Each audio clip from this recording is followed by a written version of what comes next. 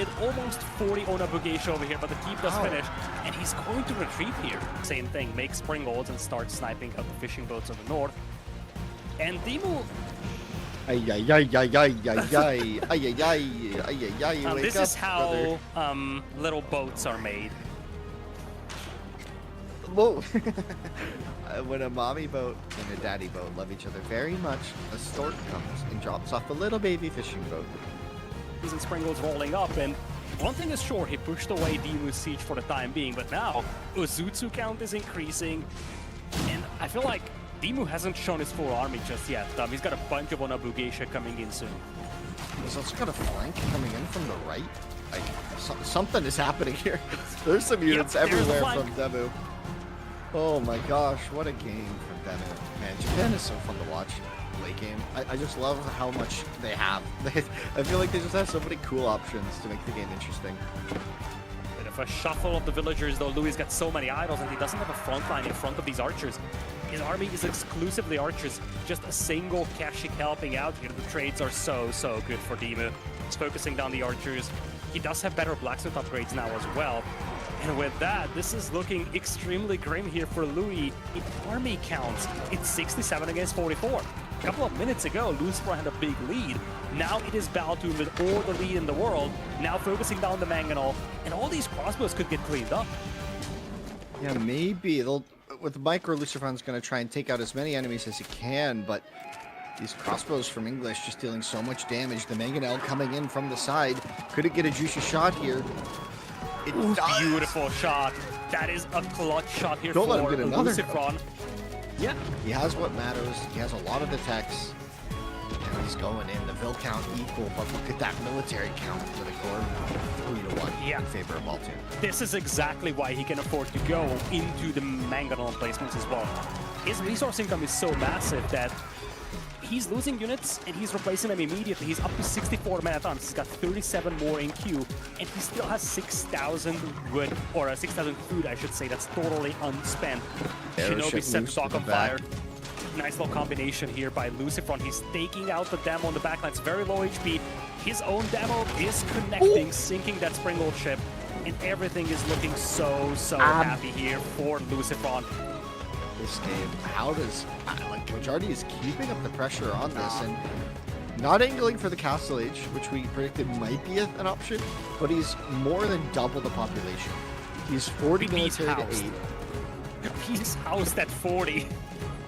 My gosh. Every Vil, you just see Vils running in every direction because nowhere is safe. The Cataphront getting run down by archers. The trample just completely whiffs. You have to ground target that on top of the units.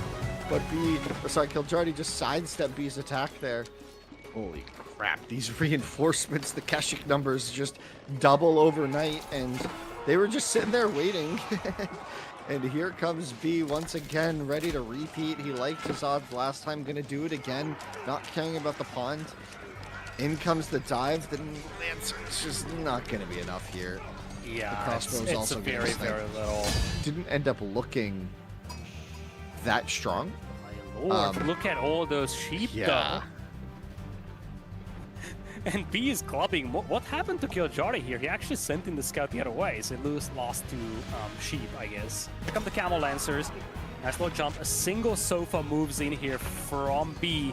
The Camel Lancers are doing a quick work with all these Javelin throwers. Sofa doing a decent job shielding them, but look at all the armor that these Camel Lancers have. Javelin throwers are really struggling to penetrate that armor. Now one does go down, but so did the Sofa, and now the Javelin's basically on the run. The Scout baiting some damage in. This is good micro from B. He still has 15 Javs alive, and it looks like he might just be able to chunk through. He aggroes the boar really smartly. The Musafati are hiding. Where are they? They're not showing in the fight. Okay, now they're coming forward. Looks like. Gonna get some surprise damage in. Now you have a front line for these Javelins to deal their damage with the archers in the back, looking for the snipes, the Camel Lancers diving under the town center. B idled up everywhere, but does he have enough to hold? Dude. Which is why he's going for this Musafati. He just doesn't trust being on the wood line, which Kiljardi would be diving anyways. The villagers are once again idled on the run down to the south. There is a gate there, I believe. Oh, there's no gate. No way out. Basically right-clicking a bunch of men-at-arms into crossbows. The destroyed value is heavily favoring B here. Yeah, it's actually insane, right? That's an insane difference. So we have the Mangonels even getting in on the action. Bernard's pushing forward, though. That's going to be enough to push back these bombards, or is it? A big shot lands. Oh, that's a lot of that villagers for Kiljardi. He's down to 64. And he is very close to collapse, I feel. His population is dropping, but he does have momentum here still in the middle. Here's the flank, though. Men-at-arms coming in from the north, coming in from the south. This must be the last Hail Mary here for Kiljardi, but once again, the bombards are tucked away so nicely, and they do have area damage. They just absolutely annihilate the longbows on the back line. Crossbows will pick apart the men-at-arms, and this is just a desperate fight for survival for Kiljardi. But it's not going to happen. He's securing this game, and he's going to be the one moving on to the quarterfinals to face Marine Lord. Mangonel could get a shot on them. The Archers just diving deep. Bit of a flank here by a single scout, apparently trying to beat up the Springald. Nice Mangonel shot on the other side by Anathan, though Archers do get repelled for the time being. And the Janissaries have been held back. They are finally unleashed, and they do focus down the camels. Anathan is breaking out. The quality of these units is slightly better for Anatan, to the point where the army value is almost even. Now nice Springald snipe. This time Vortex has 2 Springolds, so he insta-kills the Mangonels. Mangonel's gone. Archers can dive deep. He's looking to snipe out all of those Janissaries before he commits with the camels, and this time around the camels are held back. Janissaries being pushed all the way back. Wow. And with the Janissaries gone, there is just nothing that deals with these camel lancers. Even the Springald is targeting out those Janissaries. That is how dangerous they are. Anathan has to fall all the way back here. Oh, this might be a problem for Anatan. Galley's gone. Demos are coming in, and Demos are coming in. More chunks. Split. Demos taking out one. Going for the fish. Now going for the fishing boats. Oh my lord, that was a monstrous hit. Gonna have to make their way, only hoping that these repair tricks are going to be enough. The Knights trying to come to reinforce. The militia called once again, but it won't be enough. The outpost going to go down, and with it the villagers, and with it likely the game Lidicore, unless Anatan can come together with a crazy win here in this battle. The Archers weren't focusing. The Spearman coming in. Looks like we have about 5 or 6 Keshiks that are left. Demu is adding Spearmen. You can see that on the top right part of your screen. There's about 9 or 10 Spearmen over there. Now that Beastie hit Castle Age, he knows, hey, you spent 1,800 resources doing things like making a fancy building, so that means you don't have any units. Military count 51 to 7. Demu's like, this is my time if I'm going to charge. And he's diving the TC, 15 villagers inside firing on the Archers, and Beastie is now starting to make a lot of men-at-arms, but he doesn't actually have that many in queue here, considering, because now his food economy is going to get completely idled out. Just the biggest issue here for him right now. BC is starting to get that mass up. 30 Archers versus 10 men-at-arms. That's a fight that the men-at-arms are actually going to be able to take. And now BC also going for his own Archers behind this. He's going to be able to get veterans. He's going to be able to get those advanced blacksmith upgrades. And now Demo, it feels like he's kind of stuck in that feudal age, not really able to get out of it. And without the access to food as well, he's not able to like get the superior unit mass going for him as well. One of those arrow ships, and you saw the arrow slits before the dock. A good explosion hits some fishing boats too. Some of these fishing boats are going to go down. That's 2 fishing boats going down. They're going to be able to repair that Springald ship, but that demo, that was pretty good. Looks like we're going for a little pincer technique, Crackety. We see a North Navy. We see a South Navy from Japan. Might we get some sneaky demo ships? It looks like he's trying to take that battle at the same time, but the thing is, the North, the South, they didn't convert. We are back, one and all. Welcome to the final weekend of Master of Realms. That's right, EGC TV has been giving you a heavy dose of chaotic action, but the final weekend is upon us. We're down to our final 4, and it's my pleasure to welcome us in this weekend. Of course, KP, and I've got Crackety and Dabston from both sides of the sea, which seems appropriate considering just how many water maps we've been seeing in this tournament. So, I think we're actually probably ready to hop straight into the draft, because I know they do this to us every time, and I know Crackety's the type of nerd like me that likes to see it as it's going underway. But boys, we're down to 4, and Dabston, we've got to talk about these 4. It's a little bit weird. I feel like when this tournament began, there was high expectations that we were going to see the brand new arrivals, right? We were going to see maybe a Louis MT up there, Puppy, Poor, and Wham on top of their game. Yeah, I feel like I've hopped in a time machine because the lineup we've got in store this weekend is reminiscent of 2021. Yeah, very familiar. Not too surprising names that we've seen out there, but just like you said at the beginning of the tournament, I think a lot of the people would have said Puppy Paul, Wham are going to get their breakthroughs into the semis. Just like you said, Louis MT. You might have seen Anatan getting his way up there, which he had a good showing against one of the names that we're going to be seeing today, Vortex, but couldn't quite get the revenge game once Vortex was able to take it on the second series there. I think we should talk to Anatan a bit there, Cracky, because I don't know about you, going in this tournament, he was the one I kind of labeled, right? I think Puppy Paw, a lot of people come to expect that, Wham as well. To me, this seemed like the tournament that Anatan was going to thrive in, yet somehow Vortex, that resurgence, it just brought him back. I think a lot of people had written him off in that deciding match. Yeah, I mean, Anatan, we saw him practice a lot, especially for these water maps in general. So I also had a lot of my cards going over to on Anatan.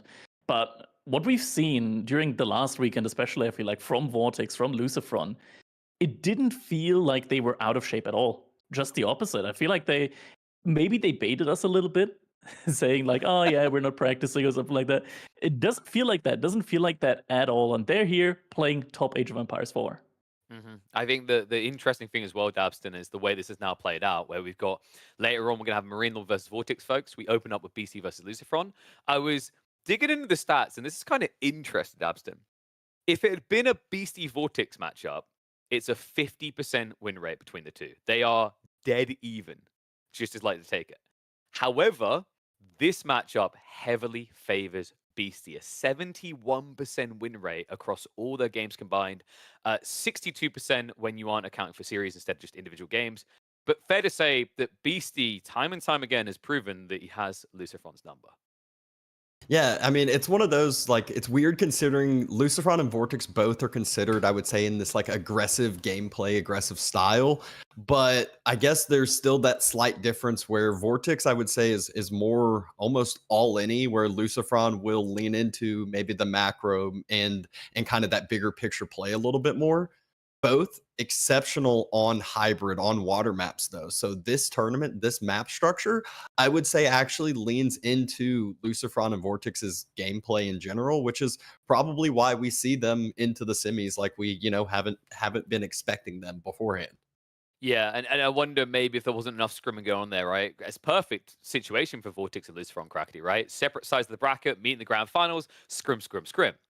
Meanwhile, Beastie, I don't know if you saw his Twitch title yesterday. I'm pretty sure it's some of the lines of really need scrim partner. Last second, just desperate to find more games. There's been a big question mark from the community, and Beast even admitted himself about whether he's actually had enough time and enough practice on this map pool. I mean, definitely tough to say. Whenever you personally feel like, okay, maybe I don't have enough practice, doesn't necessarily mean that that's actually the case, because we do see Beastie and like his previous performances so far, they definitely haven't been looking shabby at all. So maybe he doesn't feel like he's in shape, but actually is in pretty good shape. That's always the question to ask in the end, right? Like, a lot of it doesn't necessarily come down to repetition as well, but also like in these high level tournament games, a lot of it also just comes down to adaptation. You've been surprised by how many Roost picks have been getting through here, Dabston? Because I feel like we go back a tournament, this should never, ever be seen. But all of a sudden, this tournament, I want to say half of the series, it's managed to creep on in. Yeah, I mean, it's one that you've seen both Chinese variants get banned quite a bit, the Zuji and China in general, just because of the strength onto the hybrid maps, onto, a couple different ones there.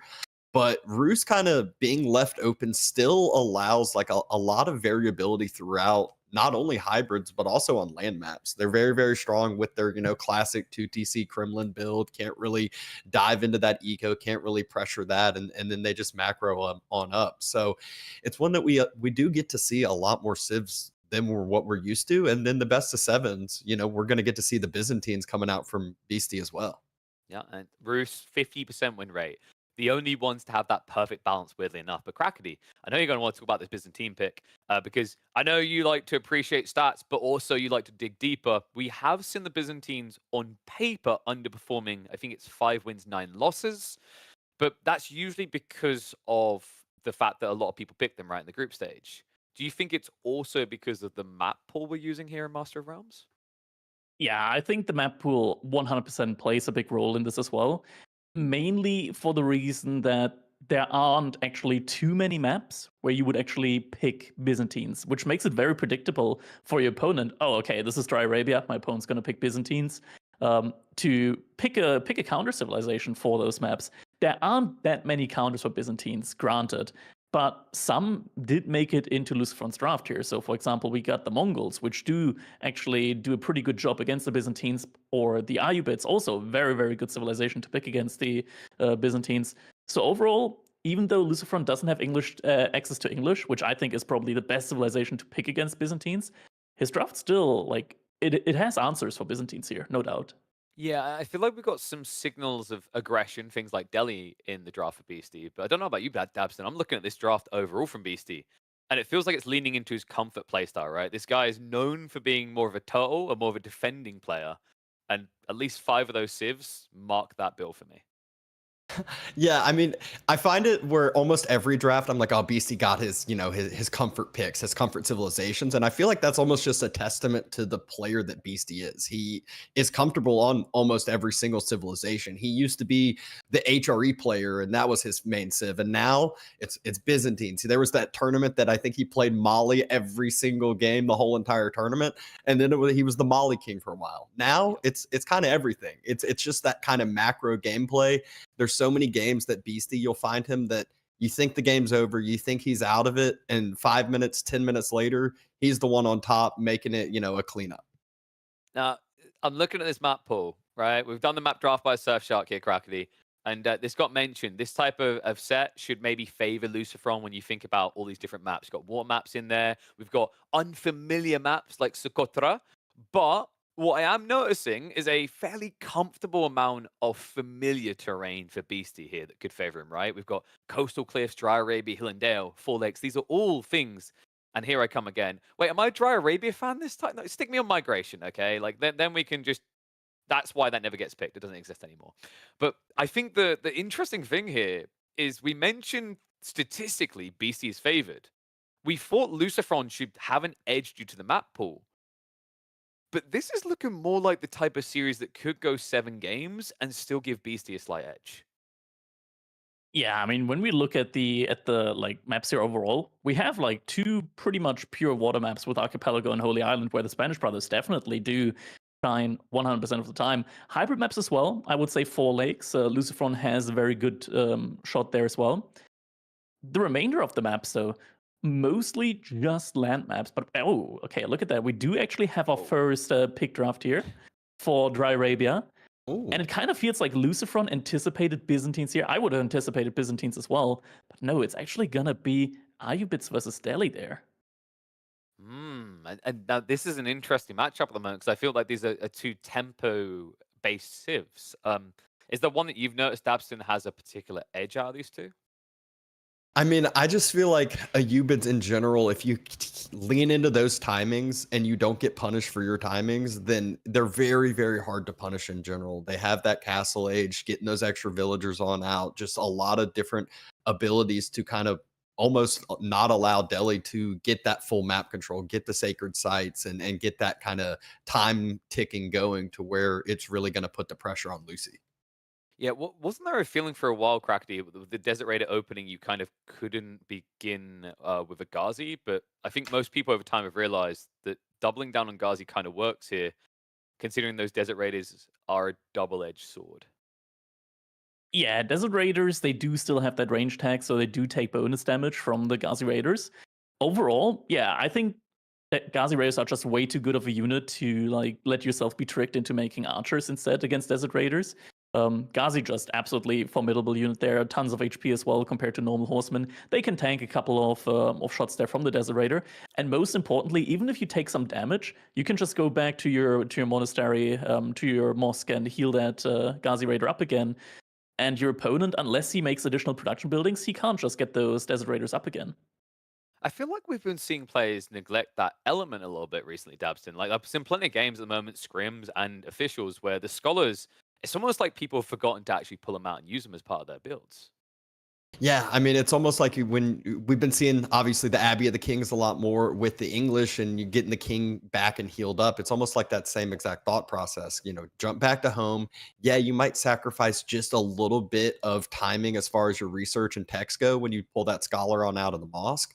But keeping your units healthy really kind of creates this snowballing effect when you are that map control civilization. You're going to be wanting to move out to the sacred sites, take up all the berries, take up what all those outlying resources, and then not have that farm transition that no Delhi, no berry loving civilization wants to play. Yeah, I mean, the interesting thing is like when we get deep in this draft, we're really going to kind of start to see whether these underperforming civs can find the right situation. Because I do notice that Zhone pick in particular at the end here, Crackety, she's been having a hard time, man. Like a civ that everyone thought was broken when the expansion first came out, a little bit too Warcrafty, didn't feel familiar. Yet as we sit down and we reflect, time and time again, she's dipping low on that win rate. And in this tournament, she's sitting down at an ugly 20% win rate. Yeah, I mean, Jean, she did suffer from quite a lot of nerfs time and time again, right? I think it was valid. I think a lot of the nerfs were valid there. She was very, very strong at the beginning, right? Like super, super front loaded in her stat kits. Basically, if your opponent got to level 3 Jean and both players were still in feudal age, the game was already over at that kind of point in time, which was hilarious. But yeah, in some situations. But I think a couple of times, sure, maybe a little bit over nerfed in some regards, like nerfing stats on top of experience gain as well. Did make her suffer a little bit in her transition periods, right? Like now she gains her level 3 just way, way, way later. And it takes her a while. It takes her a while to really build up that power, like that snowball effect that we used to see from Jean. I think it's also maybe a case of when you have that type of gameplay style, it's either very oppressive and very powerful, or because it's so predictable, it's naturally underpowered, right, Dabston? Like the one that comes to mind that we're going to see in this game, Delhi, for about 85% of their games, are going to do the exact same thing, right? They're going to roll in feudal, they're going to capture sacred sites, and they're going to run that clock down. Few games they'll go castle, but I feel like Jean has this extreme where we've seen the 2 TC experiment, it hasn't really worked out. In most cases, people are now dialing back to the all-in-one TC, which we just return to the classic counter, right? Hunker down and go castle. Yeah, it definitely kind of creates this hard game plan when you know exactly what your opponent's going to be doing. Based on the earlier days of, like we were talking about before the JD nerfs, it was, hey, as long as you don't fight JD, that's your only chance in the game. Delay XP as long as possible and get to castle. Now you can take some fights. You can still take some trades. It takes a lot longer for XP to end up getting to level 3, and that level 3 is not quite as strong. So it kind of just kind of leans into, especially the higher elo gameplay. You said it's an all-in. All-inning is never a place you want to be, because if you make one little slight mistake, if your all-in fails, it's game over from there. Yeah, and now in fairness, BC has his weak components as well. The Ottomans have definitely been underperforming in this tournament. 10 games, 40% win rate. But the funny one is people thought I was going to say Order of the Dragon. Those guys are on top of the world right now, Crackety.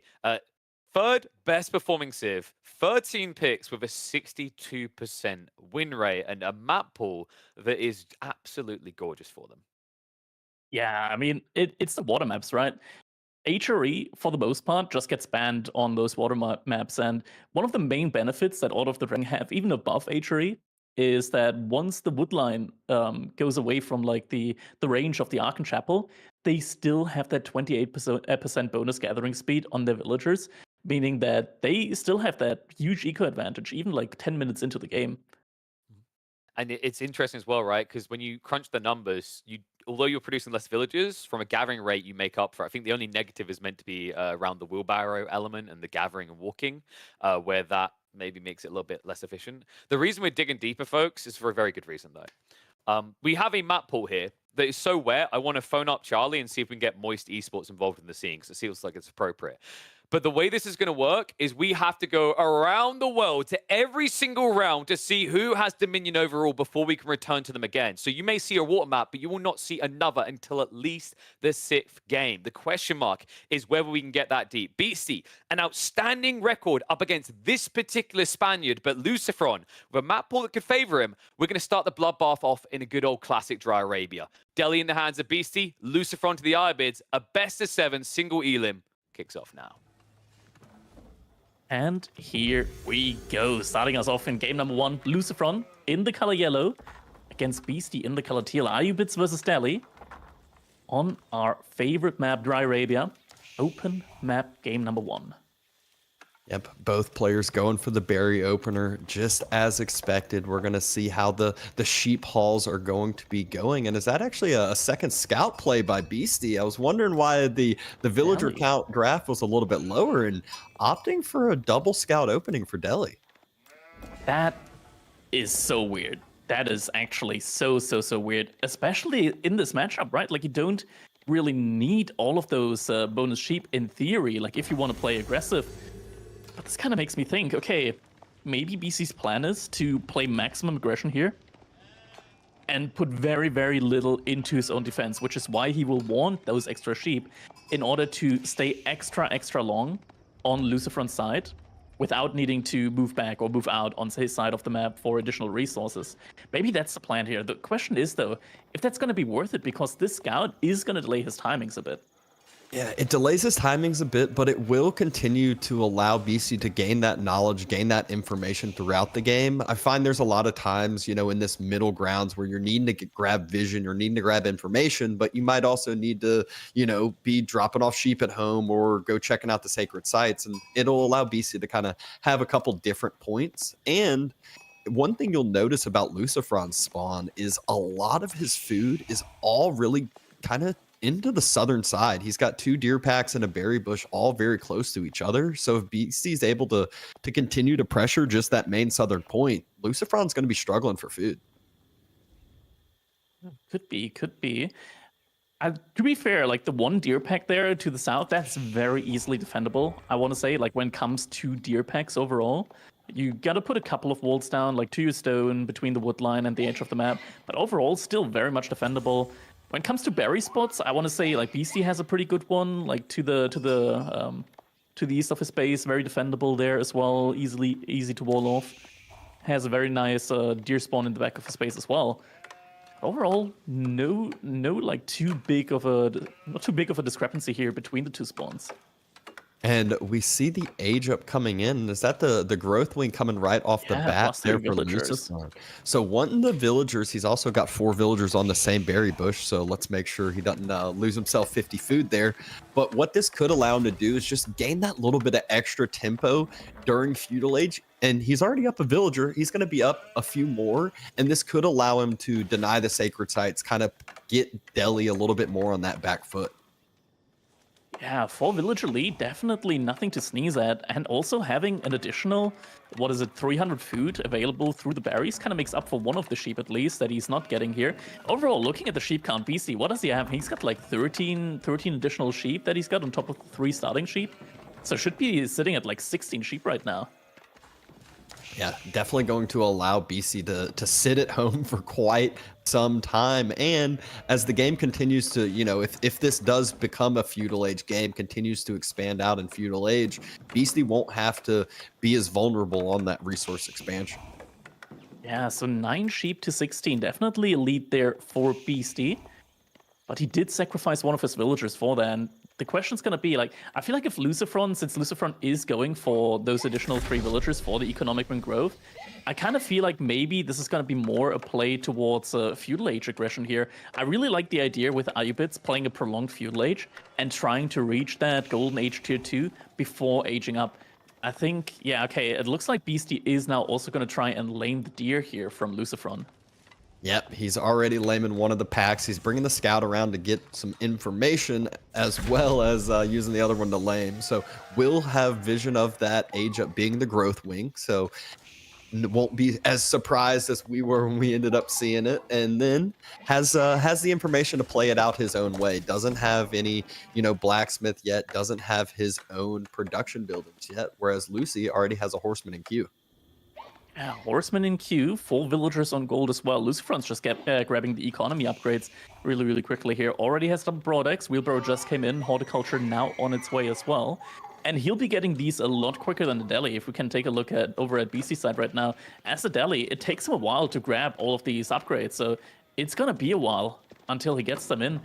And looking at the food income now as well, I wonder if Beastie has what it takes in order to keep up with the production of his units. He's also going for a blacksmith now. So I don't think he'll be able to contest any of the sacred sites within the next 3-4 minutes. Yeah, he does have the scholar in the stables for himself, so Ghazi Raiders will be popping out rather quickly, but it will be this kind of cavalry war to start out in Feudal Age. And now also adding the barracks in, so BC spots that though. So we should be seeing an archery range being dropped fairly soon by Beastie, either that or his own barracks. Oh, Beastie? Might actually be getting a villager kill there. That's a veal kill. It is. Scholar comes in. Oh. Not enough. Oh. And now that 4 villager lead is now expanded into 5 with a good little pick from Lucifron. Not too much idle time caused, but the Vil pick more than makes up for it. And behind all of that, I believe Lucifron by now should have reached Golden Age Tier 1. So not only is he 5 to 6 villagers ahead, but also on top of that, he's having a much better economy behind all of that, plus 10% gather rate. Yep. And he just runs right past those Ghazis, leaves his scout out to dry, but he's diving right back onto those berries again. Fortunately, Beastie does have the sheep at home to fall back to, but Lucifron's still just doing a great job of keeping the aggression on the opposite side of the map, not having his eco, not having to worry about any of his own stuff at home. Second blacksmith is now being dropped as well. Got the picture-in-picture here showing us the deer nicely spread out over in the base of Lucifron. So a farm transition, not a farm transition, but a food transition over to the deer is going to be at least a little bit painful here. Blacksmith upgrades also coming in for Lucifron now. Ghazi numbers are starting to build though. Yeah, Ghazi numbers and horseman numbers are even. Lucifron does have those few extra spearmen to account for, and he's been sitting those units at home, not moving out with those other than the 3 horsemen at the very beginning. We can sort of see like a little bit of the disadvantage when you do lane the deer, when you kill them early on. You can't really tell when your opponent's on them because you don't see him kill them through the fog of war. That's a little bit of a disadvantage. Beastie right now trying to look, okay, is my opponent over on the deer? Villagers here on the berries. Might lose 1 or 2. That's going to be at least 1 that's going to go down. Lucifron tries to body block. Not going to be in time, though. 1 villager will go down now on each side here. Yeah, really close to being able to body block those Ghazi Raiders away from his own villagers, but Lucifron does lose that 1. Wanted to do some return raiding, but sees absolutely 0 villagers on those berries due to that big sheep opening. Behind this, Lucifron still has that 5 villager lead. Do always have to keep in mind that scout that BC produced at the beginning doesn't just take 20 seconds to produce, but 25 seconds. So it's more than just 1 villager that he's down there just from that. And overall, yeah, looking at the income, Lucifron, he's a solid like 200 resource per minute ahead right now. Still no sacred site has been contested, but I think Beastie is just about to try and get his first sacred site in. Yeah, moving out, and not only moving out with the scholars, he's got his own little spearman battalion to defend on up, which makes it very difficult for Lucifron to contest. Yes, he does have his own archers, but they're a little bit slower, as you see, trying to get there in time. Horsemen have arrived, though. Dive on top of the scholar. Scholar healing on up and still able to stay alive before the rest of Lucifron's units get there. Time. Ghazi Raiders in the wood line of Lucifron. Does he react to that? I'm not sure if he did. At the same time, there must also be a raid over on BC space, as another villager from BC did go down behind us, but Sacred side, he's not going to get captured. Another villager goes down on both sides. It does look like Ghazi Raider raid has been reacted to, but the Scholar falling and Beastie losing that army in the middle. Look at the army numbers. You talked about Lucifron already being ahead as far as resource income per minute. They just traded 1 for 1 on the villager count. Beastie not able to grab the sacred sites and losing the military trade in the middle. BC tried to harass Lucifron there with the raid as the fight in the middle was going on. Not getting too much value out of it though, and Lucifron is the one that's coming out ahead here. Yeah, and look at the mix of Lucifron's military. He's got that 1-1-1 composition, and it makes it so hard for BC to be able to lean into one or two specific units. You just saw the double range drop. BC's trying to catch up in that archer count, but he's already starting at such a back foot. So many units out right now. Looking at the army value, can't really tell too much from the army value though at the moment. Spearman also in position. Little raid from the Ghazi Raiders here. Not finding a lot of success. Body block coming in from the villagers as well. Oh, look at that. BC is attacking with two separate Ghazi groups, luring the Spearman away. Oh, but Lucifron ready for it. Still has the two spearmen there, but probably going to send a few more units over that way to make sure that these villagers don't end up taking any more damage than they already have. Lots of micro going on there. Beastie really trying his best in order to force Lucifron back there. Archer numbers now climbing on both sides. Lucifron still has a good lead when it comes to that. Not on gold at all, by the way. Behind all of that, he's gotten all of his upgrades in, or at least all the important upgrades, and has then completely stopped gathering up any gold. BC also has a single Ghazi Raider patrolling on the deer. Another little raid coming in from the Ghazi Raider. Actually gets a villager kill there. I'm not sure. I think Lucifron might not have textiles in, so those villagers do die a little bit quicker than if they had textiles. Yeah, I want to say that might have been a lower health one too from a previous raid as well, but either way, Lucifron, it looks like he has a game plan, and it is exactly what we would expect from him. He's knocking on the front door, BC. He wants to all in. He is playing this one out in Feudal Age. Yeah, that's a lot of villagers that just idled out by a couple of the Ghazi Raiders. Beastie really doing a fantastic job here when it comes to just idling out his opponent every now and then, and a small fight is going to be happening here. Well, not really a small fight. That's the majority of the armies here from both sides. Spearmen are being focused down here by Lucifron. Lots of microing going on, focusing the individual units. Beastie doing the same thing, focusing down the Spearmen here. But Lucifron just with the army mass advantage, pushing it further in. Yeah. Was able to snipe down every single spearman except for one and defend up the Ghazi Raider raids over on his side of the berries. So Beastie has to fall back from that location. Lucifron, though, stepped forward with a little bit too much, falling back again, and still just keeping his military mass grouped up and alive so much better. This is such a big, like, just micro war here going on right now. Holy moly, Lucifron just being on fire right now, paying attention to all of these single individual raids that Beastie is trying to launch here, at the same time also microing in the fights. Really just peak performance here from Lucifron.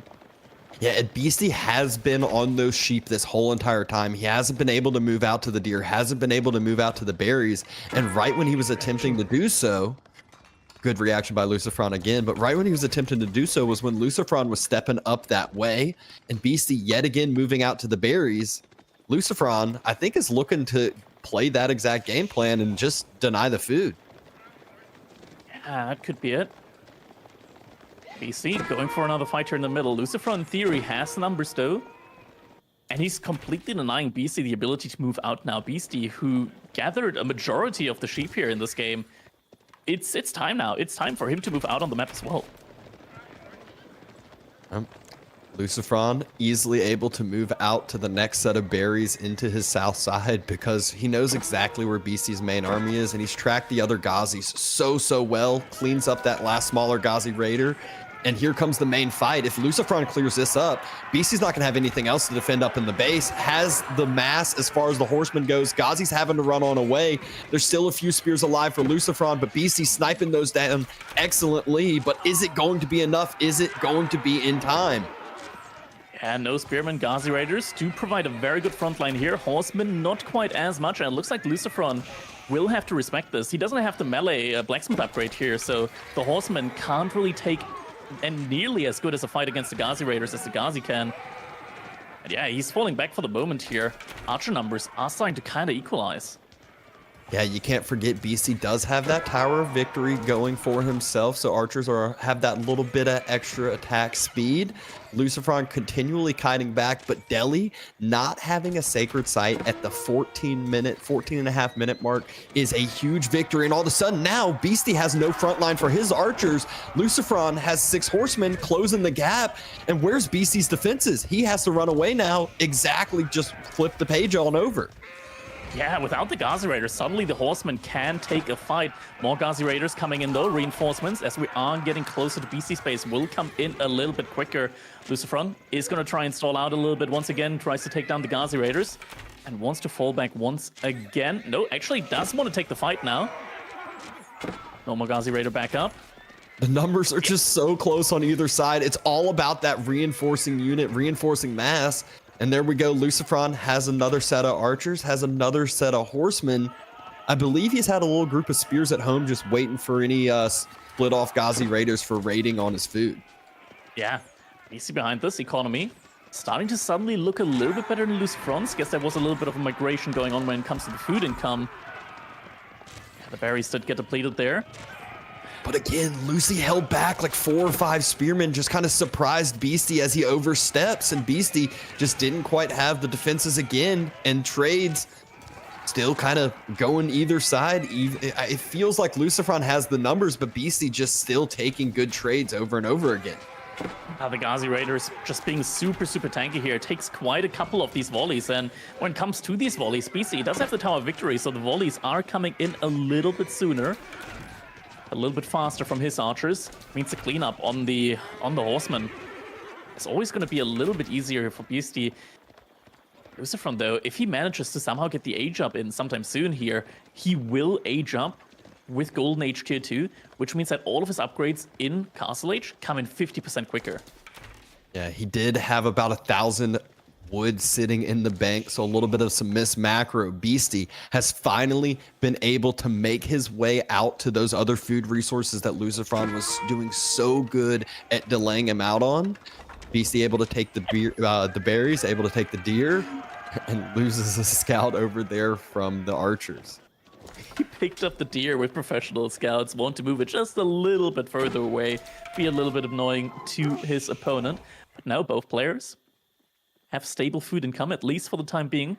Single scholar now from Beastie is moving out. But if he loses this scholar, he won't have any more gold unless he moves out to a gold mine in order to replenish that scholar. Yeah.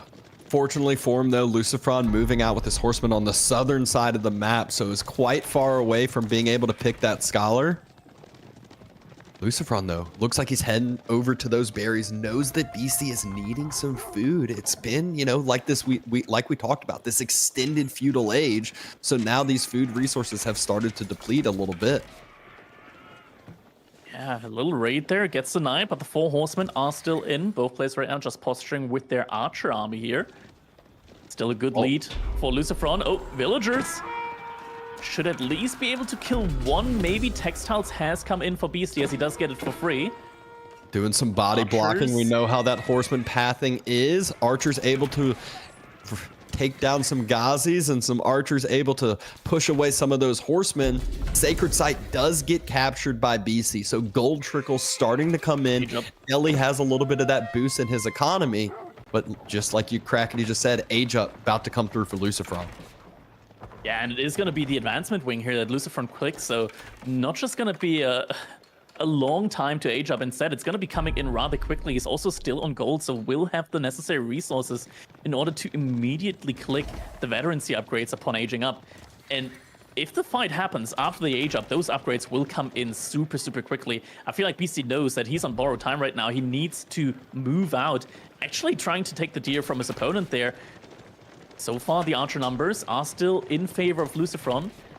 And if he's able to keep this archer ball alive with the age up, he's going to be looking in a super good shape here.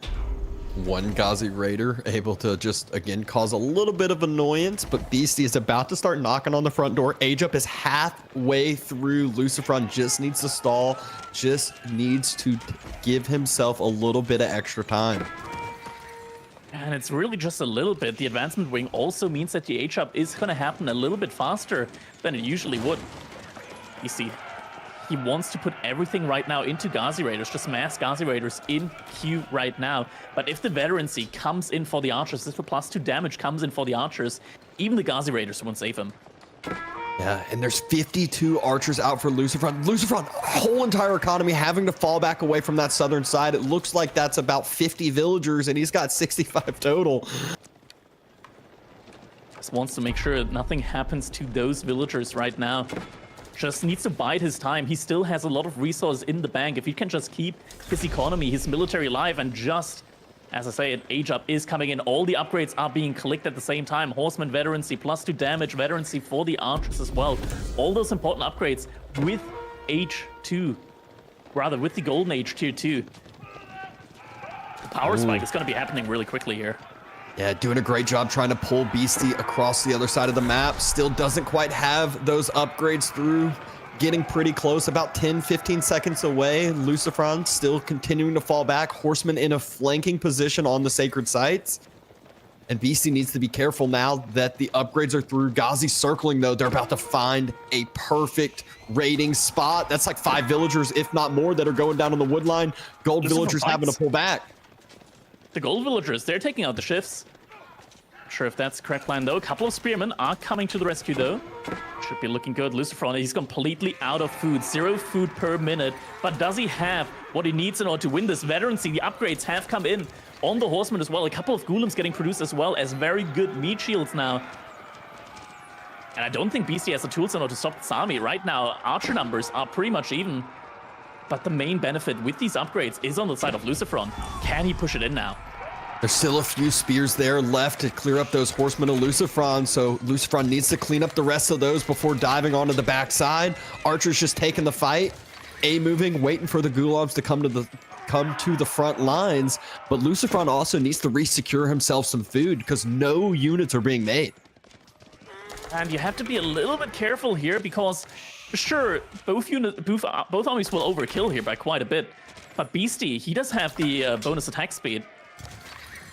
Slowly but surely, though, Lucifron, as the armies do start to thin out, his veterancy upgrades are going to make a difference. Is it going to be enough, though? Villager count is pretty much there's the equalized Camel here. Rider. Camel Rider coming to the front line. That's going to be the big key difference. Beastie doesn't have anything to be able to clear that up at all. He has 1 spearman out on the field, a few more in queue, but he's going to need a lot more than that. Veterancy on the archers means that he's actually able to pretty much one-shot those Ghazi Raiders now. Still, archer count, it's looking somewhat even here. Lucifron, he still has no food per minute now at all. A spearman does get on top of that Camel Rider. Lucifron wasn't able to snipe it down quick enough, wasn't paying attention, and still having to deal with Ghazi Raiders at home. This is it feels like a chaos map over here, but this is just the plain Jane Dry Arabia. Archer numbers starting to thin out a little bit. Lucifron, he's starting to gather up a lot of wood. Could be looking for a farm transition sometime soon here. Beastie, though, looking at his resources, could soon follow up to the Castle Age. Indeed, but Lucifron, he splits off a few units. I believe he's trying to find some of the spots where Beastie's gathering food, and that's exactly what he does. Denies the berries, denies the deer, and Beastie, he's going up, but I feel like he's going to be in the same position Lucifron found himself in just a few minutes ago. And Lucifron, he started a little bit of a farm transition, and the H-jump gets found out. The Gulams are on it. That's going to be more villagers going down now. Scholars are getting pulled out. Scholar healing is no joke, though. The DPS isn't quite there, potentially, but he's healing the wrong units. Gulams were able to kill a few villagers, and now Lucifron, even though the villager count was even, he once again has taken the lead by quite a bit. Archers! He reacts. No. He reacts in time. He sees it. This is going to be this could be game over. One-shot. Not enough to one-shot, though. But BC hasn't reacted. BC just reacts in time. But at this point, devastation has been made. Like I said, BC's going to find himself in the same position that Lucifron was at a few minutes ago. And all of a sudden, Lucy, he's up 16 villagers. Does he have the food economy for it, though? We see the first couple of farms have been placed. Beastie also still has a lot of wood in the bank. He's going for the deer in the middle. Not a lot of deer remaining there. These Ghazi Raider raids, like Lucifron, has just been on top of it the entire game. Suddenly, it still looks like a clean eco lead here right now for Lucifron. And the archer numbers are rebuilding up to 26 archers again. It's gonna take quite a while for Beastie to be able to catch up in the archer count department. Yeah, and the fact that Lucifron's already been able to make, it's not a huge farm transition, but a smaller farm transition, it at least helps him out a little bit in the food regards. He's not having to, you know, fully idle out villagers and military, able to resecure some deer. So Lucifron, he's able to sacrifice, you know, the extra 15 villagers to produce some farms to give him that transition he needs. It's a lot of villagers on gold right there. Could use an additional mining camp. 3 villagers gonna idle out a lot more villagers on the deer there from Beastie. We'll have to reassign them. Couple of farms are coming in for Beastie now as well. First keep, I think, has already been placed as well for him. So right now, it's just gonna be the typical Delhi keep boom that is coming in now. Will Lucifron have the tools that he needs in order to take down those keeps and finish off the game? Though. Beastie, he's got an even bigger farm transition than Lucifron has. Lucifron's still letting him get trickle in from that sacred side on the backside. Archers from that very beginning point have been found out, have been cleared up by Beastie's cavalry mass. And relics are starting to be snagged and secured, although not that one, as a camel rider takes down the scholar. Such an intense game so far. So much action going on. Villager archers once again checking to see if Beastie has started to collect from those deer once again. Military count still favoring Lucifron, but Beastie has started to add in some of his own knights as well. A couple crossbows in there as well, so will have answers to those golems. But if Lucifron wants to fight, he's got to do it soon, because the veterancy upgrades are actually coming in soon, especially for the archers. Yep, archers on the veterancy on the archers is actually going to be in the next couple seconds. Lancers and archers crossbow mass. Beastie, he was planning on moving out, but is met with Lucifron's army knocking on the doorstep. Another scholar falls, but Beastie has been able to secure 1 relic, whereas Lucifron, he is snagging up his 3rd. Yeah, the dervishes just doing such a good job here right now when it comes to securing those relics. A lot of extra movement speed on them. Looks like there's another raiding force from Beastie going around the side right now, the edge of the map. And now with the Manjanique, has some siege in there as well. No siege so far from Beastie. Don't think he's got a siege workshop yet. And wood, he doesn't actually have the wood to get a siege workshop immediately and produce a siege unit at the same time. This might catch him at a little bit off guard here. Yeah, he does have, I mean, crossbow mass isn't even in the double digits yet, so still might not be the easiest to clear up those armored units if the Manjanique's able to just get a decent shot onto the crossbows. Action buildings are starting to get attacked. The keep has been spotted earlier by Lucifron, so he knows where that keep is. Mangonel shot hitting a lot of the villagers. They do have textiles though, so no villagers will go down there. And actually, 1 villager went down. Lucifron realizes Beastie's main TC has been completely left barren, just dives on top of it. Any villagers coming out are going to be killed. A lot of production basically going to be idled out as well. And Beastie's just waiting. He's sitting next to the keep. He knows he can't contest this. That's too big of an army. He doesn't have the right units. But Lucifron moves over a little bit more, going to start hitting some of that farming eco. And Beastie, he's in trouble. He's trying to do some return raids. He always talks about it the way, you know, the best time to do some return raiding is when you are at your back foot. But he just loses a full set of villagers on farms. Yeah, Springald is trying to move forward.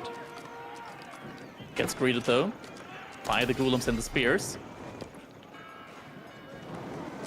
Still more raids coming in, but Lucifron, he's on top of it, has the camel lancer there. He's going to be able to take care of that, not losing too many units there. Yeah, Lucifron even taking out the moss, going to go ahead and deny that 1 relic gold that Beastie's getting in as well. The upgrade from the Delhi to make villagers from the keeps, not quite in yet, but will finish up within like the next 10-20 seconds-ish. Yep, Compound of the Defender could be Beastie's chance. He has made an even bigger farm transition on the southern side of that keep, as Lucifron has just been sitting on top of the main TC, so we've just continued to see this eco just tilt further and further into Lucifron's favor. Main fight starting to go down. Springald. It's not the choke point you want to be in. Oh, Mangonel for Beastie gets a huge shot onto the range mass of Lucifron. Meanwhile, Luciferon's Manjanique has not been able to move up. Beastie using that Springled Warfare perfectly and just holding that Manjanique hostage. Yeah, Luciferon, he's gonna need some of his own Springles there. Walls are coming up at the very least for him. He's got 2 of the Sacred Sites, 4 of the Relics, a lot of passive gold income, sitting at 21k gold right now. 2100 gold right now. Yeah, that would be a lot. Even still, 2100 for sitting in Castle Age is still an absolute ton of gold. And Luciferon, he's deciding to fall back, deciding to maybe regroup here for a second, but this has given Beastie more time. Beastie's grabbing more stone, which means more keeps, which means more TCs, more villager production. The TCs, I mean by keeps, because of the compounded defender. Luciferon, though, he is now starting to make his own Springles. 1 out, 2 out, 2 more in the queue. And that's really what it comes down to. You need to have the Springle advantage in these kind of siege-oriented games now. And we are entering that stage where it's all about getting that siege out and winning those siege warfares. Yep. I saw Cal in the chat. He said 202 gold for food right now at the moment. So players have been buying food off the frame, just trying to delay that farm transition. And yeah, there was that time where we saw Luciferon with like 30 villagers on gold, and that's, I'm pretty sure, exactly what he was doing. Now, no need for complete that. for both, yeah.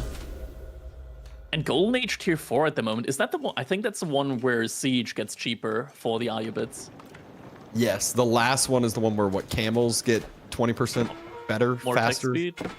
Yeah, faster. Yeah, attack that's a lot less cost now. He's able to produce these Springles with a pretty hefty discount. Has to be careful though. Mangonel shots for Beastie have just been perfect, but Springled in the Stealth Forest. Luciferon using that Stealth Forest perfectly, has the Springled numbers, able to take the trades 1 for 1 on the Springleds, but Mangonel about to get taken down.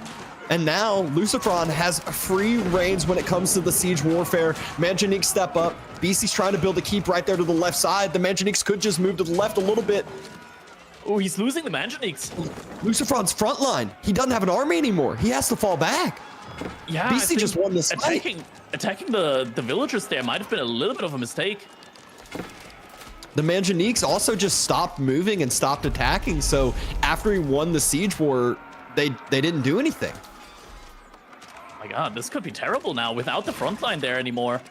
He's making his own crossbows now, but the archer count, it's pretty even.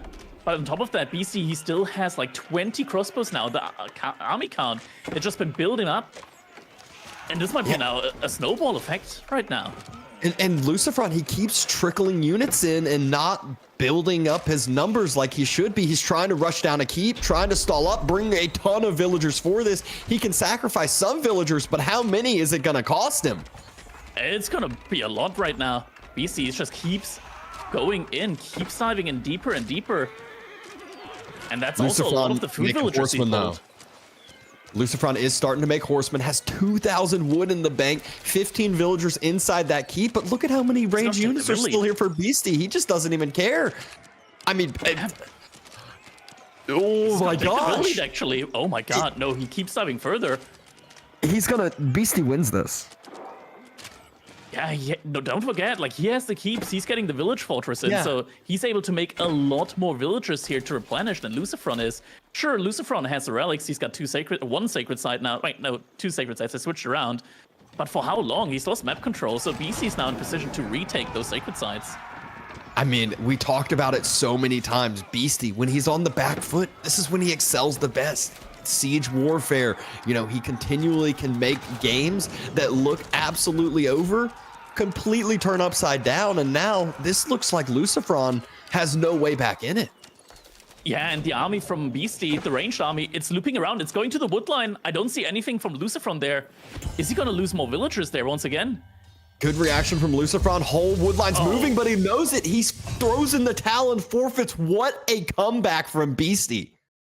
Man, that felt like it was over, but no, Beastie clawing his way back with one decisive fight there. That Man, oh was an man. unbelievable game from Beastie. Lucifron was ahead for 15, 20, 25 minutes of that game. And then all of a sudden, one huge fight from Beastie. He's able to snowball it, able to force that whole entire massive army that he had left over into the economy of Lucifron and just turn the whole game upside down. Yeah, I think it all just kind of went haywire when Lucifron pulled all of his entire backline in order to try and deny the keep. The keep was going to go up either way. BC just had way too many villagers there. But what that caused was Lucifron, he just lost his entire front line. Suddenly, with only his archers remaining, he wasn't able to hold off the military flood from Beastie. And after that, it just escalated. Yeah, he also had two Manjaniques that sat there idled for like 30 seconds in that fight after he had taken down the Springfields and the Mangonels on the other side. So with that, I mean, all BC had was ranged at that point left. Even if they had both died and just gotten a couple shots off, the health of those remaining range units would have been much, much lower, if at all. So definitely a huge oversight there, and unbelievable testament to the way Beastie plays his games, the way that, he just sticks in it. Because I think maybe 90% of the players I know probably would have forfeited at some point during that game. Yeah, I agree. I agree. And next up, we got Holy Island and Lucifron. He's got access to the Ruse, and Beastie picking the Abbasid here. Hmm.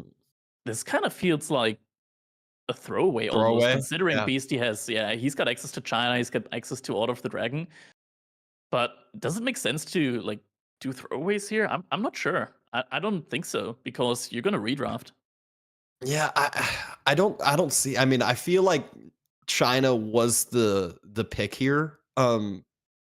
But then obviously that still leaves you, if you get back around on the water, leaves you Order the Dragon for Archipelago. So I feel like you just kind of gave yourself a weaker Civ, a weaker matchup for yourself. But maybe, that's why BC, it's a 7-game series. He's got the bigger picture in mind. So he knows more than me when it comes to this. It's gonna be the question. Maybe he's got a plan for Abbasid here. Maybe there is some shenanigans going on.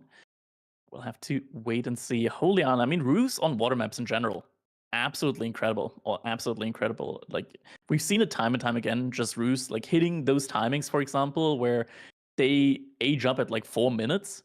Like, by 4 minutes, the age up finishes, and they already have a fishing ship on their side of the opponent and can immediately upgrade that ship. It can get kind of filthy there. An anonymous gifter coming in with the 25 gifted subs. Thank you, thank you, thank you.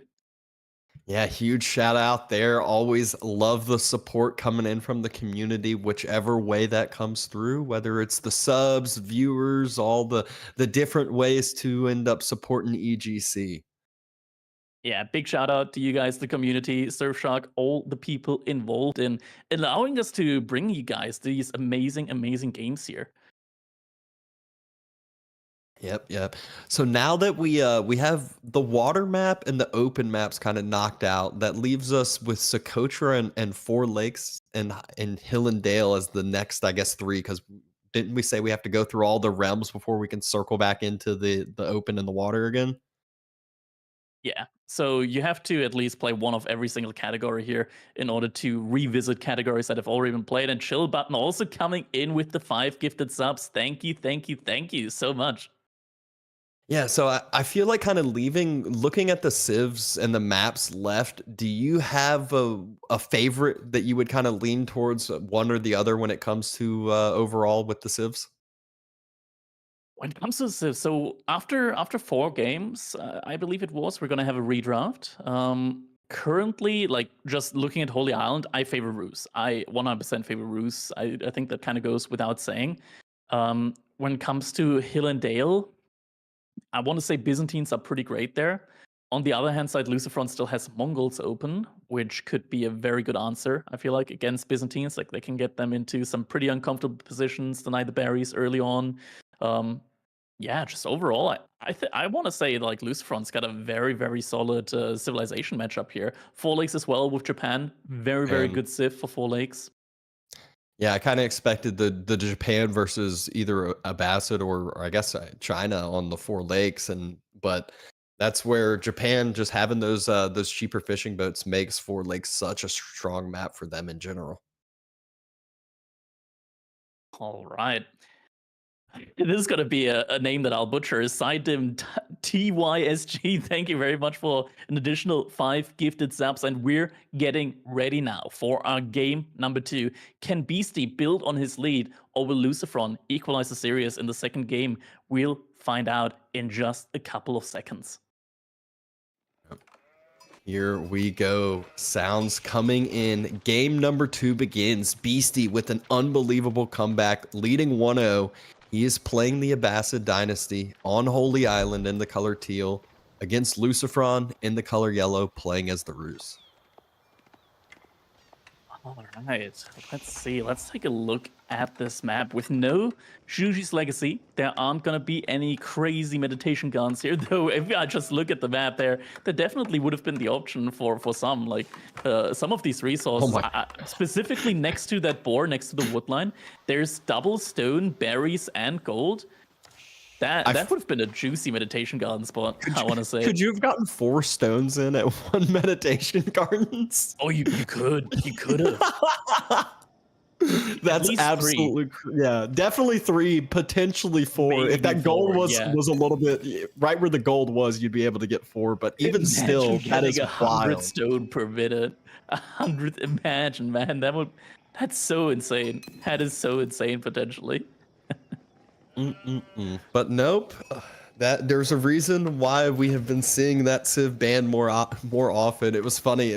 They were strong for super long, then they got nerfed, and then they were like, yeah, this Civ's not going to be picked anymore. And then all of a sudden, it was like, yeah, hybrid maps though.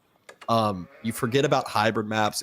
A lot of the water will like condense some of the resources, so you get some super strong meditation gardens.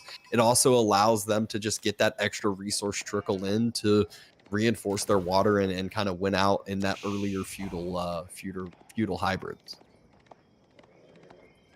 All right, 12 players so far, contesting around the deer. Wait, are we hearing another age up? I just heard an age up sound, but Beastie's already built the House of Wisdom. That would be weird. 2-minute age up, not realistic for a Basset here. I definitely heard something. I don't know what it was. But fishing boats being produced, we won't get an age up that early. However, you can already see Lucifron. He's starting to get a good amount of food in the bank. With that Ruse, they're able to get just that super quick age up timing, get a very quick military ship across if they want to. Yeah, and I believe the age up should be coming any second now for Lucifron. There it is. Has the resource now. Kremlin getting rushed up with 8 villagers. Other villagers going over to wood now, and I believe the first fishing ship should now be on its way to make the journey over to the other side of the map, and there we go. But BC, how many fishing ships does he even have? I don't think he has too many. Yeah, looking at his overall economy split, like he's got a lot of villagers right now sitting over on food, so the age up should be coming quick, and indeed only has those 3 fishing ships that would be able to seek shelter inside of the dock. Yeah, knew this play was coming. I mean, it's exactly what you expect, but it's still one that if you're Lucifron, you're still making this play because of how strong it can be. It can just absolutely win you games. And Beastie has enough room in his dock for all 3 of those fishing boats. Do you think it makes sense to like not even transform your ship until your opponent's age up now? Honestly, yes. I feel like you still want to idle it out. I think yeah. I guess you're idling 3 for the 1 of yours, but you're spending resources and you're losing out your own. So I mean, obviously there are the pros and the cons, but yeah, I think you still do transform it and make that forceful reaction. Military wing. 1 minute remaining, and yeah, it looks like Beastie already preemptively pulled the fishing ships away. Wait, is there another dock? Oh, okay. Beastie tried to go for another sneak dock there. But now with the transformation, that's not going to happen. Scout is going to get to work on torching that. Villager coming back. Oh, he can just play around with it a little bit. You can play around with that a little bit. Like, the more time Beastie invests into that, like, the less resource he'll get out of it, right? Oh, Scout getting pretty low, but Lucifron, I feel like, is just like you said. He's playing this game here. He's just trying to bait Beastie into finishing this dock, to coming back with the Scout, thinking that he can end up winning this. But as I say that, Scout gets taken down, and Lucifron. Oh my God, Beastie survives with that Scout. Yeah. That Caster hurts. curse. That hurts. It's just absolute caster curse. I just immediately eat my words. That being said, Doc still has been denied, and Lucifron dropping another Doc for himself. We've got a little bit of some dance moves coming out from that large fishing boat. Oh, BC, you made too many fishing ships. Oh, he tried to go for another dock. Does Lucifron see that yet? That dock isn't finished. If Lucifron sees it... The fishing boat brought him to the dock. Oh, no, it's going to get denied. It's going to be close. It denies. It denies. Oh my gosh. And now the fishing boat goes down. But BC sent another Vil up to that north dock. I think that one's getting close to finishing now. It is. Does the fishing boat get in time? Good dodge by Beastie. Oh, isn't able to dodge the second one. So loses a Vil and loses a fishing boat. Might not seem like much, but that's pretty big. Yeah, now the ram is coming in. Lucifron, he doesn't have a scout. He's not going to see the units from the military wing making a ram. And with that, they're going to start taking down the dogs from Lucifron. Yeah, and there's not an easy tools to deal with that. Oh, Lucifron has triple archery range, but even if he gets some archers out, yeah, they're going to be able to clear up the units from Beastie, but not clear up the ram too efficiently. Not without a couple maybe springled ships that come out quick. Even still, takes quite a bit of time. Yeah, this still means that Beastie, he's not going to at least be able to get his... to be fair, it's like a trade-off, right? Like Beastie, he's making a ram. Lucifron, he had to make the archer range and the archers now, so it's not like it really equates to any difference in units out on water. Actually, Lucifron, is he bringing... For a second, I thought he was bringing a fishing ship on top of that springer, but no, it's actually 2 springle ships that he has there already. Archer ships circling around to Beastie's fishing, just causing some idle time. Beastie only has that 1 military ship because of the investment into the ram. Here comes the double springled ships. But now he is investing back on into that. Gremlins get called. Has the 2 archers here as well. Will this be able to fully deny the ram? Demo ship comes out. Fight on a couple different fronts. That archer ship needs to fall back away. Oh, but the Bagla is pulling the movement speed. Oh, that's double demos. Oh my god, this could be devastating. Oh! Snipes down the demo. Now can split the demo and just fall back away. What unbelievable micro from only the Lucifron. Spanish brothers can pull off. That is something that only they can pull off. What the hell was that? And takes down the galley and doesn't lose any of his springled ships, but the dock does go down on his side. Militias are close to clearing up the ram and loses a springled ship from the demo. Only 1 though for 3 demo ships. That is absolutely worth it. Absolutely is. And the ram falls down. The villager even comes help with the torch. I think if the villager had come from the beginning, that second dock might have even been close to being able to stay alive. Still, what a crazy start. Yeah, these games so far, they've been absolutely action-packed from the beginning to the end. And now Lucifron, he's got the archers, right? Like, BC is going to have to invest into an outpost or at least some kind of units if he wants to hold that. Could drop a stable, get some horsemen out, but that doesn't really feel too good right now at this point in time. Like, you kind of want to be making more units on water, considering Lucifron, he was able to escape with a lot of his springle ships there. And more importantly, like, you know, Lucifron's going to go hit the gold, but then right behind the gold is BC's whole wood line too. And those archers could just rain havoc on all the... Oh, I was about to say mill, using that mill for wheelbarrow now. But yeah, there's nothing here to defend this. And once he's, I mean, he doesn't have the wood to be able to drop a range. He's going to have to fall back way further away from this. 1 villager will go down, but more importantly, the idle time that this is going to cause is going to be devastating. And there it is. He's got to quick build the outpost. Lucifron has the archers there. Beastie is microing back some of those villagers. Oh, Lucifron, he's focusing another one with every single volley. Makes it very difficult for Beastie to micro this away. And yeah, he's losing a lot of villagers here for this. A lot of idle time as well. Outpost, though, will get rushed up at the very least. And Lucifron, he's going to be forced to walk all the way around BC space if he wants to continue with the pressure. But now there he is on water as well with a big ship lead. a huge ship lead, and Beastie, he invested so much into kind of that earlier play, but also you can't forget about the damage Lucifron caused early. There were 2 economic units that Beastie lost very early on that really feels like it could be the difference in this fight. Lucifron up a couple extra military ships from it. Gets spotted. The flanking demo gets spotted out. Lucifron able to take it down. That felt like that was a huge hope from Beastie, and Lucifron has a huge amount of demos himself. Is that 4, 5, 6 demo ships for Lucifron? And GG gets called. Lucifron winning the land, winning the water. There is no doubt in my mind that these Spanish brothers are by far the best players when it comes to these water maps.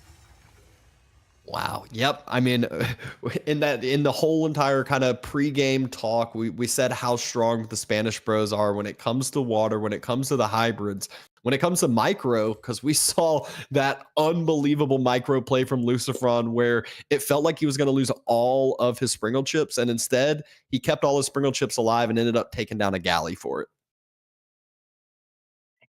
Exactly, man. That was actually such unbelievable micro. When that demo ship went down without even connecting, that was such a clutch moment there for those Springle ships. They were supposed to both go down. In the end, 3 demo ships for just a single Springle ships, not worth it. Yep. Unbelievable second game. Yeah, and we're only 2 in. And I've got a feeling, boys, this one is going to deliver. We've got to dissect those first 2, though, because absolutely wild, right? You know, quickly just highlight on that Lucifron one, just to back you boys up on this. This guy is the absolute goat of war. We even had Marine Lord saying it in the chat. He's like, yeah, if I have to go up against him, fearful for a reason. That was incredible, though. I really want to go back to that initial fight, Crackty, at the beginning of the Tech Cup, right? With the demo split there. You mentioned it yourself. There's only maybe 2 players in the entire game that can pull that off, because that is the type of play that breaks a player like Beastie out against, I'd say, 90% of the other pro players in the scene. Yeah, it is such a clutch thing to pull off in those situations, right? Like, water micro for many players, I want to say, is something that is very, very difficult, not something that is practiced nearly as often for most players as it is for Lucifron and Vortex. They just excel on a whole nother level, I want to say, when it comes to those water fights. I want to say that, like, after Lucifron and Vortex, probably the next players to come in mind would probably be like Puppy Paw or Anaton that come to mind when it comes to like the water micro. But Lucifron and Vortex just the undisputed kings on water. Yeah, I think like people like Anatan, like you mentioned there, they come to mind more as I like to say Anatan, he has this quirky chaos about the way he engages.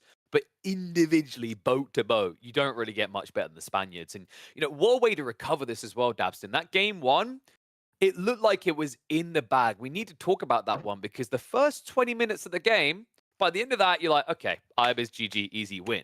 For that to have turned around the way it did, but for Lucifron to then come into this second game, that has to speak volumes to the mental fortitude to reset after what must have been a catastrophic loss in the opening game. Yeah, you got to have a very, very short memory when you're at this high level. You play one game and you immediately forget about it, whether it was a great win or whether it was a big throw. And whether you call that first game a big throw or whether you call it just an unbelievable hold by Beastie, there was this time where I think if you took a snapshot, Lucifron had about 60 units surrounding Beastie's TC.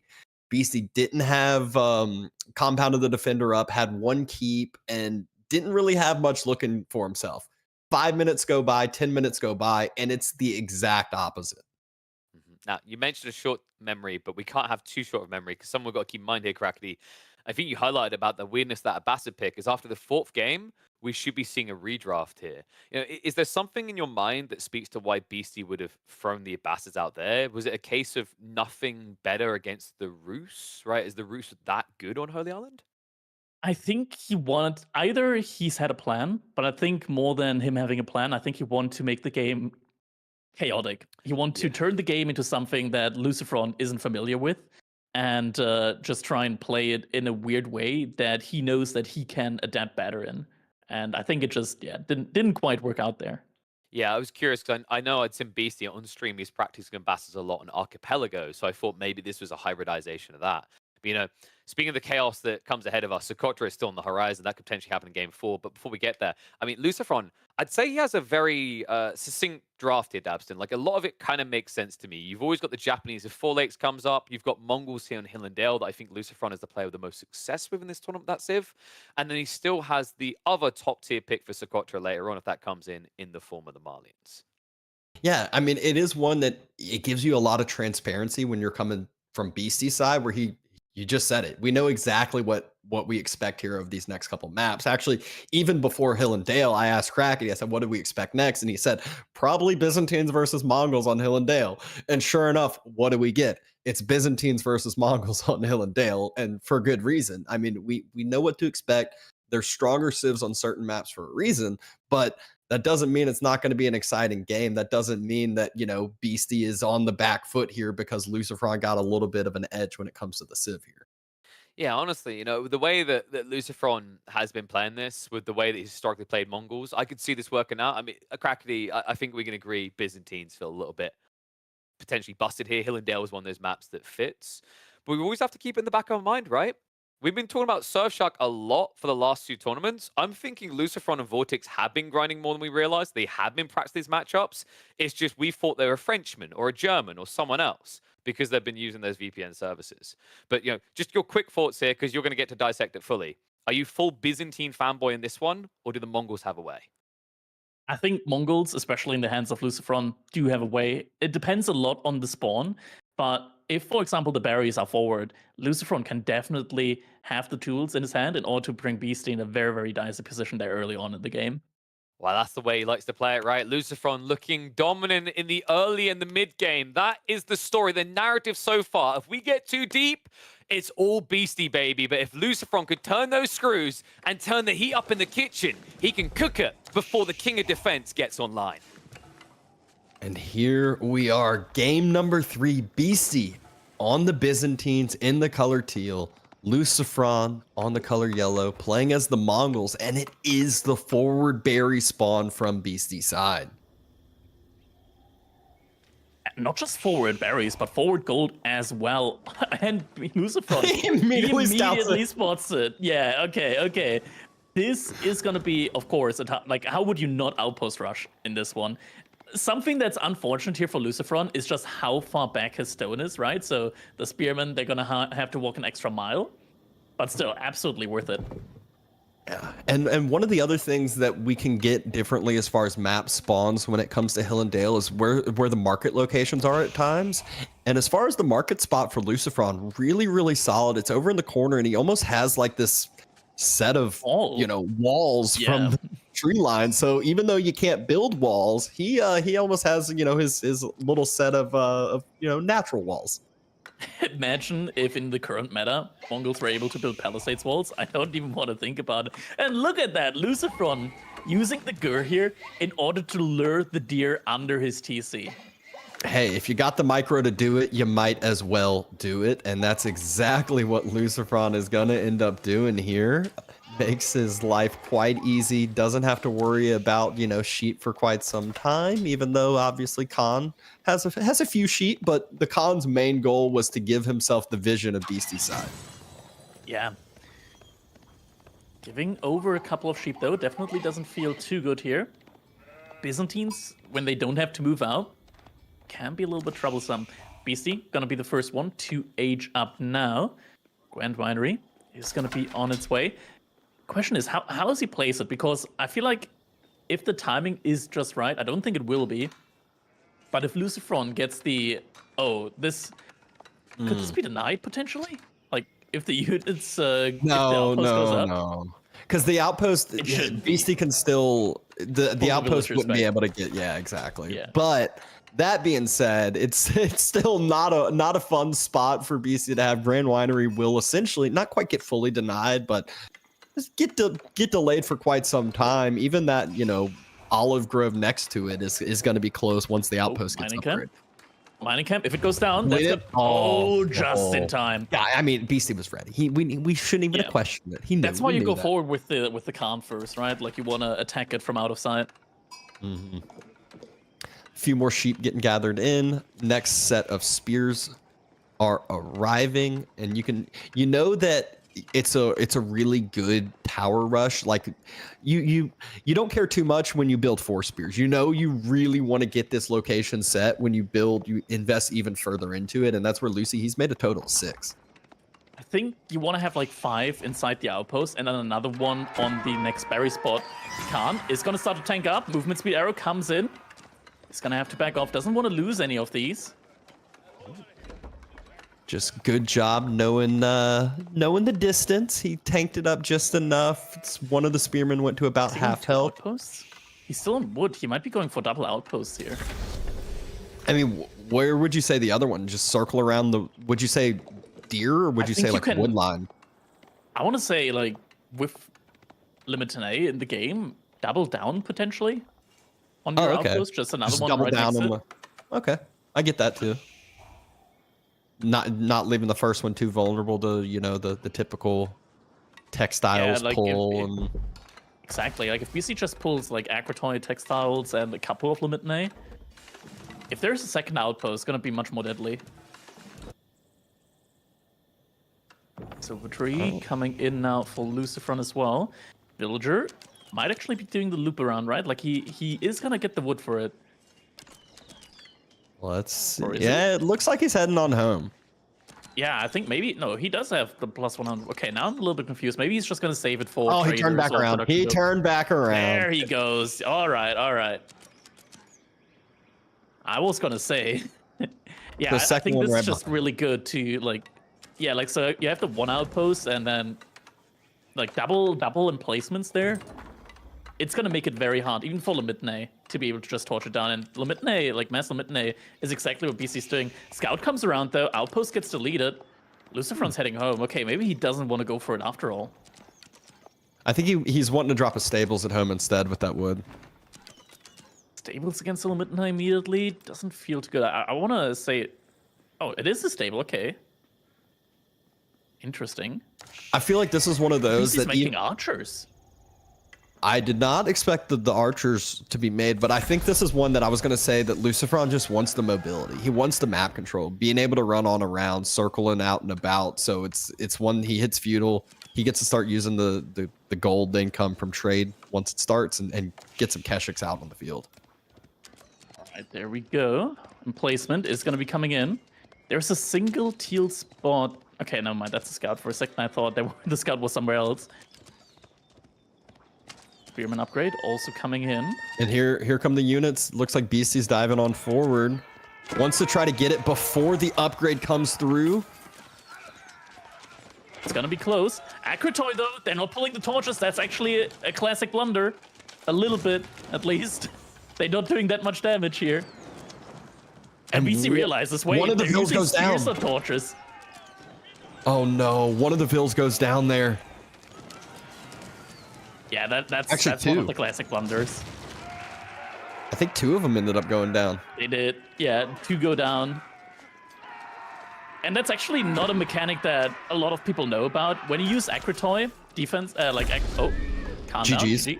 Yeah, if you use Acrotoy defenses, the villagers don't pull the torches anymore. They use spears in order to take down buildings, and they don't do a lot of damage against them. We have Marine Lord in the chat. Not gonna lie, I didn't know that. So yes, it's a very niche thing. And now everyone in the chat knows that. So we appreciate the learning process here. PSA. But yeah, 2 villagers, and look at that, Lucifron. I think he's already got a couple of traders out. Maybe he double produced the first batch, but right now he's 4 to 5 economic units ahead. Yeah, and BC having to drop that outpost knows how important getting a little bit of a front line, getting some vision drawn for himself is. My big question is that the Khan got killed. Those are Keshik circling around the backside of BC's base. Yeah, BC scouting out the Silver Tree now. Is probably just gonna put a scout on attack move against that one. It's gonna try and block that one out. So Keshiks will have to come in order to stop that. Hit. I think Gold's getting hit. 1 Vill down, 2 Vills down. 3 Vills down? 2 Vills down to BC. BC didn't react. Yeah, lost 2 villagers there. Yeah. That's where, yeah. Keshik circling was just perfect timing. Lucifron pulled the army mass of Beastie. When he saw Beastie have all of the army push forward from the few units, then he just said, all right, great. I'll just circle around. Your gold's free. Keshik's once again. Archers alert them though, so they won't get picked to death by the Limit Nay. Keshik's also coming in to help place the Silver Tree in the corner, I believe. Yeah, Scout will have to retreat. Silver Tree now going up, and Lucifron, similar to game 1, early game, huge lead. Yeah, it's looking like a pretty solid beginning opening point for him. Mongols does have that kind of leg up, starting to invest into his economy. But Beastie, production is starting to ramp up. We know how Byzantines are. It doesn't quite have that olive oil income going yet, but if that starts going, it's going to get crazy because first set of longbows are being produced. Yeah, longbows, they can be quite vicious there. I wonder if we're gonna see like actually something that is pretty strong here in this matchup would be the upgrade to the whistling blow, whistling arrow, not whistling bro, the whistling arrow upgrade for the Khan to make it last a lot longer. Because then you can, like, for the duration of an entire fight, either increase the movement speed of your units or increase the attack speed of your ranged units. Movement speed would probably be my choice here against the longbows, so you don't get kited as much. And I love what Lucifron's doing right now. He took down the scout of Beastie, so he knows Beastie has zero vision of his base.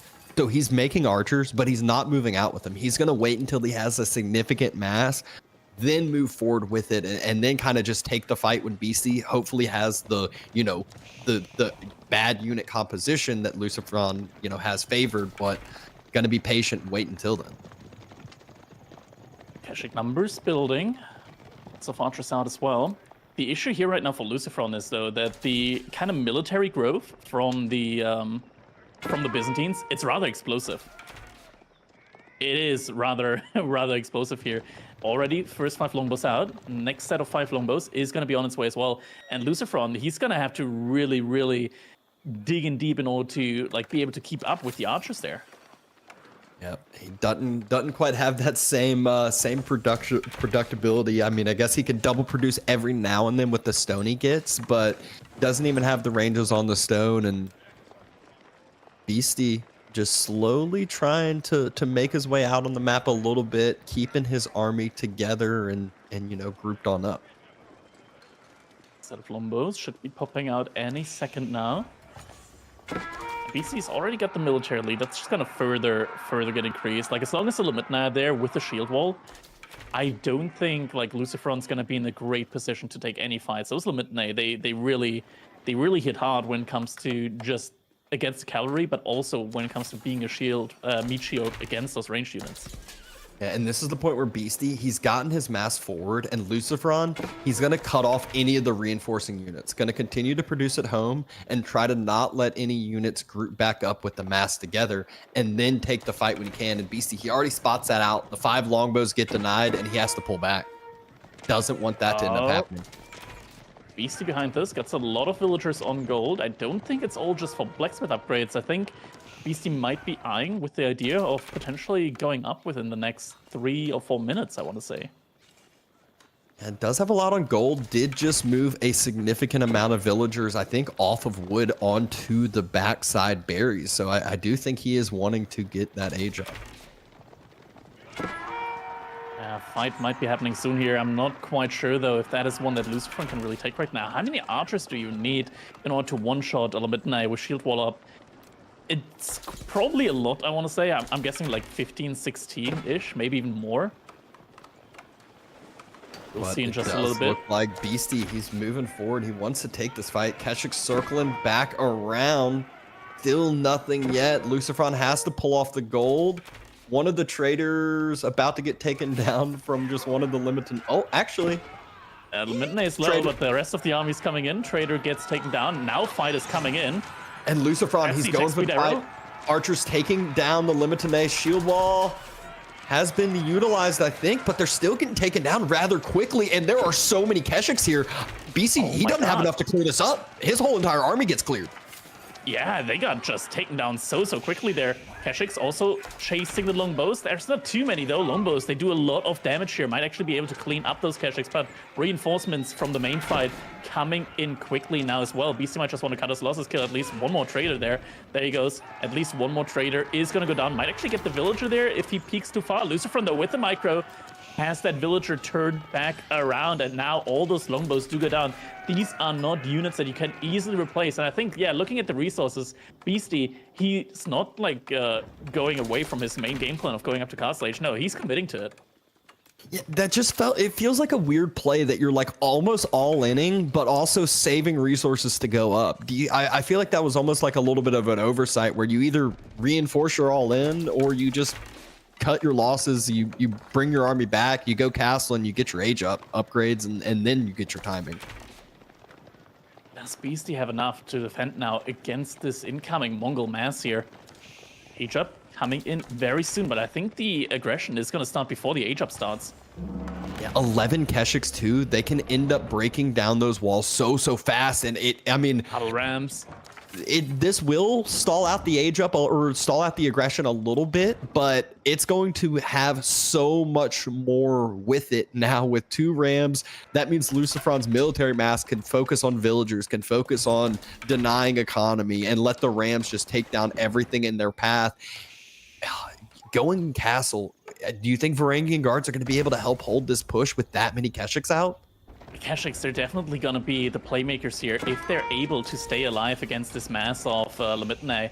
Double rams now coming in as well. Lucifer's going to have to make sure to protect the rams. I think you don't really need to start attacking the gate. I think it's better to just attack the wall. Makes it a little bit harder for BC to get on top of the rams. Upgrade on the outpost coming in just in time.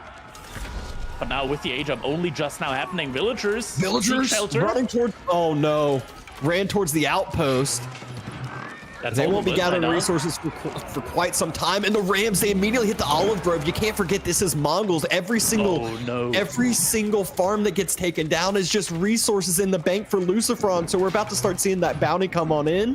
We're going to see more villagers get taken down. And Beastie, we saw him come back from the depths in game number 1. Can he do it again in game number 3? Behind this, Lucifron still making more Keshiks. Beastie, at least he's moved outside of his wall. There's an extra 100 resources. Oh, that's so many. Yeah, that's a lot of resources that Lucifer's getting in. Oh, wall got rebuilt. First Varangian got taken down. Most of BC's economy is either on the wood or on the deer. Beastie was able to take down a lot of the Keshiks here. Yeah, there's still 37 units, though, in the base of Beasties. Mainly archers, though. There's 5 more villagers in this outpost, so once the outpost falls, that will be 5 more economic units down the drain. And then the biggest thing you can't forget about is Lucifron is trade booming behind this. Yeah, 10 traders out so far. First and there's the villagers pop out. Should be coming out soon from the landmark. Yeah, another olive grove getting built. Lucifron's going to say thank you for that olive grove. Thank you for some more resources, more villagers falling. And, you know, I say Beastie doesn't forfeit a lot, but this is the point where I think throwing in the towel, throwing in the surrender wouldn't be too big of a deal here as Lucifron. It's going to be hard to throw this one. Yeah, definitely. He's looking to be in a very good spot right now. More Keshiks coming in now as well. It's another olive grove going down. Beastie, he's got a lot of food in the bank, but no gold at all. The gold access just completely deprived for him. Has villagers that could potentially move out to a large gold vein there on the east side. But that is then once again something that Lucifron, if he finds it, that's just going to be more villagers going down. Yep, had a few more longbows pop out, but longbows are not really the unit he needs. Easily taken out by those Keshiks, easily sniped down by those archers, and just more and more bounty going to be coming in from that ram. Lucifron already gotten so much bounty behind this, up on 12 traders right now. Economy lead through the roof, 41 to 69. Nice economy units right now. Beastie, he needs that gold. Villagers come back on the gold. That has to be it, right? It's so many villagers. He has like textiles. But he's sending more out as he's running away with others. He's like, please be a distraction. I need the gold. He's down to 37 economic units and still falling. More units running across the map. Varangian Guards somewhat building in the army count department. The Keshiks are coming in again. Now also double produced yet again. Archers on the longbows. Keshiks on the Varangians. Not quite the matchup BC was hoping for. Now villagers, once again, one gets picked off. It just keeps falling and falling. Meanwhile, Lucifron's economy keeps growing and growing. At this point, BC, 1.4k resources, at least food, in the bank. It's just the gold. It's just the gold. And I think he's actually selling resources in order to get more gold in. Yeah, he just sold a little bit of food, more food being sold right now, just in order to be able to upgrade his longbows. He's only got 3 on the field. Another ram coming in for Lucifron. Cisterns being focused. Once Lucifron gets onto the production, that is when I think Beastie will finally throw in the towel. Couple of forward traders. Another ram gets built. More Keshiks now coming in, up to 9 Keshiks again. Dive on the TC can just continue. Veterancy at least has come in for longbows. Not a lot of them out on the field though. Just 3 immediately gets reduced down to 2. More longbows falling now as the archers close in. Cistern falling yet again. In the TC. 5 more longbows pop out, and 5 more longbows will be going down. And all the landmarks here are exposed as well, so it's not like Beastie can hold this out forever and just pray that he can somehow get Lucifron out of his base. No, Lucifron's there to say he's just gonna stick it in the base of Beastie. More bounties getting collected. Another Olive Grove almost gets taken down. And the deer finally run out in the north side. Is that what calls it for Beastie? He spots the 8k gold though. He's got gold now secured for himself. He's got 1,200 food in the bank, but finally throws it in. Lucifron up 2-1 with a solid showing here so far today. Yeah, Mongols versus Byzantines. It's like one of those matchups where the Mongol kind of chaos factor can come into play, and that's exactly what happened here. Beastie, forward gold, forward berries, the least ideal spawn possible for him in this matchup, and Lucifron making perfect use of that and just pressuring non-stop. That one overstep there from Beastie, I think, was key there to Lucifron being able to run it into the base from Beastie.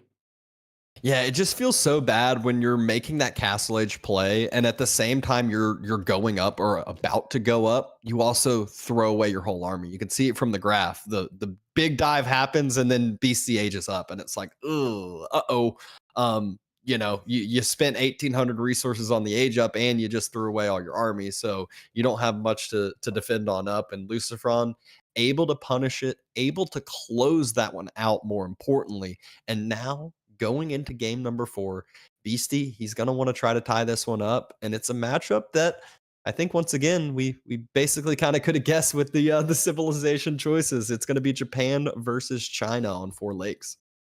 Yeah, and I think we kind of expected China and Abbasid to be like switched around when it comes to the overall Civ draft here.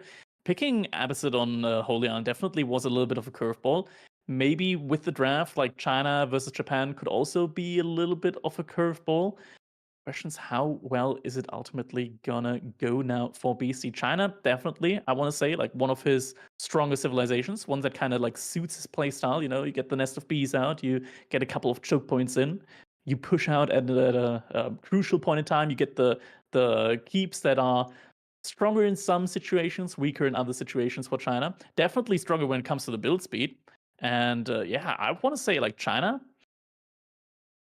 they got the process right. Like China has a kind of like process where if they get into like a good and comfortable position in the game, when they get like their siege out, when they're able to be the aggressor, they're definitely going to be in a good spot.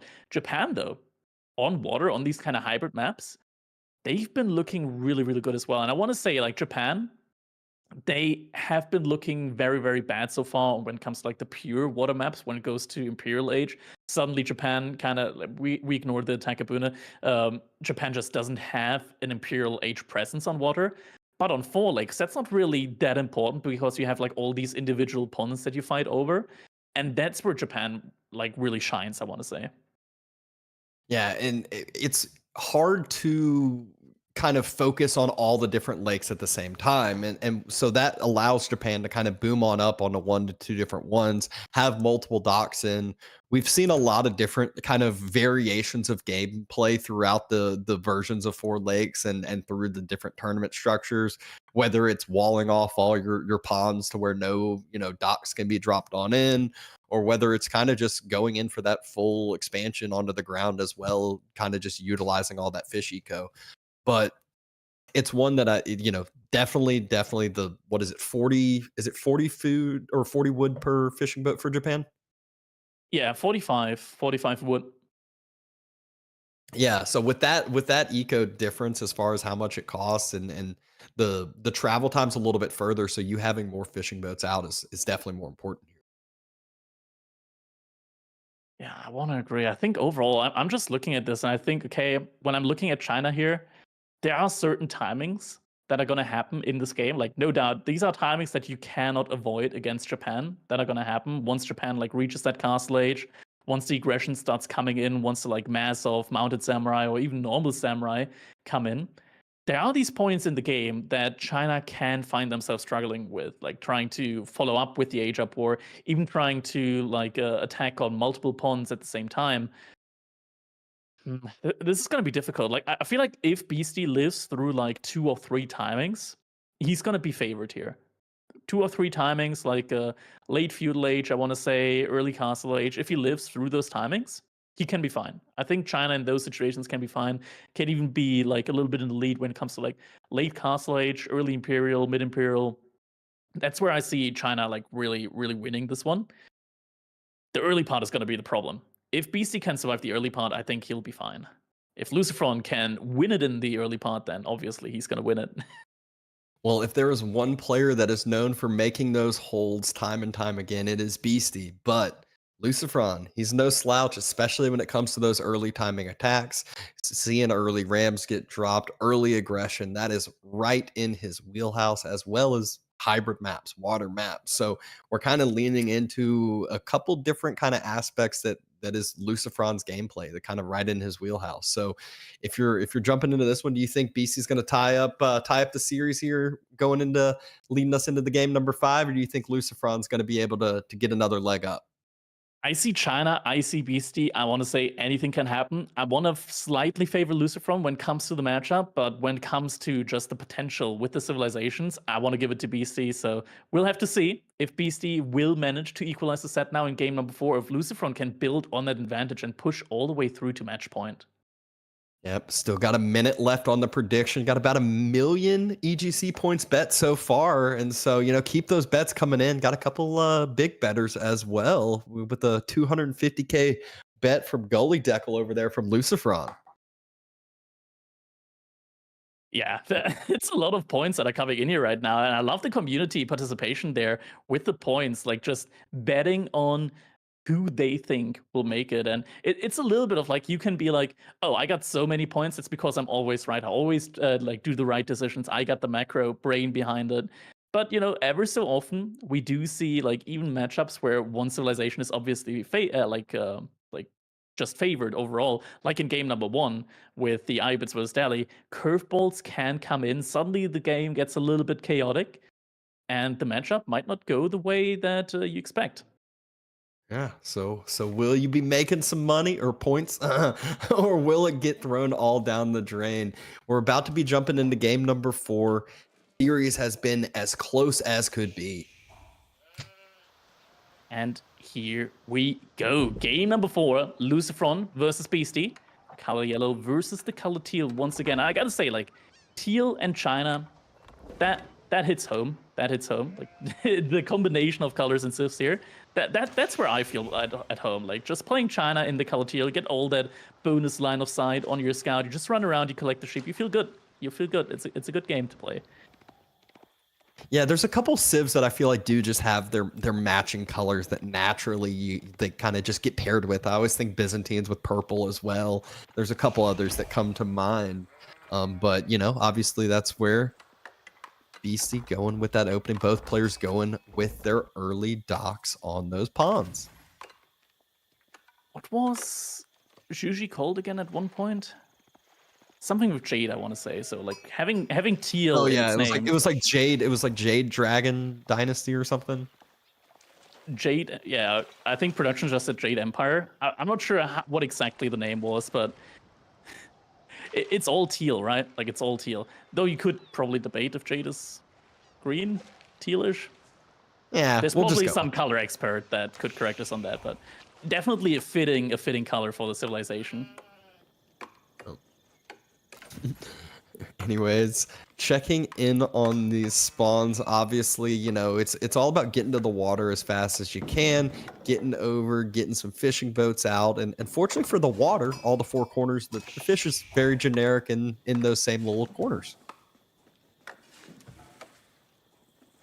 Are we gonna be seeing like the typical fast age up here from the Japanese? Kind of feels like it, right? Got five villagers on food, on wood so far. All the rest are over on food. I wouldn't be surprised if Lucifron pulls all 5 villagers off to gold sometime soon, and just rush that age up in as quickly as possible. It looks like Lucifron's villager already starting to make the second dock on his own pond, so is investing even heavier into Oh, okay. that's a house. Yeah, okay. A little bit of some an macro efficient play house. there. Yeah. It's a house. Maybe he's actually. I think he's gonna make the trek and go for a pond or a dock on the opposite side. Makes sense, right? Like you just fish a little bit over there. Now you inch yourself closer and closer. But yeah, Lucifron and Vortex definitely the players that I would say typically go for that counter dock on the opponent's pond. Can't forget that house gives him that shoreline fish access, which is some of that faster gathering in the game. So gave you kind of that dual-fledged approach for Japan. Another reason why they are strong on these hybrid maps. Exactly. So far, fishing count overall looks pretty even. Lucifron leading with 1 here. BC, though, should be able to catch up. Chinese stocks, they do produce a little bit faster. Japanese stocks, though, the fishing ships are just way cheaper. And we can see that manifest right now. Just Lucifron only having 6 villagers, like 5 to 6 villagers on wood. Meanwhile, Beastie committing a lot more villagers onto wood. Asia is going to be coming in a lot quicker. And when I look at like Lucifron Vortex on water maps, they always pick the Coca Township. Yeah. And then you can't ever forget about Beastie having that IO as well to kind of boost up that economy that he has. Supervision as well as grabbing taxes. Just as you mentioned, Coca Township on the way. 8 villagers on that, so wants to get it up very quickly. Yeah, second dock also coming in now for Beast on that pond. You kind of do need that when you're up against the Japanese with their shinobis coming in. If you don't go for a second dock, it's going to be 2 shinobis. That'll be enough to completely idle out your dock. If you go for 2 docks, suddenly your opponent's going to need 4 shinobis and a lot of micro to idle those out. Villager already on its way as well for Lucifron. Going to make its way over to the pond here from Beastie, where he has all of his fishing ships in. Imperial Academy now also coming in. 5 villagers on that. Bonus building speed as well for China. So it shouldn't be like a big difference here in the age up timing. Probably like 30-ish seconds. Lucifron gets spotted though. Doc still gets dropped. Doc still will get finished. But Beastie has all of the knowledge, all of the information that he needs. Yeah, that's going to go up. Villager, he's running, right? But it's going to take him a while, and Beastie realizes, yeah, that is not a dock that I'll be able to deny. And now the aggression, it's going to be on Beastie's side of the pond, so idle time will surely come in. And Beastie going for a 3rd dock now. Make sure that he will have all the production needed, even once those Shinobi do come in. Yep. Scout trying to be annoying just as Beastie's was. But the dock finishes, those Chinese villagers, those are working quite a bit harder. Same reason why Beastie finished his age up rather quickly, but the Shinobi are now roaming the map, and this is really when it gets scary, because those things can cause serious damage. Yeah, just 6 Shinobi on the goal from Beastie could already be enough to make it to where Beastie will not be in a good position when it comes to making demolition ships. Demo ships, they cost a lot of gold. They cost almost as much gold as a knight. So you really need a lot of gold for them. Oh, Shinobi gets a couple of arrow shots in. Arrow gonna what? be able to. Yeah. But Lucifron has been able to get his second dock now in, both players with their arrow ships, both players now getting sprinkled ships, but Beastie, he's already got a demo in queue as well. Arrow ship, arrow shots. There we go. It's not arrow shits, arrow shots. Demo's waiting, trying to just wait for the perfect opportunity once that sprinkled ship comes out. Galley stuck in the corner, though. Feels really bad once this happened. Easy to get taken out. So Lucifron trying to get on top of the demo. His own demo's ready and waiting. Isn't able to close the distance.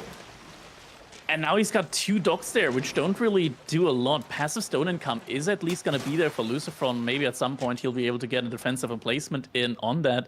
And Beastie, to be fair, like for Lucifron, building the 2 docks there, that's 300 resource invested, but the ships alone that Beastie has put out definitely make that like dock investment worth it. Doesn't even need to like really fight for the fish now, unless he wants to. He's getting more ships in production now. The question is, can he really like afford fighting there on water? Because Beastie already has a standing army just sitting in front of it. Yeah, but the 2 Shinobi are waiting. There is an outpost on the gold. Super necessary. And more importantly, Beastie, he's moving out to the second pond. So making that first expansion before Lucifron. Okay, Lucifron's doing the right play. He canceled the ships. No, he's queuing them up again. Okay, but it's only demo ships this time around. But yeah, I think you don't want to invest more into that pond. Like just forcing Beastie into investing into all of these ships, 100% worth it. You don't need to like fight for these ponds now. You've already gotten your value in. Demos? Speaking of value, oh, that's that was unfortunate. The second shot was good. The first one was a little bit premature there. Shinobis do get a villager kill. A villager kill on the other side. What Lucifron also could have done with those Shinobis, I don't know if he has the knowledge and vision of it, but Beastie moved out to that eastern side pond. So there's villagers free for the tanking, but more importantly, he could be delaying and denying those docks from actually allowing BC to have that earlier expansion. Yeah, and now Lucifron, he's actually just going for it, sending another villager over there, so he's gonna try and get a dock up on that second pond from the looks of it. Scout, just doing scouting things, and Lucifron soon will be in a position to be able to age up. Just Beastie investing a lot of resources here into these ships. It's gonna put him behind by quite a bit. And it's not like he got an insane amount of value out of it. All that he did with that was just keep his fish safe. He didn't like gain any additional resource. At Lucifron, he's a little bit ahead in economy and taking down 2 villagers. That's a pretty massive lead right now. And age up will be coming in soon. Yeah, he's trying to move out to that eastern side to drop his own dock, but Beastie, he has an airship already waiting, kind of roaming the ponds, so will be hard for Lucifron to get that down. And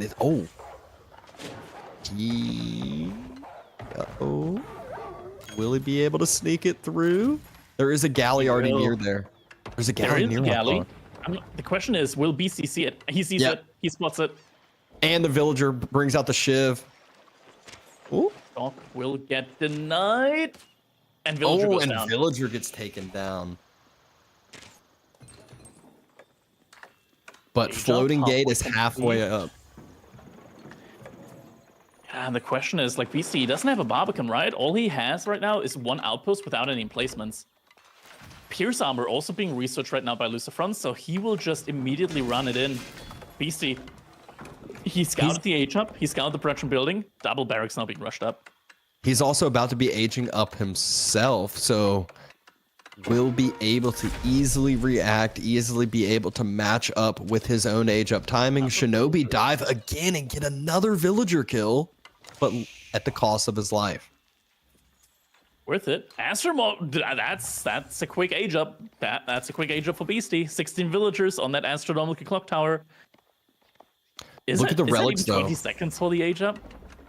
I don't think so, but relics are going to be snagged so quickly by Lucifron, and this is the big worry for Beastie, as first relic already being brought back, and Lucifron could be very, very quick to grab the other couple, and if it gets to a 4 to 5 relic different, I mean, if it's 4 relics to 1, it already creates that huge kind of cascading effect, but if it's a 5 to 0, it's going to be hard to ever kind of stabilize this long game. Yeah, Mounted Samurai, first attack there. got negated by the deflective armor. They are actually not bad when it comes to fighting against the spears, but Lucifron also going into the Yumis.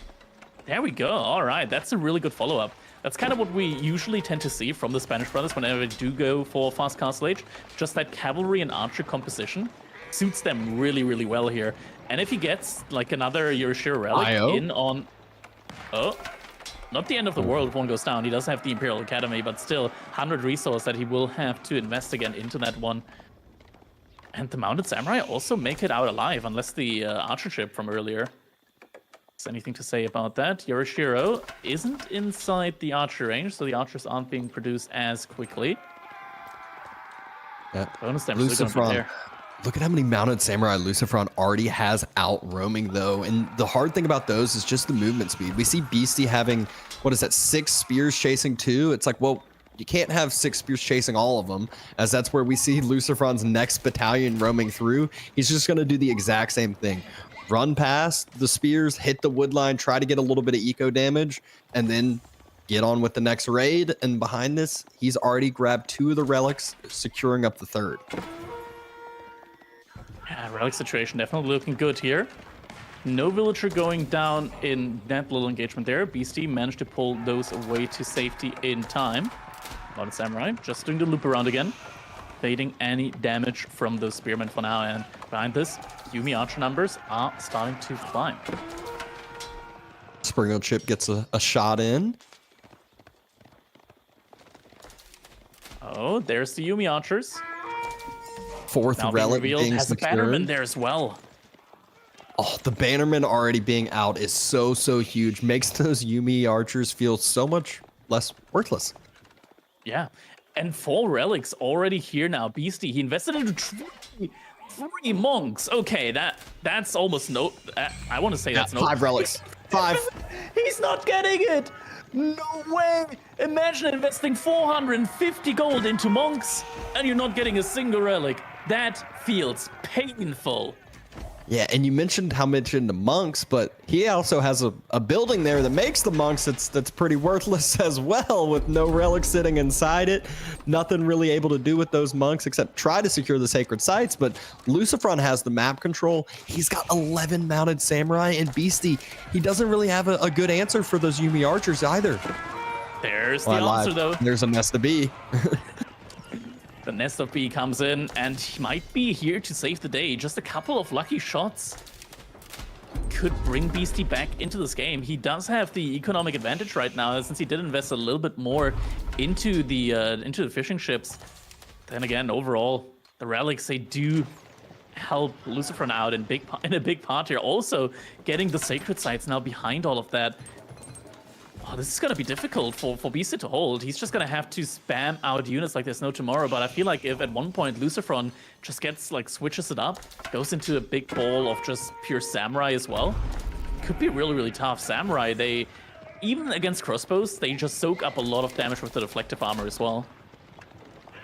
Yep, and Lucifron has a few mounted samurai that he was trying to get through, but more importantly, just denied up some walls, killed a villager. He regroups, pulls back again. The key, his army is so much higher value, and you can't forget about, you know, both players having a little bit of military ships out, so not all of the numbers up at the top are just standing army. Yeah. Beastie, he's in a pretty good position when it comes to his map overall. Has the forward gold, but behind that, he has 2 additional gold mines that are now being completely walled up. Lucifron's going to be able to potentially... Nah, doesn't hit that villager through the wall. And yeah, I mean, Beastie has the map to potentially just wall himself up and play for the long game. On the Samurai getting spotted out there. Entire army moves upon seeing those. Another mounted samurai gets through, but costs his life and is not able to pick up that villager. Next set of walls have not been finished on up. That's where Lucifron's army is starting to posture, just kind of in between those few wood lines that BC's trying to connect. And Siege Workshop finally being built for Lucifron, or actually that might be a second one now. Yeah. The one thing here right now to keep in mind is Beastie, it's pretty even for now. Like if Beastie is able to hold this as the game goes on longer and longer, and if he's able to decap one of the sacred sites, China, in theory, I want to say, is favored. Just right now, having the Nest of Bees is huge already against the Yuumi, against the archers. Lucifron is making Springles, but the siege from Beastie is going to be Clock Tower siege, so it takes an additional shot to take them down, meaning Lucifron, he's going to have to invest a lot into siege here. Question is, can he invest enough into it, as Springles already exchanging attacks there? Yuumi's trying to kite on back. Spears diving forward. The second Springle comes forward for Lucifron, though. I don't know if BC spotted it out over on the backside. Doesn't look like he's seen it yet, as the Nest of Bees are starting to be fired upon too. Oh, no, suddenly not anymore. And that's a big shot from the Nest of Bees. And a lot of the Yuumi archers suddenly get taken down. Not too many spears remaining. Actually, still a sizable amount. One of the Nest of Bees does get taken down. Springle moving forward now, but there aren't enough Yuumis here in order to keep repelling this. Springle gets taken down. And both armies just kind of clash, take somewhat even trades, need to fall on back. Beastie loses another 2 villagers trying to wall on up, but more importantly, Beastie still has the siege mass alive. Yeah, a lot of these mounted samurai, though, right now, they're not too healthy. And now Lucifron is switching it up into the samurai, into the katana abandonment as well. Is that gonna be enough though now? Because now it's just like that siege war, and BC has been able to climb up when it comes to the amount of crossbows that he has. Palace Guard tries to decap, gets baited out by the monk though. Yep. And yeah, I feel like Lucifron has to play the sacred side game here if he wants to win it. And I think he made that realization too, as he just sent a few villagers over that way, starting to build some outposts there, as he cannot build keeps in the Castle Age as Japan. Siege War trading out. Clock Tower Nest of Bees was the first thing picked off, which allows Lucifron to at least take the warfare on the ground. Mounted Samurai's taking the fight against the Samurais. Yuumi's trying the best they can to help on up, but a lot of those Mounted Samurais got taken out. That was not a good trade for Lucifron. It's just so many spears right now. The Zerg flood really is happening right now. Just so many units. I'm not sure, is the sacred side still getting like DK? Okay, never mind. He sent units over. A couple villagers did get taken down, so will need to send more if he wants to get those outposts up. Definitely will want to get those outposts up. Another TC being dropped for Lucifron now. So he's going to slowly be able to boom up his economy a little more as this continues to expand. And he's got Beastie. He's already got the pressure on Beastie with the sacred sites, with the relics, knowing that Beastie's on a timer. He's got 7 minutes to push out of his base behind from these walls. Yeah. BC also moving out to stone there on the western side. I'm guessing he wants to get enough stone for a keep and then just rush it, like 20, 30 villagers, rush up the keep next to the sacred side, push in with the military at the same time. And Lucifron will be hard-pressed to deny both the army and the keep. He'll have to decide for one. If he defeats the army, then he'll still have to give up the sacred side victory to the keep, though. Yep, and we've seen how that's happened a few times. That was game number 1. Lucifron focused a little bit too much on some villagers, lost the army war, and then it snowballed from there. However, Lucifron, if he is able to get a few more of those outposts up with some sprinkled emplacements, it will at least force BC to put more of a cost into that. Villagers there to rebuild that one sprinkled on that front line for Lucifron, but there's another 3 or 4 that were sitting behind the other set of trees. If I was Lucifron right now, and obviously Lucifron doesn't see anything, so I want to add, if I was Lucifron right now in this situation, and I had map hacks as well, I would just drop random walls around the sacred sites just to make the placement of a keep pretty much impossible.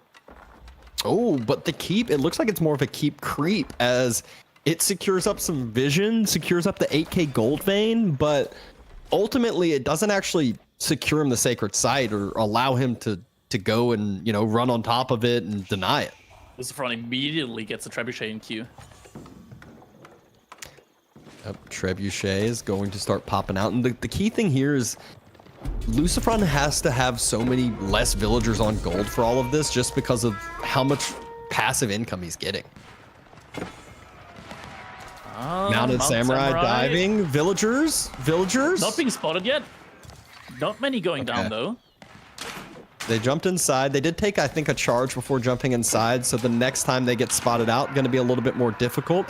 Some Palace guards maybe going for some attempted raiding, but Lucifron dropping some walls and dropping some more outposts. He's about to have outposts all over them. I feel like he's already up to like 10 outposts all along. Yeah, it's as he said, like you kind of need them, right? You don't have access to keeps in the Castle Age. Barbican of the Sun is now coming in. Actually, a forward Barbican here. I'm not too sure about that.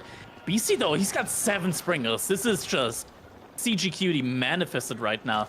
Look at that. Also walling there to the side, making sure that his army can't get attacked from the side, can't get flanked. Barbican will probably go up here. Yeah, and the 7 Springolds, I mean, the numbers on the other side from Lucifron are there, but Beastie, his are clock tower, so his are going to take better trades. So actually 1-for-1 at the start there. Yeah, but next one, yeah, next one goes over to Beastie's side. Lucifron still has some support from the Springold emplacement. Beastie stepped up with some crossbows a little too far. That might be a few of those crossbows thrown down the drain. And the west side keep is getting sieged down though. Springold emplacement at least getting some damage in here.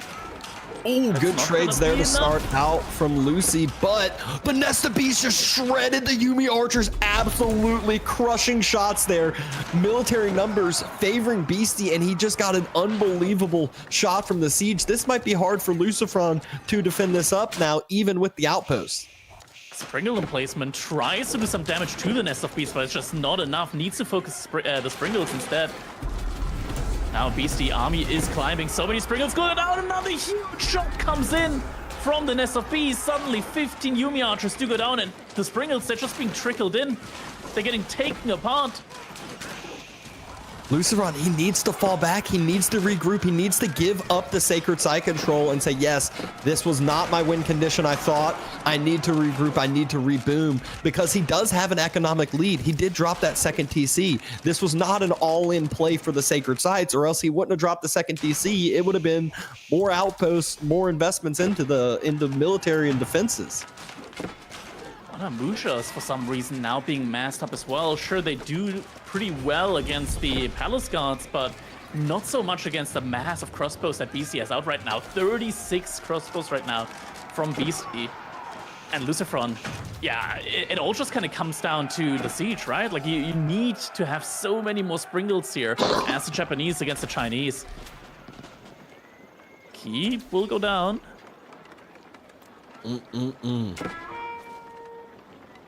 This is now the point where Beastie, he has the control. He's starting to break out. He's got 85 ground units out, not even including his stronger siege. And that second TC from Lucifron, it's about to get taken down in the blink of an eye.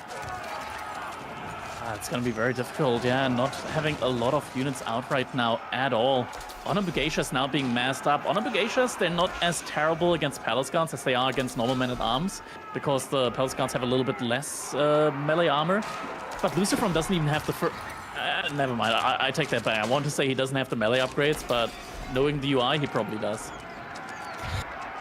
Probably so, but Beastie, he's knocking on that doorstep, and there's not much that Lucifron can do other than just run and wait and try to hope that he can build this mass up. Yeah, TC now getting siege down. BC behind this. I think he's also sending a couple of units out to the external resources. Springolds at least. Fight is going well now for Lucifron, so we'll be able to win the Springold war. Doesn't have enough units, though, to really just follow up with that. Yeah, it looks like Beastie broke off a few of these units to go in to do some raiding. We know how strong those Palace Guards can be, annoying they can be when it comes to their raiding potential. And Beastie still has those Nest of Beasts to deal with. Yep. That's a lot of villagers that go down there. 5 to 6 villagers that Lucifron will lose, and he did lose that second TC. Yeah, so these losses are that much more important. Palace Guards closing the gap. Crossbow stepping on in. Nest of Beasts following up with it. Will this just be the final fight? Beastie is going for the throat here. Springold's getting closed down upon by the Palace Guards, and Crossbow's just shredding everything. They're kind of distracting the Nest of Beasts at the very least, I want to say. I'm confused where they're going. they're looking for a safe haven. It's just not there. Diona Musha actually, like, putting in the hours, putting in the work. Mangonel finally comes out for Lucifron. He feels like he has somewhat stabilized the siege war. Villager number basically dead even. Military number still favoring Beastie, but Lucifron has held this, at least for the time being. Another Palace Guard raid, though. Yeah, and that hurts hard.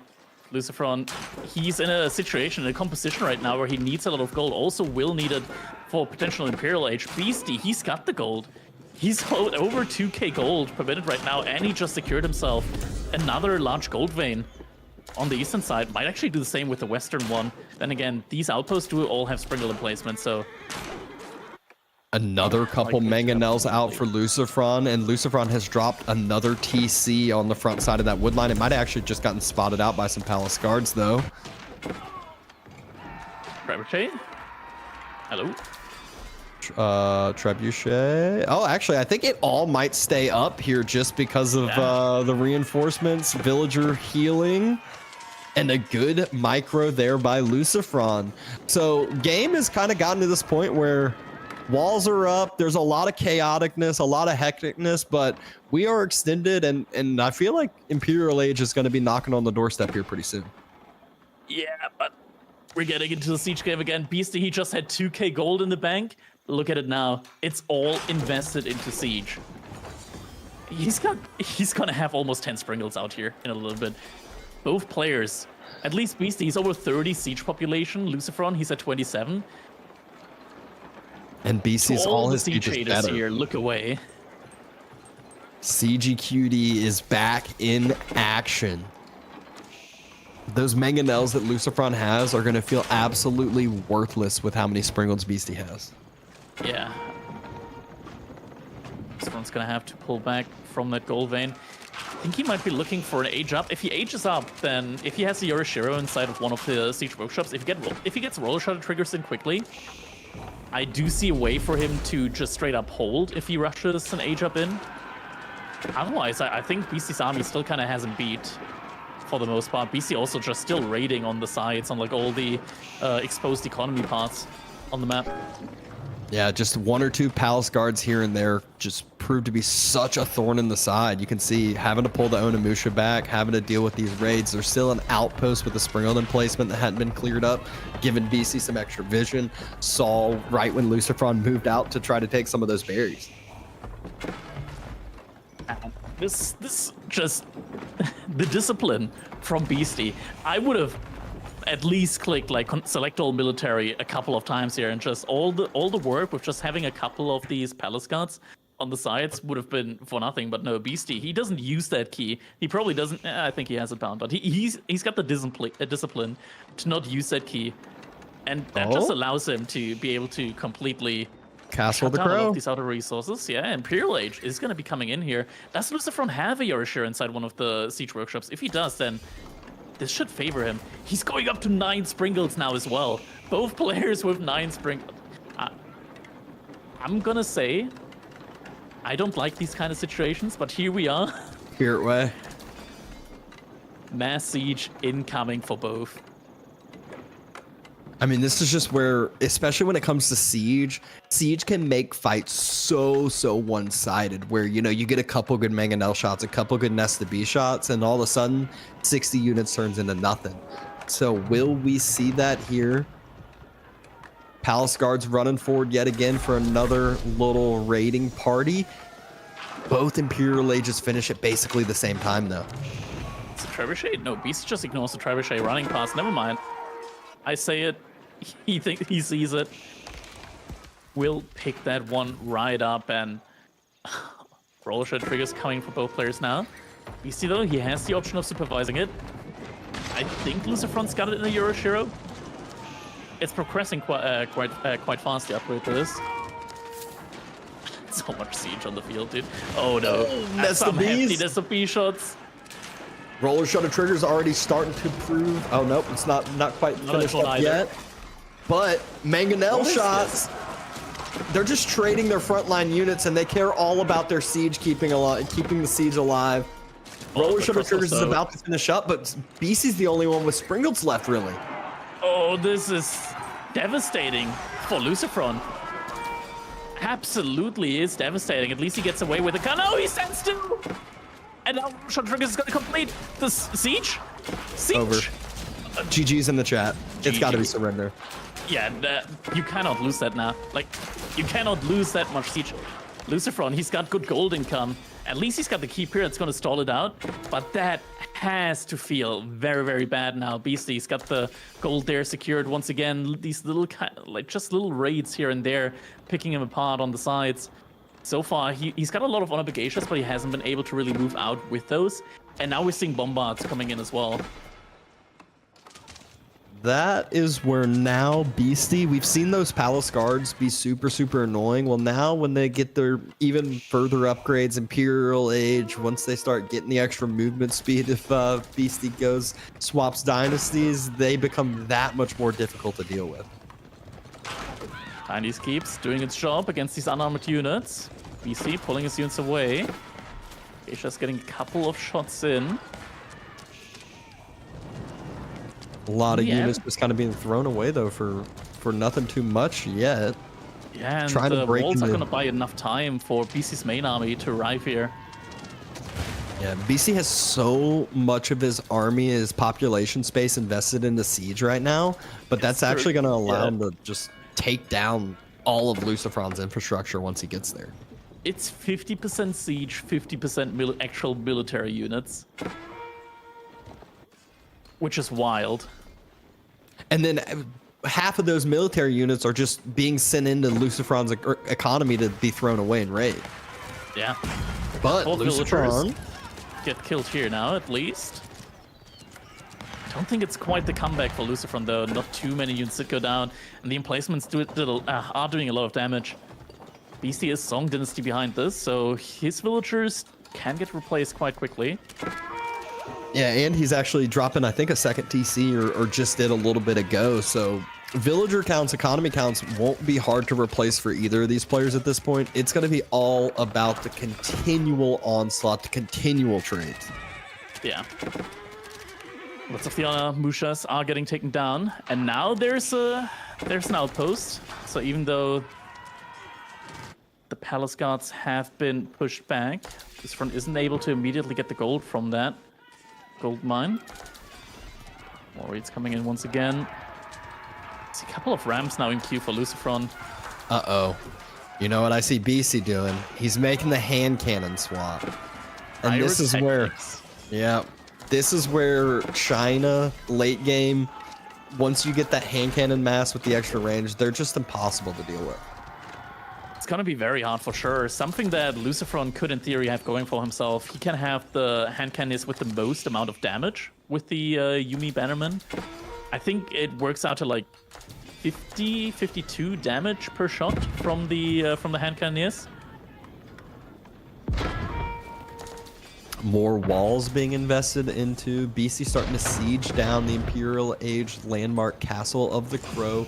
Not one, not two, but 3 bombards here. So give it a couple more shots, a couple more seconds, and that thing's going down. Fight being taken. Lucifron stepping up, but there's 5 nested bees here. Yeah, Lucifron, he's got double the military, but does it matter against this many nests of bees? I'll tell you, no, it doesn't. It doesn't matter. It's too much siege. It's doesn't behind the matter if wall. you double the military. It doesn't matter if it's military that's in theory good against siege, or at least good at picking up siege. The siege mass behind the wall, you cannot really deal with that. And BC, he's going to continue this siege creep. You can see how he already has another set of walls. I wouldn't be surprised to see him just continually moving up these layers. Castle the Crow once again starting to get lower. And this time the nest bees, they're just waiting patiently behind the wall. It looks like Beastie behind all of that has gotten a dock up on the Western Lake. And that could be very devastating if he gets like a Baochan out, because what do you do against Baochan? A Takabuna isn't really going to cut it. Yeah, and I mean, this is more population space that Lucifron's now having to invest into water instead of investing into defending Palace Guard raids or defending the massive siege in his front side.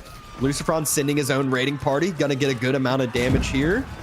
Yeah, actually, a a lot of damage. villagers. A lot of damage indeed. That's a lot of villagers that just went down there. Wait, that's a lot of damage. That was like 20, 30 villagers in the blink of an eye. Oh my god, and the Bugasias just keep raiding on the sides. And yeah, Beastie suddenly losing 30 villagers there. He still has his siege, though. Yeah, that's still a death ball that you have to get past, right? And BC has enough resource for another TC, and he does have a second TC up. Dylan Song Dynasty, so villager losses can easily be replaced. I don't see a ton of military units here. Onas, they're getting on top of the siege. Springolds! The Springolds? Villagers are there, but that's going to be more villagers going down, more siege going down, and Beastie, this looked like this game was all his, but he sat around waiting a little bit too long. More villagers falling. Beastie is down to 72 economy. I went all in on Beastie winning this one. He can't lose this like this now, right? Surely not. Not my points. It looked so good for him a few minutes ago. We called GG's. We did the typical caster cursing. But Lucifron, he's still in this. He is not giving up. It's still difficult to get past that huge siege ball. But Lucifron, he might have just bought himself a chance, a shot at this. Couple of farms out there as well. BC now going for another keep. One thing you cannot is forget. great. One thing you cannot forget is what happens when Beastie runs out of gold. Who has the relic? But that doesn't. Who has the relics? Who has the sacred site? That's a big nest of B-shot though. Beastie Just moving casually forward. Killing 10 units with one volley. The Onas, they were trying to go for another raiding party, but there's no villagers there this time. He killed too many last time. There weren't enough there. And BC, he's gonna secure another gold vein there. Not sure how much gold is remaining in that one, but still. Any little bit of gold right now is much appreciated here for BC, as he's sitting at roughly 300 gold per minute at the moment. Nice body block there in the boiling oil. Definitely not Lucifron someplace you wanna going back stay. for some granaries, going back for some more. The eco keeping Beastie on this back foot, but the granaries, they've already been left. There aren't many villagers there anymore. Completely evacuated, yeah. Oh, it's actually got all of them in the villages, though. That's a building that you can take Villages down are relatively huge quickly. pickups later in the game. Oh, but the army is here. The hand cannoneers to the rescue. At the same time, more raids coming in. Attempted ram push. Not quite enough rams yet. Honor Bugasias are so cheap right now, and actually, Beastie, he might find himself in a situation where he's just going to get overwhelmed by Lucifron in these many attacks. He needs stone walls, but it's so tough to really find the area to put them up in. Yep, BC has been able to reclaim gold, at least for the time being, and there's actually another Western gold vein. He's on 2 different ones. Lucifron, totally off of gold for the time being. He is. Doesn't need too much gold though, right? He's getting a lot from the relics. I think he's also got the upgrade where he's getting 2 additional Yoshiro relics, and he always has the option of just destroying some of his production buildings with the Yoshiros in at this time in the game to get more Yoshiros for gold. He can, in theory, be on pretty much 1,000 passive gold per minute, I want to say. Oh, he is sitting on 524. That's not quite that much. BC has been able to resecure some gold, has been able to get some cannon emplacements on his keep there in the center, and still has that siege mass. I mean, with that many Springolds, with that much siege, you just got to attack a different spot if you're Lucifron here. Springolds trying to trade, getting absolutely decimated. Nest the Beast shot, getting a huge fire in. All of those Onas go to half health. My God. Yeah, I think you... Oh God. Oh God. It's a complete destruction, man. These Nest of Beasts are vile, man. The siege is vile. And even if you want to make your own Springolds against this, you're going to need at least 6 in order to just deal with the Springolds that Beast has. But have they overstepped here? They're running back. The front line is there to body block. And with the body blocks, they cannot gap close on that siege. They turn around. And a huge volley. Spells the end of the majority of Lucifer's units there. Yep, Lucifron did split off another mass, getting into the granary, so once again hitting Beastie's eco, but he just lost so much on that front side. He had 5 more Rams come out, but what are the Rams going to go do? There's so many Springlets here, I'm pretty sure the Rams just get one-shotted. Man, Sprinkles, they sure do work well against the Rams. Look at the Rams. You would think that surely this unit would be able to like soak up a couple of shots there, but not when there's so many siege units out on the field. Ona's getting cleared up yet again. Lucifron, he's got the economy, but he cannot take down the ball. EOV, you're playing against Ottomans, and you just can't get rid of the death ball. That's what this feels like. It really does. I mean, especially with that many hand cannoneers at this point, they got that extra damage, extra range on them that they have. It's so difficult to close that gap, especially when you got Beastie body blocking. You're in a situation as well where making Springles isn't really a realistic option with the amount of gold income that you have. Lucifron, he just queued up 4 Springles. Doesn't have any more gold. He needs to sell food in order to get more gold, in order to make more Springles. He's gold starved. And Beastie, army value more than doubles Lucifron's. Yeah, I mean, this is just one where Beastie has kept his siege mass alive for so long. He's been able to throw away all the trash units and replace them with the higher tiered up hand cannoneers. And this is looking like his type of game. Ah, man. Beastie, I think he put down an additional layer of walls inside of his base, making sure that the Onabagashas can't just run through again. A couple of those glitch walls coming in. Yeah, there they are. Next set of Palace Guard raids coming in. What do you do against this military? Surrender. Yeah, I agree.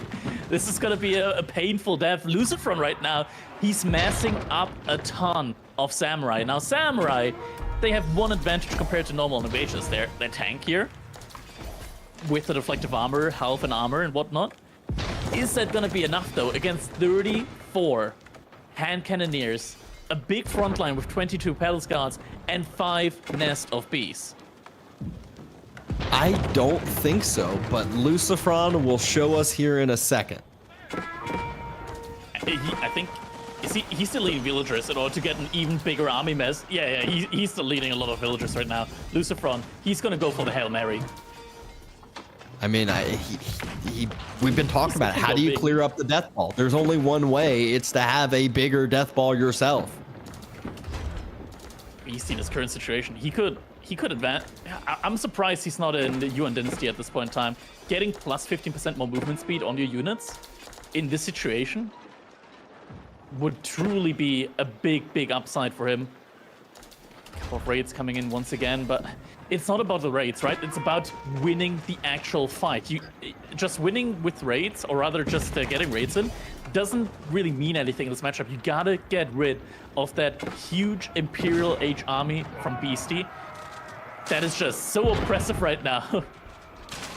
The question is has Lucifron deleted enough? Will he need to delete more? I don't think it's a matter of deletion. I think you could have like 200 units and the Nest of Beasts would still win you that fight.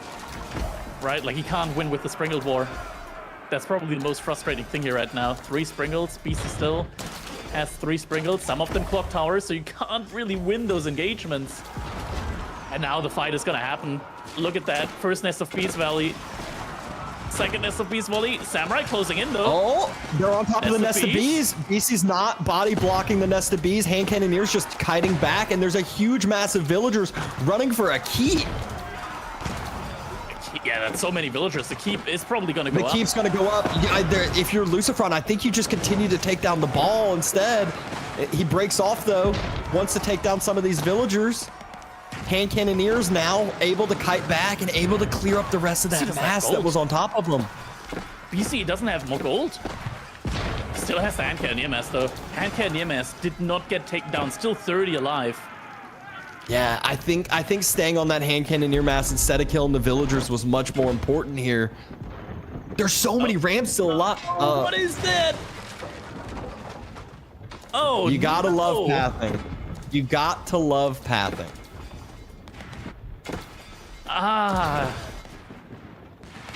Yeah, that's not a feels good moment. Lucifer, at least he took down the keep on one of the sacred sides. But can he keep this up? He's still just massing only pure samurai. Bannerman now in there again. No, if he's able to clear up the hand cannon near mass, this actually gets to a point where it is a spot for him to get back into this game, where that ball has been cleaned up. Beastie cannot make siege as easily again, where Lucifron, he's been in this spot that he's been in for a while. He has been for sure. See right now, mostly just pretty much only relying on Texas. There's one last gold mine that he's on right now. He's pretty much vacuuming that one up right now. Is it gonna be enough? It's still so many hand cannons, right? As long as BC just keeps them semi-protected, he'll be fine. Rams are still out and about, taking down more production, taking down more keeps, taking down more of these static defenses and vision, which makes it even harder to clear up these Ona raids, these samurai raids. Yeah, Beast getting taken down, keeps getting taken down. BC still has 1500, stone in the bank, could drop another keep with some emplacements. Man, this is just such a war of attrition right now for both of these players. Lucifron's still on 3k food per minute. I'm wondering if Lucifron starts to make villagers again now that he deleted so many for that pop space, clearing up that ball. Now he needs more economy to remax, to repop. I think it kind of ended with that, like, one big army mass and he wasn't quite able to clean up the ball, right? Like, what's he really achieving now? Like, his army is gonna get cleaned up just by hand cannons alone. Meanwhile, Beastie can be freely raiding his economy with just the palace guards. There are reinforcement samurai at least coming in. It's gonna be enough though. These villagers kills also, it kind of doesn't really matter that much at this point in time. And Candy is mostly sleeping though. Look at Beastie's food. He's only at 1500 food where Lucifron's at 3000. Idling out the food, I mean, it will make a little bit of a difference, I would say. He's hasn't been able to have his eco hurt. It kind of doesn't matter as long as the army stays alive, right? Like, you don't need more food if your army just doesn't die and you don't need to replace them. You're not wrong, but neither of these players are at max pop yet. Again. That's true. That's true, but Lucifron's still lacking behind the population a lot compared to Beastie right now.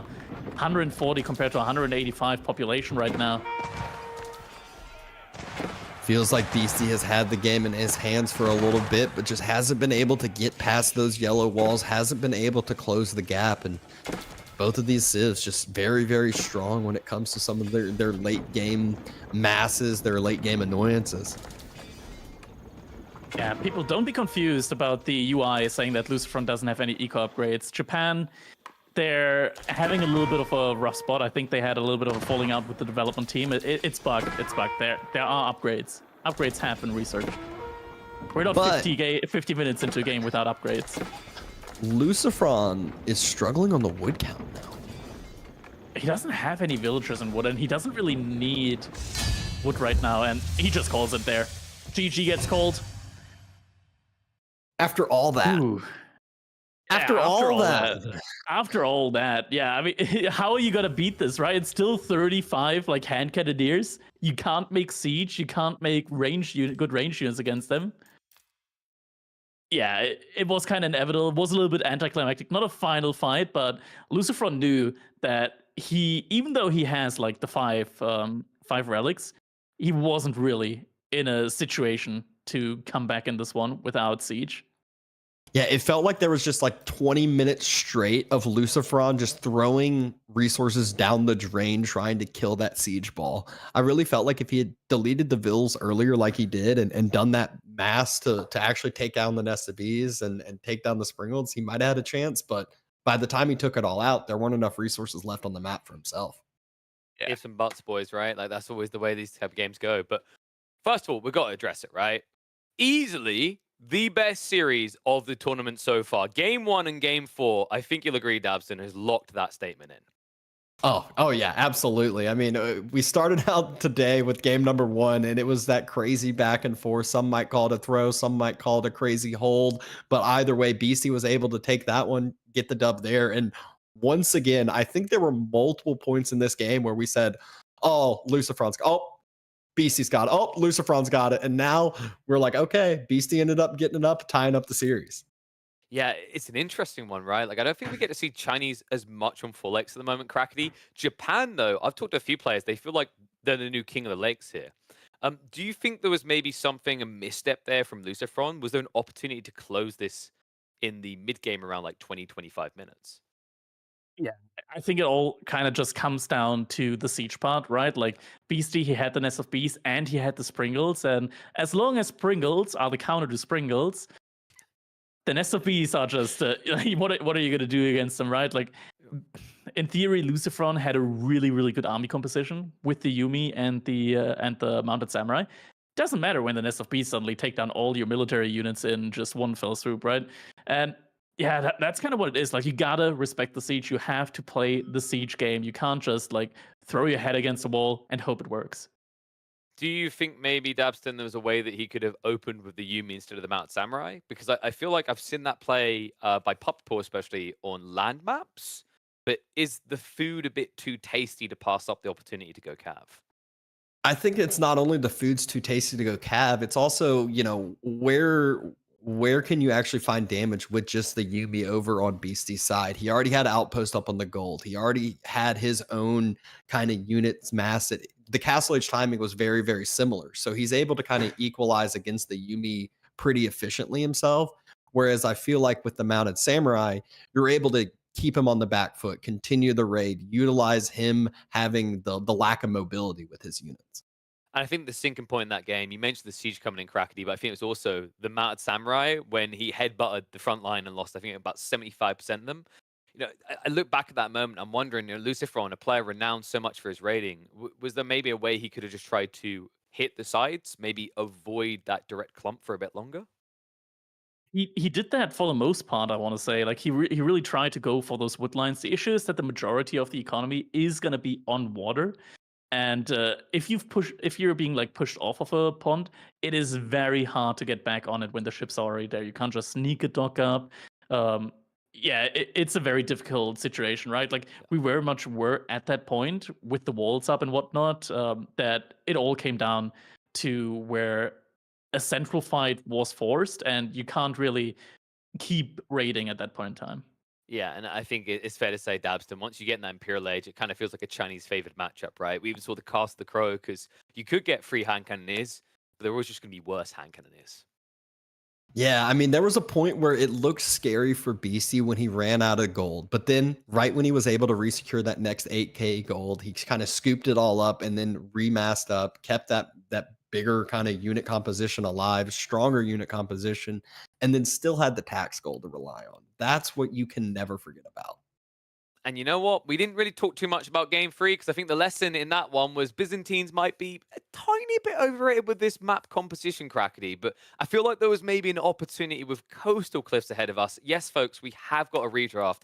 We've got to dissect this because we know that Crackety's favorite civ at the moment has appeared as the first pick for Lucifron. Yeah. Wait, oh no, you meant the other way around. I was thinking of Shuji for Beastie, but no, Lucifron, he's gotten the HRE. He's gotten you got both HRE. your favorites, your fake favorite and your real favorite, Exactly. I'll leave it up to you to decide which one is the real and which one's the fake. But yeah, Archipelago, definitely like the top civilization here should be HRE or China for Lucifron, I want to say. Given that Beastie has Shuji, I'm not sure if that makes you want to tend to go for China over HRE, just because it makes the playing field a little bit more even. But Juji kind of hard counters China on water, I want to say. Having the IO immediately, starting off with a little bit more wood, makes it very difficult for China in that matchup. So I personally would like to see HRE on Archipelago coming out from Lucifron. No doubt it's going to be Juji from Beastie. Coastal Cliffs, also kind of a no-brainer. It's going to be Malians versus Ayubids. No real doubt about that. And right now, Socotra just looking at Mongols versus Rus. I mean, this has to be heavily, heavily Rus favored, right? Like, get those very, very small maps. You have the bounty that helps you with the age up, something that the Mongols actually can't really stop. And here to watch AoE coming in with the 25 gifted subs. Thank you, man. Yeah, keep those subs coming. I'm seeing it. I hear Pesty likes sub trains. He doesn't get to use trains very often. He now lives, I think he lives somewhere in Europe where trains aren't needed. They live all close together. So this is the only opportunity for him to see them. But, you know, it's interesting the way you're dissecting this right now. I think I agree on the Roost detail. And Dabson, we've seen why Roost are great on this map, right? Like, the clustered wolves, I think we had a game early on Socotra in the tournament where there were 5 wolves on one screen. I remember that exact point. I think it was Wham playing. I got a good laugh on it. But it's not only the kind of clustered wolves, it's also one where in Socotra it's a very condensed map. And what's Roost the greatest at?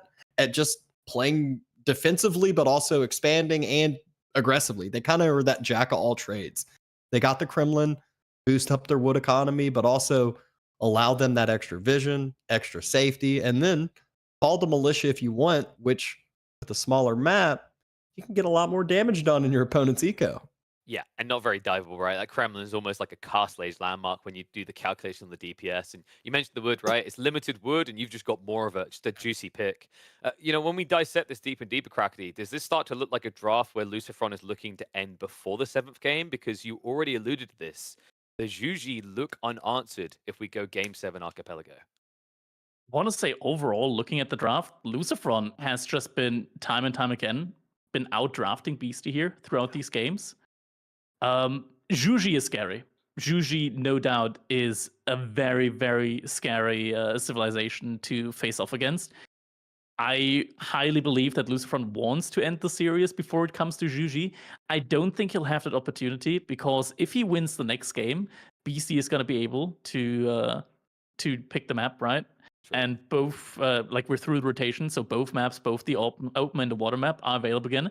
One thing that I want to say though, because we kind of skipped over it, Divine Gifter came in with the 50 gifted subs. What? So thank you so much for supporting the Age of Empires 4 seed here. Hey, and while you're at it, guys, remember, we have got Surfshark on board, so click through, because we love that you're giving all these subs. We want to give some back to you. They've got an insane deal going right now. It's like over 86% off if you get a 2-year subscription. And courtesy of using the EGC TV code, you'll get an extra 4 months on top. Remember, I already talked about this. It has a money-back guarantee. Give it a try, see if it's for you, see if you've got some uses, and let me know about those uses. There's a bunch of different things you can do. Get your hands on huge discounts. I, for one, am a very big Adobe fan, thanks to Surfshark. Wink. But I'm a very big fan of this series. So far, Lucifron versus Beastie has been stacking up to be the most impressive series of the tournament, and we're not even on Grand Finals day yet. But we feel like we're being delivered that type of blessing. It's time for game number 5, and all it will get us is a player on match point. There's still plenty to be decided here in this best of 7 elimination series. Beastie now with the Mongols, Lucifron with the Rus, and we're about to get uncomfortable and a little bit too cozy. It's Socotra time. It's all tied up.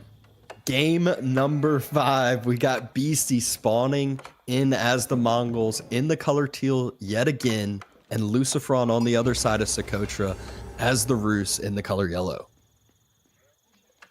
Exactly. This is going to be an interesting one. Look at that. Lucifron, he's made the 2nd scout from his TC before even finishing up the hunting cabin here.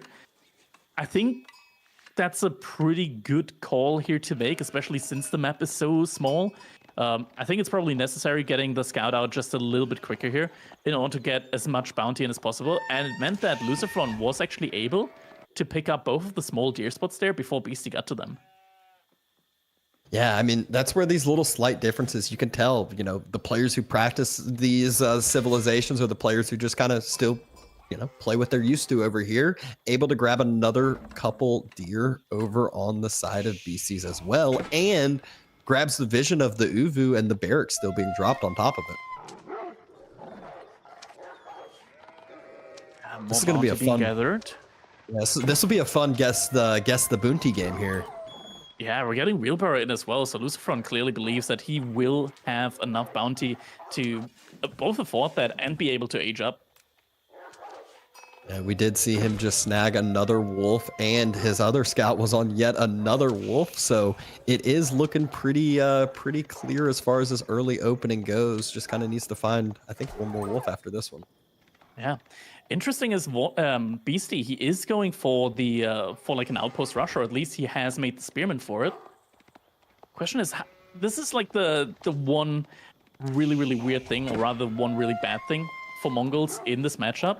You're not really able to deny like the age up from Ruse, and also after that, like they're not even making the mining camp. But there we go, Villager also gets spotted out. Outpost is coming in behind the wood line. Villager already starting to try to get hit by the scout a little bit, and Vils get pulled by Lucifron. Oh, and he BC immediately cancels. Immediate cancellation. And Lucifron, just one more tick from the hunting cabin, and he's gonna have enough gold for age up. A little bit unfortunate that he didn't get the wolf next to the stone mine from like on his western side. Would have already have enough. And this is a lot of villager idle time. BC can just delete that, walk back, and build up again. Actually, Shiv's getting pulled right now against the spearman. Micro comes out, weak villager gets pulled back, and now the Kremlin is being dropped here. Villagers are gonna be in range of the TC. And BC, he's gonna have to go somewhere else with the outpost, is gonna go for it between the two wood lines. Yeah. Only has those two initial spears though, so we've seen the boys get pulled a few times already. We've seen the shivs get pulled. There's already a little bit of damage on those, so I wouldn't be too surprised to see Lucifron just do that same exact thing again, except this time wait for BC to get about halfway up on that outpost first. Yeah, just being able to deny it once again. But BC, he invested again into some more spears, so now he'll have 4. Before Spearman, I don't think he can realistically do a villager pull again. He's going for it now before they get there. Spearmen arrive. I think that's going to be necessary. He's got the villagers, the TC villagers well. are in range, yeah. Range of TC. Outpost gets canceled. The timing. The timing is gone now. Yep. The militia should be. Right. You still start with a point, right? I think you should start with a supply point. I believe you at least still start with one set of Kremlin militia. Scouts throwing some torches on the outpost. You can see Lucifron, he doesn't care about the villager. He wants to make sure that the outpost never is able to get up. Kremlin finishes. And no, you don't. All right. It's been changed a bunch of times. So no, you don't start with the militia anymore. Not going to be able to deny that outpost now. Yep, so outpost will end up going up. Oh! Doesn't, I mean, that's just barely on the edge of Kremlin and TC range, but BC just barely staying out of it, knowing that range so perfectly. And this outpost going up is massive. What's Lucifron going to do now? He's not going for a second TC here. At least he hasn't started gathering up any stone so far. More spearmen being made by Beastie. Archery range should be dropped as a response at some point here, right? Question is... Okay, now the stone is being gathered up. It's gonna be a second TC, like a 2 TC play after all. Yep. Villager headed back home. The two other spears from BC are headed over to the deer, headed over to that west side, probably where Lucifron's going to want to drop that secondary TC, but wouldn't be able to do so, especially if Beastie drops another outpost, but the boys get pulled. Beastie does not have all his spears here, and a couple of those are pretty low health. That's no textiles yet on those villagers, but only 3 spearmen inside. Means that BC actually doesn't have enough spear in order to really like defend this. Beastie, Khan, and rest of the military is all going back. One villager does go down. Unbelievable micro by Lucifron, though, almost going unscathed. Yeah. The scout going down, though. Right now, he is behind in villagers against civilization, which usually itself is behind in villagers. Yeah, second TC should be going up. The question is, where exactly will it go up? Maybe Lucifron just gonna place it passively next to his gold. Wait, there's another outpost going up. Yeah, okay. BC is going for another outpost there next to the other wood line. Is the scout gonna be able to see it? Lucifron, he's got it forward right now. This is also one of the main strengths of the Kremlin, right? Like, look at the amount of vision that Lucifron has right now. The majority of the middle of the map is all in vision for him right now. The scout moved forward right as the villager walks around. Wall is not going to be long enough. Spearman just going to run right past it. I think by now Lucifron can at least call Militia or something. Second TC is going up on the gold. Ooh, this is dangerous though. It's not in range of the Kremlin. Archers now being made by Beastie. The outpost on the wood line has not been spotted. Spears are able to step up, but not able to get close enough to kill some villagers. And it does look like the boys being pulled should deter Beastie away long enough to get the TC up. Boar is being pulled. Spearmen decide to fight it for at least a little bit. Definitely don't want to stay on that for too long. Archers now coming in as well. It looks like a little bit of a game on who can hold boar aggro. Lucifron wants to get the boar aggro back now. Lucifron pulling the villagers against the outpost again. Other outposts on the deer. Yeah, and BC realized he pulls all of his units again. Does have an emplacement. Villagers are going to have to get pulled back. That's one villager going down. The emplacement doing a lot of damage here. One villager going down. He's going to have to pull them all back. Yeah, he Army can't a little bit too close. Or resetting as well. Oh, this is a painful game right now for Lucifron. Such a chaotic one here. He still doesn't have an archery range, does he? And now the outpost coming in the front line. Nothing that he can prevent. And BC, he's taking the boar for himself. Yeah, Lucifron, he needs his own outpost here. At the very least, to deny Beastie from being able to gather from the boar. But once Beastie gets his outpost up, gets some nice upgrade on it, that also, I believe, will deny the gold vein on that front side. Beastie outpost on the backside's finished with arrow slits on it. This is definitely a chaotic map, and Beastie has Lucifron cornered with outposts. I guess now it's time to guess the bounty, bet the bounty. What do you think? What's the bounty for Lucifron right now? I'm guessing he didn't get the boar, right? So I'm guessing it's gonna be, I think he's gotten the tier 2. I think he's at like 260. I'm gonna go 280. And it's gonna be how? Hello? Chat's still guessing. 240. So just below. Oh, and the units arrive with the archers. Lucifron's gonna have to pull the villagers away again. Can Lucifron get gold anywhere? I think he's kind of stuck right now. Yeah, he needs his own archers. The only good thing for him right now is that Beastie behind this isn't like trying to age up. Beastie's actually going for his own second TC from the looks of it. He lost another villager on that, pulling that wood line. Oh, that was close. Almost lost another one there yet again. Has to commit. Might lose another one. Barely stays alive. Think about how many villagers, though, he has at low health. It's just like the idle time behind it all. If any raids come through, if any of these little like spearmen or archers, he doesn't need 9 archers to kill. He needs like 1 archer to kill some of those villagers. Yeah, this is 100%. Wait, is it a 2TC play? Because he's getting siege engineering now. And he's investing into both. Maybe it's not a 2TC play. Maybe he's just saving up for rams. Just going for the end. I think if he just ram push that middle TC, go for the end. You're up 24-6 as far as military goes. Beastie even invests into a galley, I think, to circle around and go deny the gold vein that Lucifron was on. Yeah, this is gonna be quite tough now for Lucifron to hold. He does finally have a villager lead after quite a while of having that second TC up now. He was behind in villagers for a while, and he lost so many villagers. Just him being in the lead right now is quite the turnaround, I want to say. But he doesn't have military. Barely any. And the first ram's coming. The first knight just now is in queue, but that's going to take a little bit, and there's already double-digit spears essentially out too. Villagers being pulled.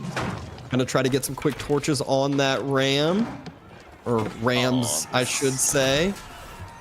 Ooh. Yeah, it's so many. You can't hold this. Lucifron has to pull back. More villagers going down here. You got to give this up. Preparing. You got to give this up, right?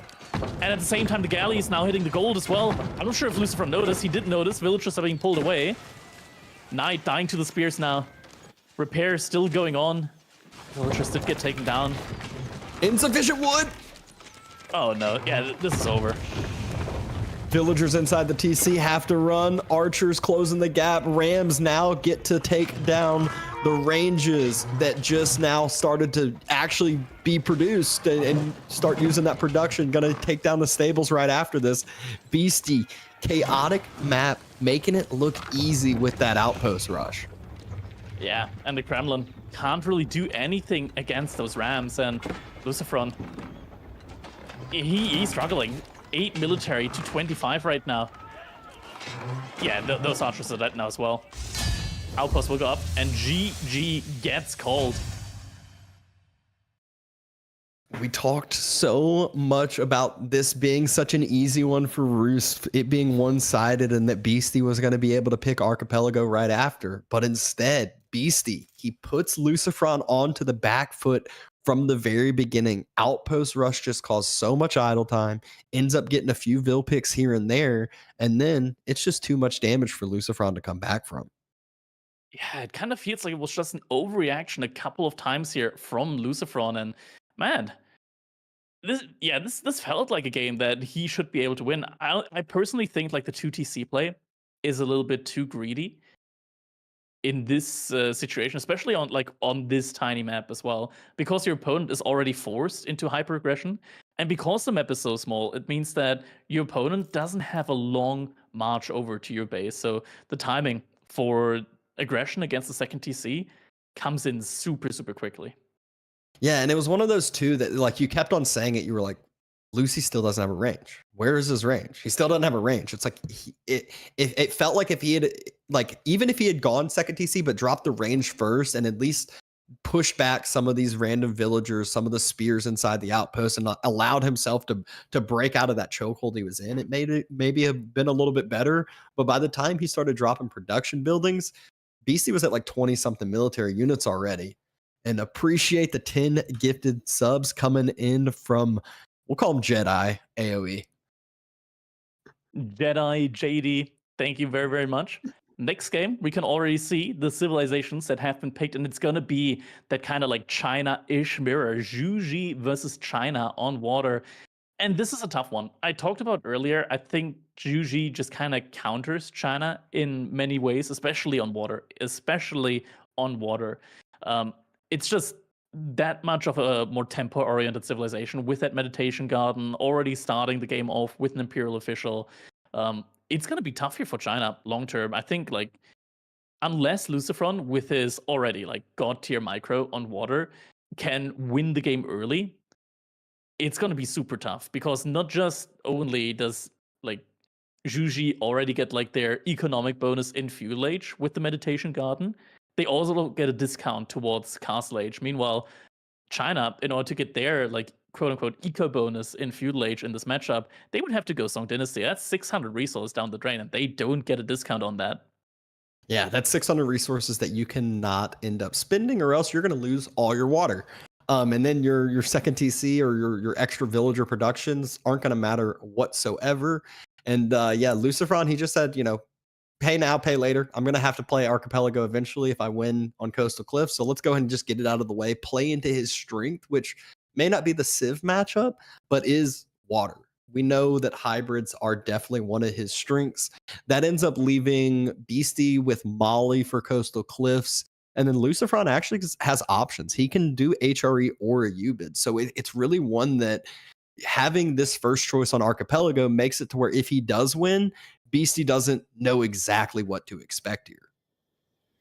Agreed. And here we go. Game number 6. Match point now for Beastie. And he's got the Zhuji's legacy here on Archipelago. Lucifer on the other hand side as the Chinese. And this is going to be an interesting one. Sort of a mirror, sort of not a mirror. As we do see these two variants of each other facing off. I always love kind of seeing how the layout of Archipelago is, as it's one of those maps that can vary quite differently. Obviously, it's one that, you know, pretty kind of similar spawn types, but it's just the way the islands and the way that everything's laid out. Lucifron, I think we gotta call this out. Lucifron, he's got a little bit of a bay there to the north of this island, so a little bit of a more closed off area for fishing if he needs it. Sometimes we do see like these kind of areas where the other player just downright can't go. Lucifron, he's got the bay, but it's still accessible for BC, and both players here, they're leading their scouts, being efficient with their population space. It's one of those rare few times where we see like just the military graph empty. Yeah, I laugh about it. It is one that these little bits of efficiencies, it helps you out those couple seconds, makes your life a little bit easier. You don't have to kind of worry about those timings as much. And once you've gotten the vision on your island, what's that scout going to do for you? Yeah. Looking at the spawns here, Beastie, he's got a decent spot, I want to say, for Meditation Garden. Should be able to get 25 stone, 25 gold, and a little bit of wood in on that.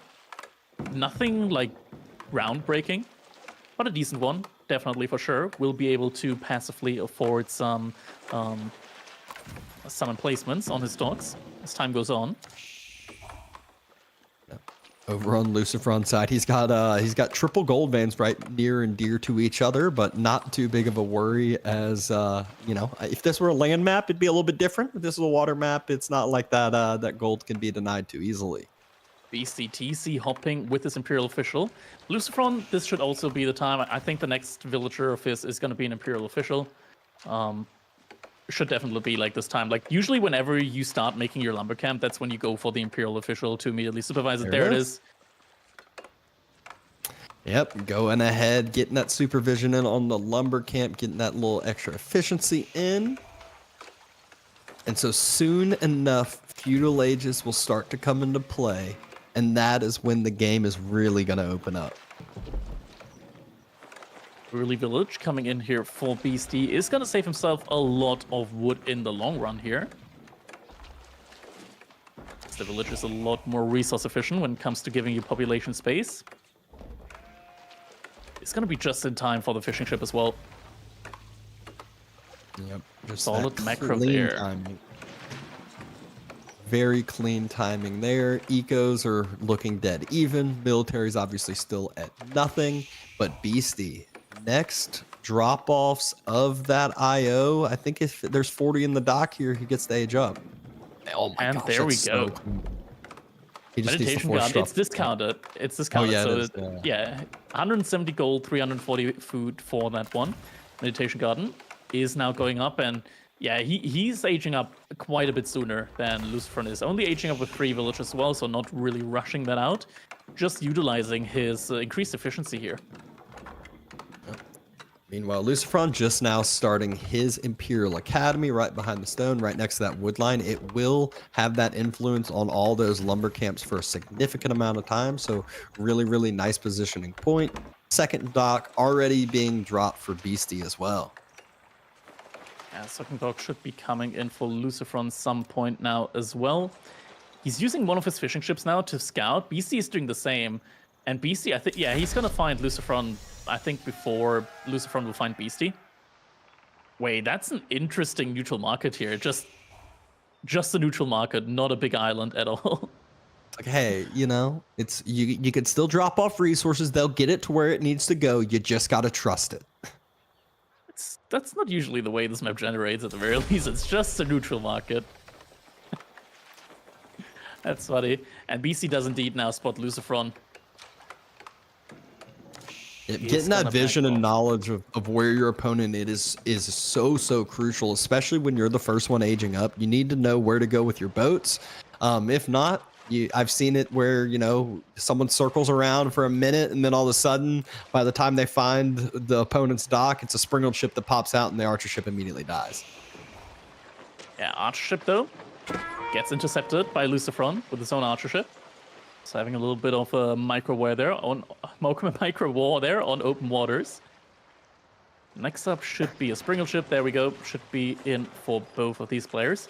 We can already tell just Juji with the timing. It's just all this little bit of efficiency on all of these different sides that stacks up here. Means that BC is going to be the first one to just really start building up on his water army. Yep, just a step ahead in all these different games. It just really creates this snowball. He's already got double products finish, where Lucifron's just queuing his up. He's already got his sprinkled chip out and another in queue. Lucifron only has one in queue. So you could just see how the reason why we talk about Zuji being that strong Civ, that Civ to worry about on these pure water maps, and this is the exact reason why. Lucifron getting a slight lead when it comes to fishing ship numbers, also has the ability of making Imperial officials now from his landmark, so that's just gonna pile on. I think, yeah, 2 Imperial officials now that he's made from the Imperial Academy is gonna save, or rather, he's gonna get like an additional villager's worth of it, as Beastie Ushu's Legacy has to make those Imperial officials from the TC. Can't make those and a villager at the same time. And overall gold income, I'm not sure what's better here, just having the additional 25 gold from the Meditation Garden, or having like double the gold from the tax buildings here. I think in the early game definitely has to be the taxes. Yeah, well, especially if you got the extra IOs out, because then you have one supervising and then the other that, you know, is constantly just gathering up, not only from your docks, but also from your lumber camps and stuff. So I think China does have that leg up as far as that middle early game goes. But the Meditation Gardens over the course of time is just so hard to be able to deal with, especially with the stone. Lucifron, he's investing a lot into demolition ships right now. I really like this. Having 4 sprinkled ships, enough to one-shot a demolition ship. And after that, just the pure mass of demo ships. And this is actually, I feel like, the best way to utilize all of this additional tax income that he has with the Chinese, with the Imperial Academy. Because that's really where China's strength right now is in this matchup. Early game, you research and upgrade, you're getting 64 gold back. And just overall, so much tax that can be collected here as well. And this should be a dead archer ship now. Lucifron using Set the Sails. And is he going to get it? 2 shots. Go off. 1 more shot. And another one. Oh, and he gets it. Clutch connection there. And the clutch connection, especially considering what you just mentioned. He's got 4 demos. What's Beastie have to be able to deal with these demos? A fishing boat gets taken out. Demo's starting to close the gap. There's a demo on Beastie's side as well. First explosion for Lucifron. Couple decent. Oh, the fishing! Oh, Beastie just lost 6 fishing boats. Oh, there's a demo ship from BC though, coming from the backside. Lucifron reacts, is still gonna take some heavy hits there. And overall, Lucifron just lost a lot of his military on water. Yeah, it was one of those, he had to sacrifice some of his military ships, but he got a ton of fishing boat pickups. But look at the eco difference now. Beastie, he's down 7 eco, but now he's headed towards Lucifron's docks, and Lucifron does not have the same defense that he does. I don't think food is going to be a difference maker here, though. Lucifron, he's floating 500 plus food. BC right now is the one that's making a lot of demo ships. Lucifron, he's got 2 archer ships. Is it going to be enough, though? I don't think so. And he's got to evacuate his entire fishing ship economy here. Otherwise, it's just going to go down. It's so many ships right now from Beastie. This could be a quick one. Indeed, there's just not the same defenses here for Lucifron. He's trying the best he can to defend this up. There's so many demos from Beastie, just like Lucifron just had. But this time, Beastie's being patient with this. He knows he has the time to do it, letting the Springle chips do the job, but demos from Lucifron closing the gap. Couple connections, get some Springle chip takedown. That's a more demos coming in, though. Oh, these aren't really the connections that Beastie was looking for there. From Lucifron, it's starting to even out a little bit, but still Beastie, he's right there in front of his base, not really looking to move away from this point anytime soon. 3 archer ships here as well right now, makes it very difficult for Lucifron to get the connections in. Was able to pick apart a couple of these ships though. Using the fishing ships to do some healing up on those springled ships on that galley. Another demo ship pops out. Beastie, he has all his reinforcements heading this way, but is it going to end up being enough? Another demo ship gets taken out. 1 more left. Isn't able to close the gap. And this has just been crazy trade. I have no idea. That is so crazy. To be fair, Beastie had like all of his fishing boats taken out when Lucifron came with that first attack. Yeah, for the but I feel like part. Lucifron lost a lot there as well, or it feels like he should have. Archer ship did go down. Demo ship's now closing the gap. One Sprinkle Ship goes down. Sprinkle Ship will get taken low. Lots of the demo ships from Lucifron BC holds. just went down. He holds! Lucifron hold! How did he do that? My god, what the hell was that? That was incredible. Does he All right. hold that? 0-0, we're starting again. It's like dead But he has even. the ship advantage as well behind it all. And BC, now it comes into play that he's suddenly lacking food. Yep. And this is where all Lucifron needed to do was hold that. His fishing boat production has started to boom back up, I think Beastie has. But that means no military ships are in queue now. I don't know if Lucifron realized how much damage he did early on with that first push. Yeah. Now he's got 6 Sprinkle ships to 1. Jesus. Dude, so many players I know would have just folded under that pressure from BC there, just being right under the dock the entire time. Yeah, I was just, it was one of those, I kept looking up at the numbers and I was like, how is BC not further ahead? How is he not further ahead? And then somehow, some way, Lucifron holds, and let's see if he can switch it back over, get the pressure down on the other side. Demo ship getting pretty close to taken down. I did hear it explode. I think one did get taken down there. One makes it out alive. Lucifron. His food income right now is also lacking quite a bit. I think he actually did take a good amount of damage, or at least a good amount of idle time on his fishing economy there overall.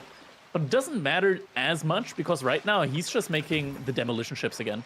Lots and lots of demo ships. He's piling up a lot of wood as well. This is the point in time now where he kind of needs a market. Yeah, I mean, this is where you also dropping another dock on the north or east side and just getting some extra fishing down there that would go untouched could go a long way, but is quite a bit of a sacrifice. It's going to be all about this next push again. We saw Beastie hold the first one. We saw Lucifron hold the next one. Can we see it again? There's so many demo ships, so many sprinkled ships. Beastie's trying to go for the flank, going for the circle, but the galley. Demo ships on demo ships. It's gonna even out. Oh, that's gonna be a connection. Connection on 2 ships. Overall, Lucifron still with the army lead. Man, these shallow waters here, it is so tough for Lucifron to push into this. We can't really see it right now, but if you check out the line of sight here, because Beastie has the fishing ship forward, or because this is rather close to the fishing ships from Beastie, he's got the vision into the shallow waters. They act as stealth forests on water. Yeah, see, you can't, you always got to, and even still right there, that's so risky headed over to that stealth forest because there could be multiple demos just sitting there ready and waiting. Which is why he's leading with the archer ships there. Vision is piercing through. Oh, so difficult to tell. Yeah, Lucifron, he needs a fishing ship of his own forward if he really wants to like push through. Fishing boat never hurts too. Just getting some extra repairs on in if you want. Lucifron back up in the economy, still up in the military. Demo starting to close the gap. So many demos. There's a lot of galleys. Galleys starting to get focused down by Lucifron though. Oh, great snipes on the demos from Beastie. Another galley ship taken down. A flank from Lucifron with the demos. Demo and demo connection, more demos pushing on through. So many connections. It's a little bit of overkill. Still a lot of damage done to those Sprinkle ships, and more demo ships coming in behind it all. Look at the military numbers. It is so Lucifron much. is just sky high. We talked all about Zushi's legacy being untouchable. And look at the demos. He's just split and connected on 4 different Sprinkle ships at the same time. Oh my god. Demo ship from BC chasing. Getting taken down before the connection though. And this was quite a good trade there for Lucifron. BC was at like 10, 12 Sprinkle ships there. So many just went down there. And he still has 11 demo ships out. Now 7 Sprinkle ships as well. Could this be the final push now for him? It might just be the demos. They're headed not only towards the Sprinkle ships, if they get on top of the docks as well, but Beastie, he has his own demos flanking on around. It's going to be some demo on demo action. Gonna be enough. Demo ships could... Oh, that's a lot of damage to the demo ships there from Lucifron though. He might want to just send those home, get some repairs on in, and then regroup and come forward again. Yeah, that's a lot of damage. I think you gotta heal that up a little bit. Just being able to tank one of the galley archer ship shots is quite important. If you're not able to tank that, those ships just go down super quickly. Yeah, A little bit of a woodline migration as well. The tax man is definitely. Hello? Oh, we're back. We're yeah. back. All right. All right, thank you everybody, but the game is still going on. The game is still going on. Don't go anywhere. Galley's still sniping down some demos. Lucifron's still in the lead by a good little bit, but when will the breakthrough be? Can Beastie come back from this? He still has a very good amount of units on water here behind all of that. Still the army value, or rather the army count, definitely favoring Lucifron.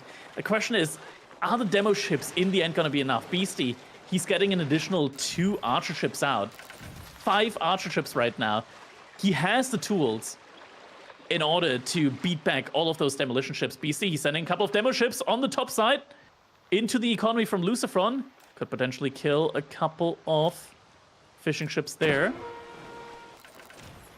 No connections though. They get spotted out by the galleys and easily cleaned up, but at the same time, Lucifron has some going for Beastie's fishing / docks. Just takes out a fishing boat. He's like, all right, there's nothing there. I'll come back here in a little bit. That's so many demo ships still in queue for Lucifron. He's just not giving up with that pure demo ship spam. This time though, Beastie also on 9 demo ships. Another fishing ship. Oh, okay, that's a trap. Lucifron That's a trap in the making. Spots out the demo trap. Has a fishing boat up this time for the stealth forest, and is headed forward again. That's still a lot of demo ships over there on that side as well.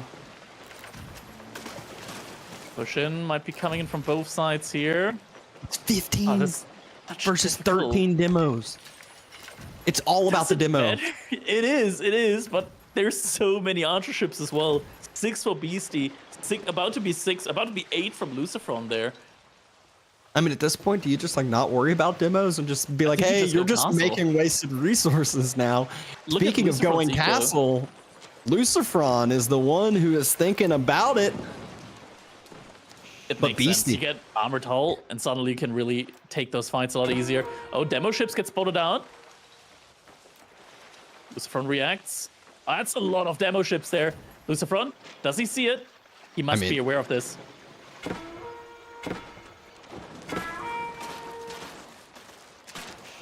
That's a lot from all different sides. Beastie's got 20 demo ships. Galleys? Demo on demo action. Oh my god, they're getting the connections in. Oh my god. It's clicked. All of them just exploded. Literally all of them just exploded. And Lucifron, he's not going up. He's reinvesting into water now after all the demo ships just exploded. I'm so There's still more coming in. So Lucifron, though, he did lose out on a little bit of fishing during that. He still has the defender's advantage again, though. Demos just get to pop out, close the gap a little bit easier. Not too many galleys left. BC trying to run on home. Hiding there, gets the shots in on a lot of the demo ships. Not too many connections coming in. Hiding now on Lucifron's side as well. I hope he has a market. Yeah, he has a market. He just sold resource. Okay. I mean, are we gonna see it where the wood lines run out on the original islands? It's looking like it. There's still a lot of wood remaining. I'm just glad both players have markets right now because, like, the economy can get really rough in these kind of situations. It's such a back and forth water fight right now between these two.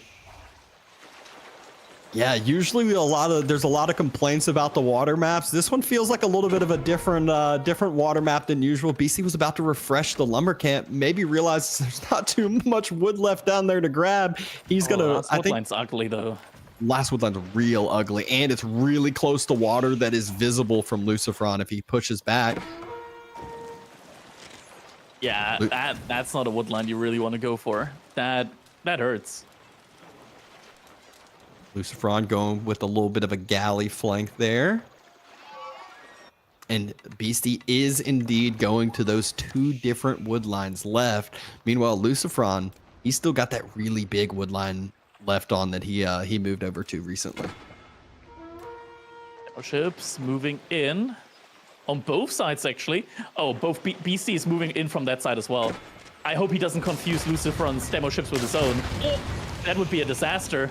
That would be a disaster. He just got all of his demo snipe almost. Huh? Huh? Huh? Huh? Huh? Huh? Huh? Oh, so many demos from Lucy, though. He's got them on both sides. Oh, some connections coming in. I mean, look at the military mass now. I think that was it. Lucy got a couple of the connections that he needed. But Beastie still has a lot of resources. So many demos still in the queue for him. Defender's advantage too. Those demos come out real quick. He can get some crazy explosions. Lucifron, though, he does have a few galleys here. He has his own demos still. Might be able to start taking down the docks, and more importantly, the villagers. Only one archer ship, and yeah, the villagers on the wood line are exposed. Oh my, more demo shots! Lucifron in these demos is unbelievable. It's been so many demolition ships here. Villagers now. Oh, demo ship coming in. But BC's got 10 demo ships in queue. That's not enough, though. It's his last hope, though. Oh, that so demo, many. though. Took out 4 sprinkled chips. What? It's back and forth again. Oh my God. It's all demos. This game has been nothing but demolition ships all throughout. My God. Dock emplacement helping out a little bit. Does BC even have any fishing ships left? I don't think he does. No, I don't. I think he's complete. He's at 120 food per minute, so his food income is down the drain. His docks are starting to be damaged. His wood lines are running low. Beastie, we've seen him come back from this, but Beastie is up against the wall. Even more demolition ships coming in.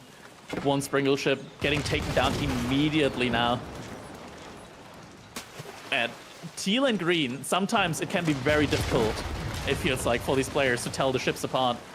The allegiances of the different ships from these demo ships here. But it's just been non-stop action. So many demo ship connections coming in here. Once again, a large cluster of demo ships moving forward. But right now, it's just archer ships here. You have to take care of all of these demo ships, and a lot of demo ships from Beastie do go down there. It's still so many emplacements, though. And they do tick for heavy damage on these archer ships. Yep. Demos, though, headed forward from Lucy. He might be the point where he uses them on docks, but not yet deciding to. Couple sprinkled ships a little too far forward and falls back away. Beastie still trying to hold. He's getting a little bit of return damage in, but I feel like this is still just a ticking time bomb. Still 6 Springle ships alive for Lucifron right now. But he really needs to start working on those docks. Decent placement so far. They've been taking a toll on the units here. Beastie has a couple demos just sitting there watching. Both sides. That goes both sides. Oh, one of the first dock does get put on fire. I think we will start to see some docks getting taken down. 2 Springle ships. Both going down. I mean, Beastie, his numbers, they're starting to climb, and Lucifrons are still falling. A ship going past that Springle ship. He still holds, at least for the time being. Lucifron's eco and water is clumped up. I think Lucifron's water eco is clumped up right now. Springle, the demo ships from Beastie. Oh, good reaction. Reacts. Such a quick reaction. That could have been a big shot. And then has a galley there that's going to force Beastie to blow it up on maybe not. Oh, that's a good one. Four fishing boats. Definitely still worth. Fishing rebooming for Beastie in the southern side. I think he's stabilizing. I think he is too. But that's the last of his wood. That is like 100% the last of his wood. He's going to need to transport over to this east island. Yeah. Whoever secures that southern island with all the wood wins the game. Should be. He's adding in even more docks now as well. There should be Castle Age for one of these players coming in soon, but I think Lucifer wants to commit this to Feudal Age. Wants to end the game. He is starting to take down the docks on the southern side.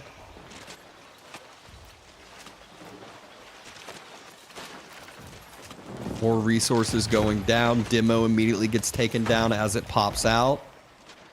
But, I mean, Beastie has held from this position point before. Lucifron, same thing. Demo's blown up for no reason. Demolition ships once again. These are only Springle ships, though. Looks like there was a good connection there as well. Couple more Springle chips go down. Good connections from BC. He's doing everything he can to come back from this positioning point he finds himself in this 27-minute archipelago game. Yeah, this is a tough one. Still no age up in sight for either of these players now. Just continuously reinvesting at Lucifer. He's up to 15 demolition ships once again. Man, this is crazy. Usually this map doesn't go for that long. We saw it once between like Demu and Cat, and that was quite the messy game as well.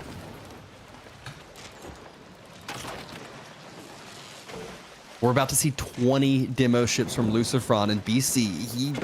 I think at this point he just needs to get some more archer ships pumping on out. His few archer ships he does have start to get focused down.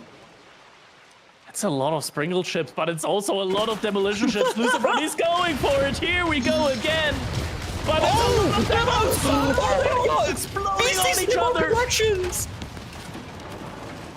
I think BC had 2 demos just take out 20 of Lucifrons. Do we need formations on water? We do. Oh no. That's a lot of ships that just went down. Oh, shallows though. Gotta be careful. Can't overstep. Lucifron still has the army lead, but it's mostly demolition ships at this point in time. And Beastie, he's got a firm hold on the Springle ship lead. Oh, look at the wood line. We see the doubled view. There's not much of it left. Yeah, I mean, it's gonna expire at one point. Oh. Man, this is a rough one. This is such a rough one. A little bit of micro there from that single fishing ship. Lucifron, he needs more Springle ships now. He knows. He's getting them in queue again. That's so many demo ships once again from both sides here. All throughout. Can you demo ship those villagers on the wood line? You could. You could. No player has moved out onto the islands yet. Yeah, this wood is about to expire there. There's not much left. Yeah, there's the first transport ship. Beast is gonna be the first one to move out. Fight's starting to go down in front of Lucifron's base. This is such a double-edged sword because you're like, yay, I'm starting to deny fishing, starting to get damage on economy. But then the defender's advantage is so strong with so many demo ships, great explosions from Beastie, has to worry about the flank and does so exceptionally. Beastie has taken the military lead. And again, the demo ships! What is Lucifron doing? He groups all his demo ships. He keeps grouping all his demo ships together and just, they all go down. Oh my god, if he loses it like this. 16 Springle ships now for Beastie. And 9 archer ships as well. He has what it takes now. I think he has what it takes. I don't know if Lucifron can hold this anymore, not without some unbelievable demo connections. Good spread from Beastie. They're coming in! The demo ships! The connections, they're there! They're huge! They're all going down! Oh my god! But the same thing inside. Oh my god, Lucifer doesn't have any more archer ships. They're all dead. All the archer ships got taken down by demo ships. If you get enough of them, it works. But still so many demo ships coming in. Explosion on both sides. What is going on? What is this game? Lucifron takes the lead. Beastie has expanded to the eastern island, though, so wood is no longer a problem for him. Transport ships are going across. Lucifron still has another wood line on his island, but has the North Island as well. At some point, he's gonna have to move out, right? Right. I'm just so confused. What is happening? Lucifron has 20 demos right next to each other that explodes all together. Like, This is so crazy, man. And once again, Lucifer 14 demolition ships out. That is not enough. Give me 8 more. BC's down to, he's not even he doesn't have anything in queue. He's got 1 Springald chip in queue. He's going BC's castle. about to age. Yeah, he must be aging up soon, right? Like, he's got so much gold. He can just buy the food, in theory, that he needs now, and just go up.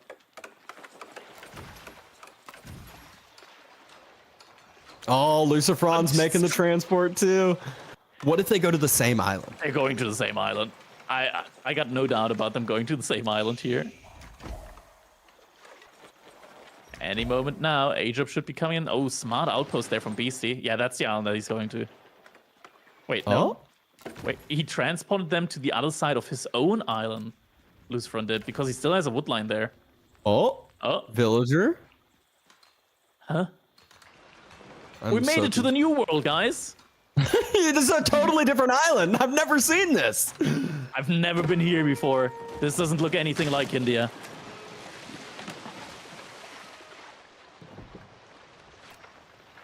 All right, but Lucifron is starting to move down towards that southern expansion, right where BC was starting to kind of mass up his military, mass up his new villager sets. Demos. Oh, on Fishing! the fishing. Not sure if that was worth it. He did take down an archer ship with it as well. That's still a lot of demolition ships. But BC's got so many emplacements on the docks that he's got all around his island.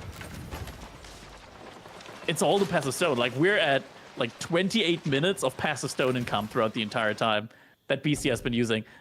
Interesting little wall there. Wants to make sure Look that at the relic isn't demos. going over. Oh my god. That's so many. That's not again. Not again. Oh my god. The fireworks. Like, what that? You gotta give the people what they want, you know?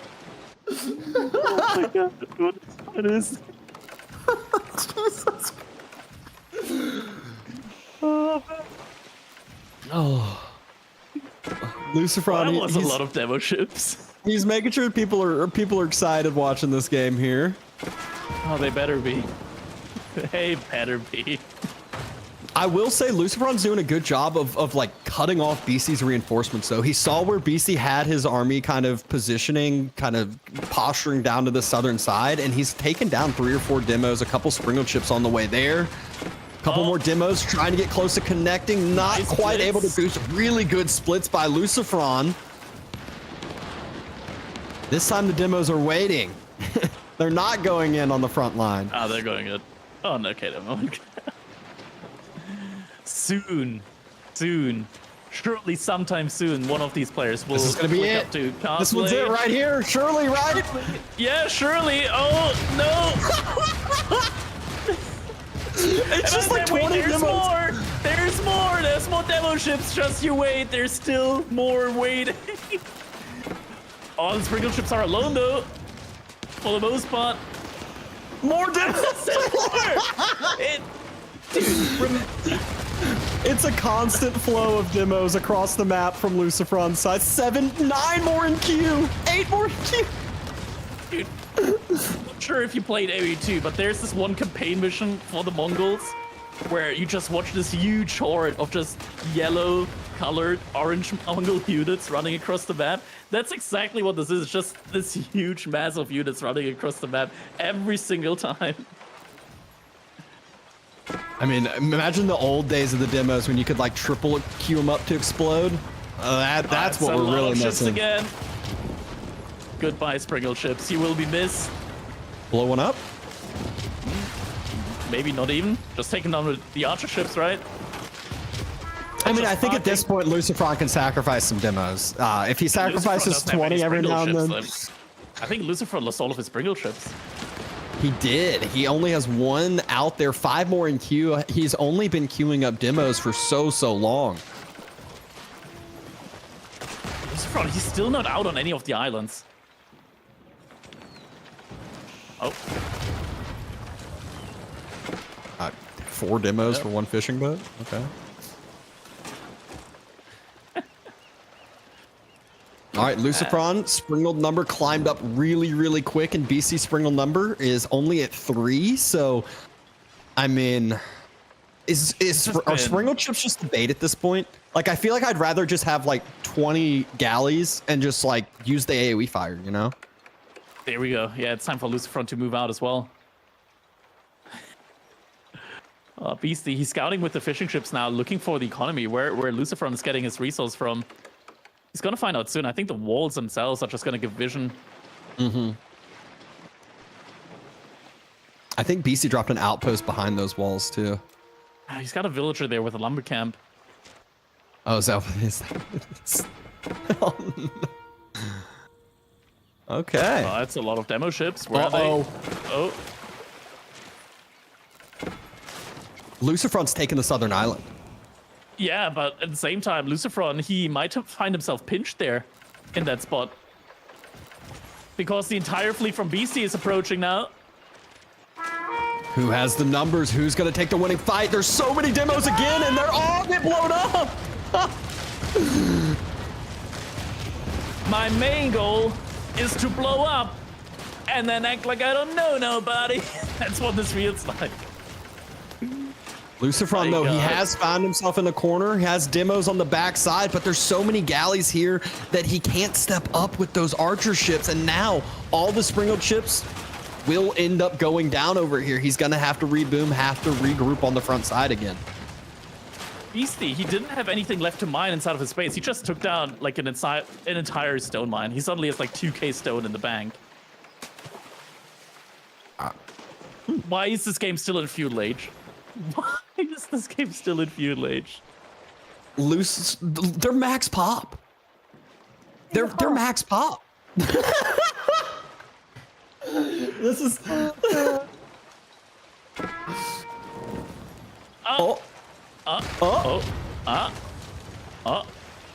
Okay. Okay.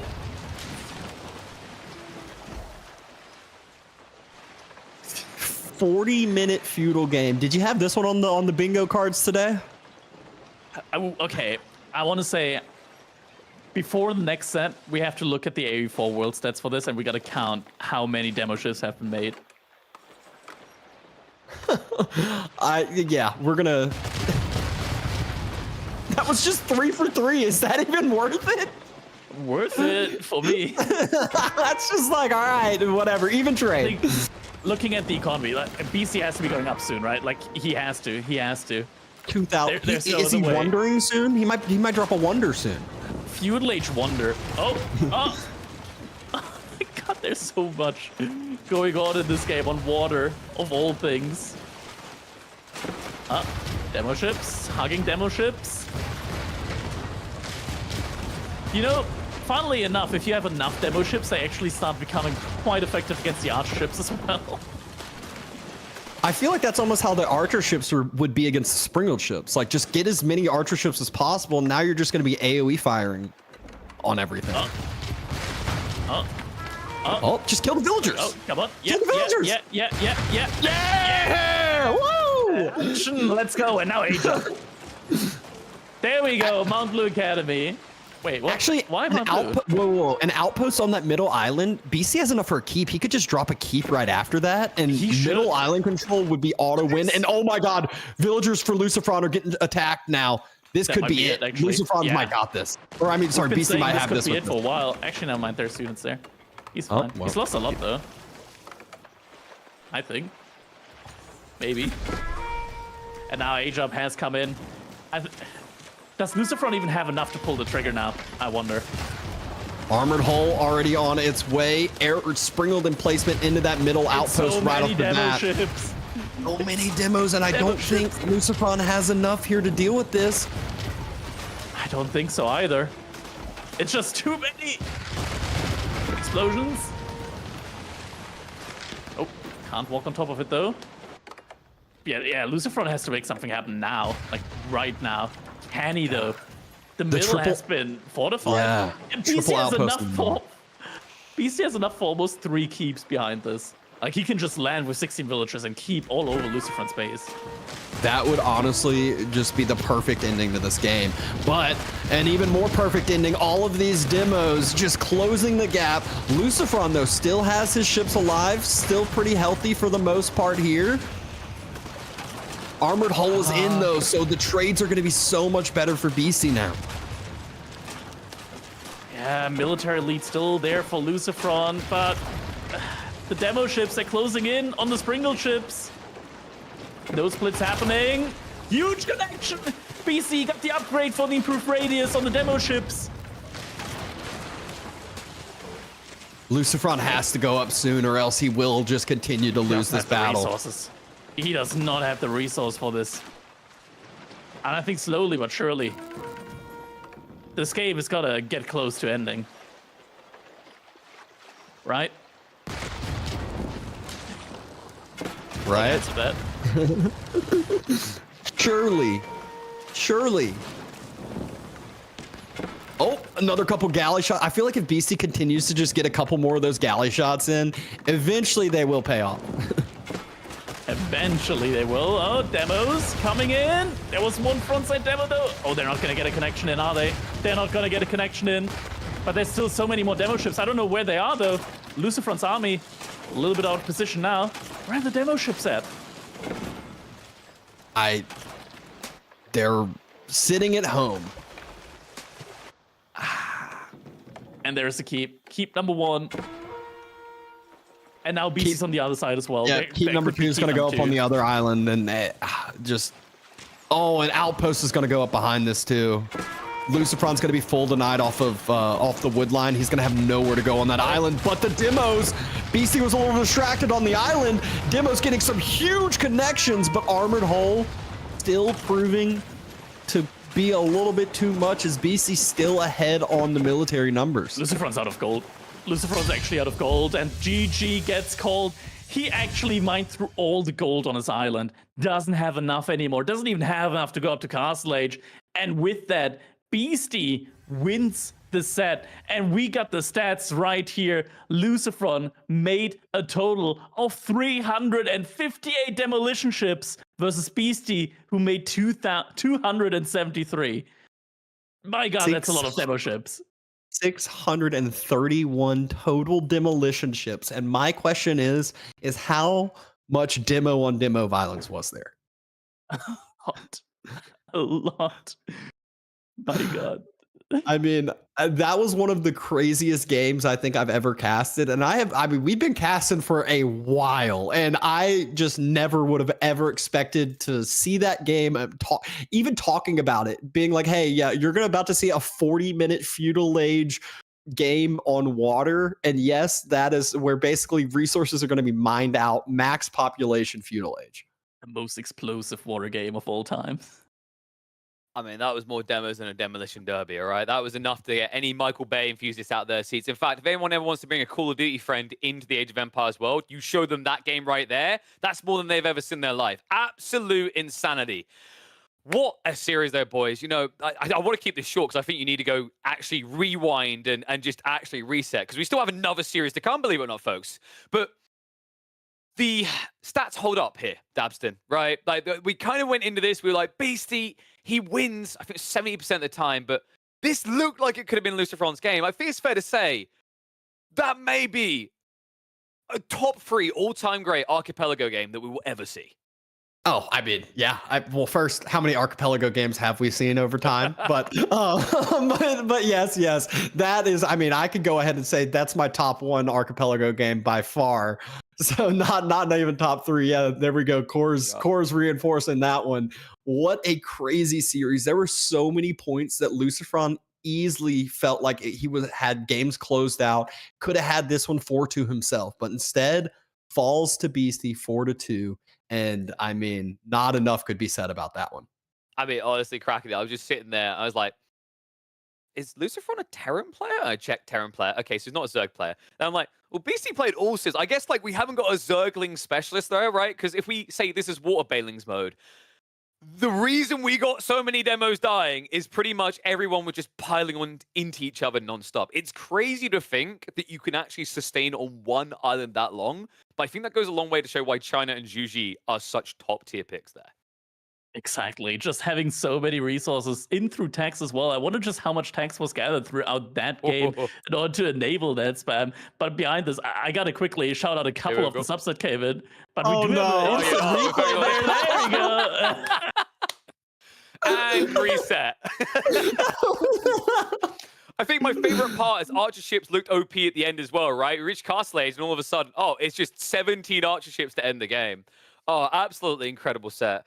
Boys, we're going to talk more shortly. I think you guys have earned a short break. We are going to have Marine Lord versus Vortex coming up next. I don't even know how we top that. I'll get to the subs. I'll get to everything else. But you guys, go take a quick break because I've got to talk to people about a few things. See you in a bit.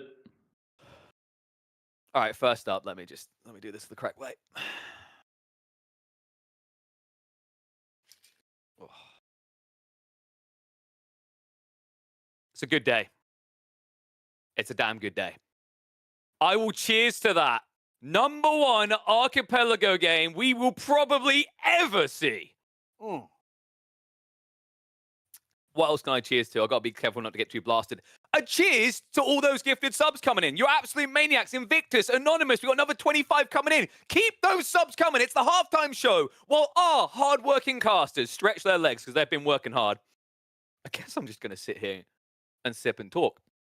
Because I've got to give a big cheers out to all you people who have seen using our Surfshark code. You knew it was going to come to this. Cheers to that. I'm not even a whiskey drinker, but I do it for you. That's actually real whiskey. Anyone who thinks I got props, I can't afford them. I can, if you guys keep using that code though. EGCTV will get you 4 months extra, 86% off. And the reason it's important to do it is we've got Red Bull just around the corner. We've got other plans for big events in the future, and we want Surfshark to be a part of it. So what they need to hear from you is that you love them and you appreciate them because they brought you this.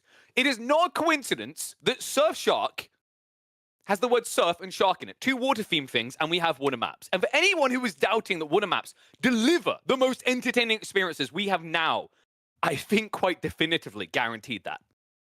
Guarantee that that is one to go down the ages. We also had the archipelago game between Cat and Dumu from the group stage, which absolutely blew our minds and expectations. And I think we're seeing the refreshing element of this. On the ladder, we're used to seeing Dry Arabia. Ayabids win everything. HRE wins everything. Okay, Chinese culture holds up here.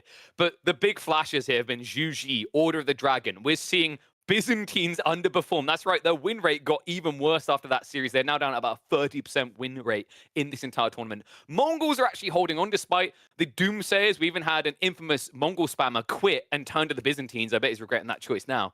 But I think it's fair to say that these type of tournaments are important, which is why you guys have got to keep supporting. Because this is what it's about. I know we've got tournaments coming up with Dry Arabia only. People love some Lipany. But don't you just love all those new maps we're getting to see? Let me know what map you guys want to see next. It's important that I know. Because maybe, I know Marine Lord was just in the chat. He's that type of wholesome lad. If he sees everyone asking for migration, he might tap in a little bit of migration. And I, for one, definitely want that. Big shout out to Satgas coming through with 12 more gifted subs. Keep it rolling. There's a sub train on. Okay, I don't know if you know this, but trains are kind of a scam in the UK. Very expensive, but trains on Twitch, lucrative, at premium, and affordable. And it guarantees that everyone doesn't have to worry about ads, which is important to me. Because coming up next, we have got Marine Lord versus Vortex. Now, this is an interesting one. Marine Lord has yet to drop a single game in the entire tournament. Not one game, let alone a set. But let me sprinkle a little bit extra magic on top of that. He has an 85% win rate against Vortex. And if you think that it's a one-sided affair, if you think Lucifron would have fared better, no. I double-checked the stats. 83% against Lucifron as well. If there's someone that should have the Spaniard's number, it should be Marine Lord. I hope we get a set that really delivers. Marine Lord was quaking in his boots a little bit. He even mentioned himself that Lucifron is on another level in this tournament right now, which is always music to our ears. Because in some ways, it's beautiful the way we've come full circle again. If you guys remember, in the early days of 2021, 2022, it was all about these 4 lads we've seen in the semifinals. Names like Puppy Paw and Wham were there. We always talked about these storylines of how they could come through. But until 2024, late 2023, it really didn't happen. Rise of the East, Lee Nock, sometimes had some standout performances, but always felt like he was on a downward slope. Now you've got the likes of Louis MT and CSO to fill that void. I think it's fair to say that now is a great time to bring more people in Age of Empires 4. I know we've had mixed feelings on what's coming up in the year and what's going to be happening, but I can promise you guys that EGC TV have got more events on the horizon, and we will be sharing those details hopefully soon. So be sure to follow what's happening here. I know some people can't afford to sub. Don't worry. I noticed some people actually beg in the chat. That sometimes does work. Give it a try. But on top of it, make sure you're following the socials. Make sure you're following YouTube. Make sure you're actually engaging with this type of content. And make sure you're even just checking out Surfshark. Like I said, that right there, it has a 30-day money back guarantee. So if you don't like it, if you don't need it, don't worry. You can easily refund it afterwards. But we appreciate you for trying it all the same. I, for one, definitely actually made quite the big savings.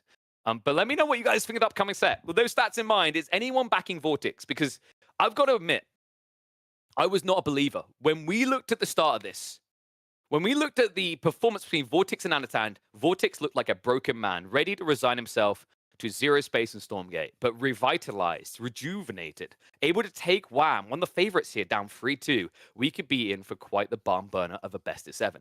And whoever actually gets the dub there has to go up against Lucifron. It could be one of those quick back and forth Vortex Lucifron sets, or it could be Marine Lord still quaking in his boots if he doesn't manage to make it to a showdown with Beastie Cutie in a best of 9 grand finals. Those are going to be happening tomorrow, by the way. The third place and the grand finals. Third place will lead into the grand finals, but we have got a second set coming up soon. And man, is it going to be a doozy. Look at that. Look at that. That Marine Lord face, the smugness, he knows that he's favored here, but after what he's actually got ganders of, you have to keep in mind, with Lucifron and Vortex scrimming together so frequently, did Marine Lord notice some weaknesses in the strat for Lucifron? I think that's going to be important here.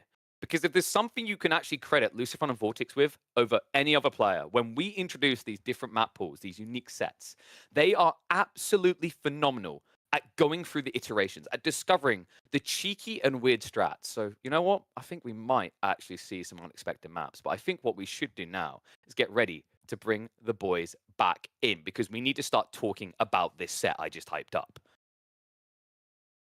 Oh, all right. They're stretching the legs quickly. Give them a sec. They will be in. And I think it's time to bring them back. Boys, are you ready? Oh, you most definitely are. There's those pretty faces. Can't keep you away from the cameras, lads. What an amazing first set. You know, now that we're talking about some of these stats, the things to look forward to between the upcoming Spaniard and Marine Lord, right? Vortex versus Marine Lord. You know, is there anything you think or that you've seen here from Lucifron Crackety that gives you hope for Vortex? I think it's really fair to say that Marine Lord is the favored person in this set, right? Tough to say when it comes to giving me hope. Like Vortex, he's always like that Lucifron plus when it comes to aggression. Like I think Lucifron, when it comes to Two Brothers, he is a bit more of the macro-oriented players. Vortex doesn't have those breaks. He does not have those breaks. He only knows go. And in many situations, especially in the current meta, I think that can definitely be the better way to play in many situations. Once you get on top of your opponent and you make sure that he can't shake you off anymore, those are the situations where Vortex absolutely shines. Like he gets into those situations like no other. He knows the timings in and out for so many different civilizations. It is no surprise that Vortex gets hailed as the best full aggression players. And I think that is why when we mentioned the stats earlier, Dabston, against Beastie, Vortex had a much better win rate than his brother, right? It's that all-out aggression, but has to be said, that's the way Marine Lord likes to play it, right? He's not really your hunker down and turtle type player.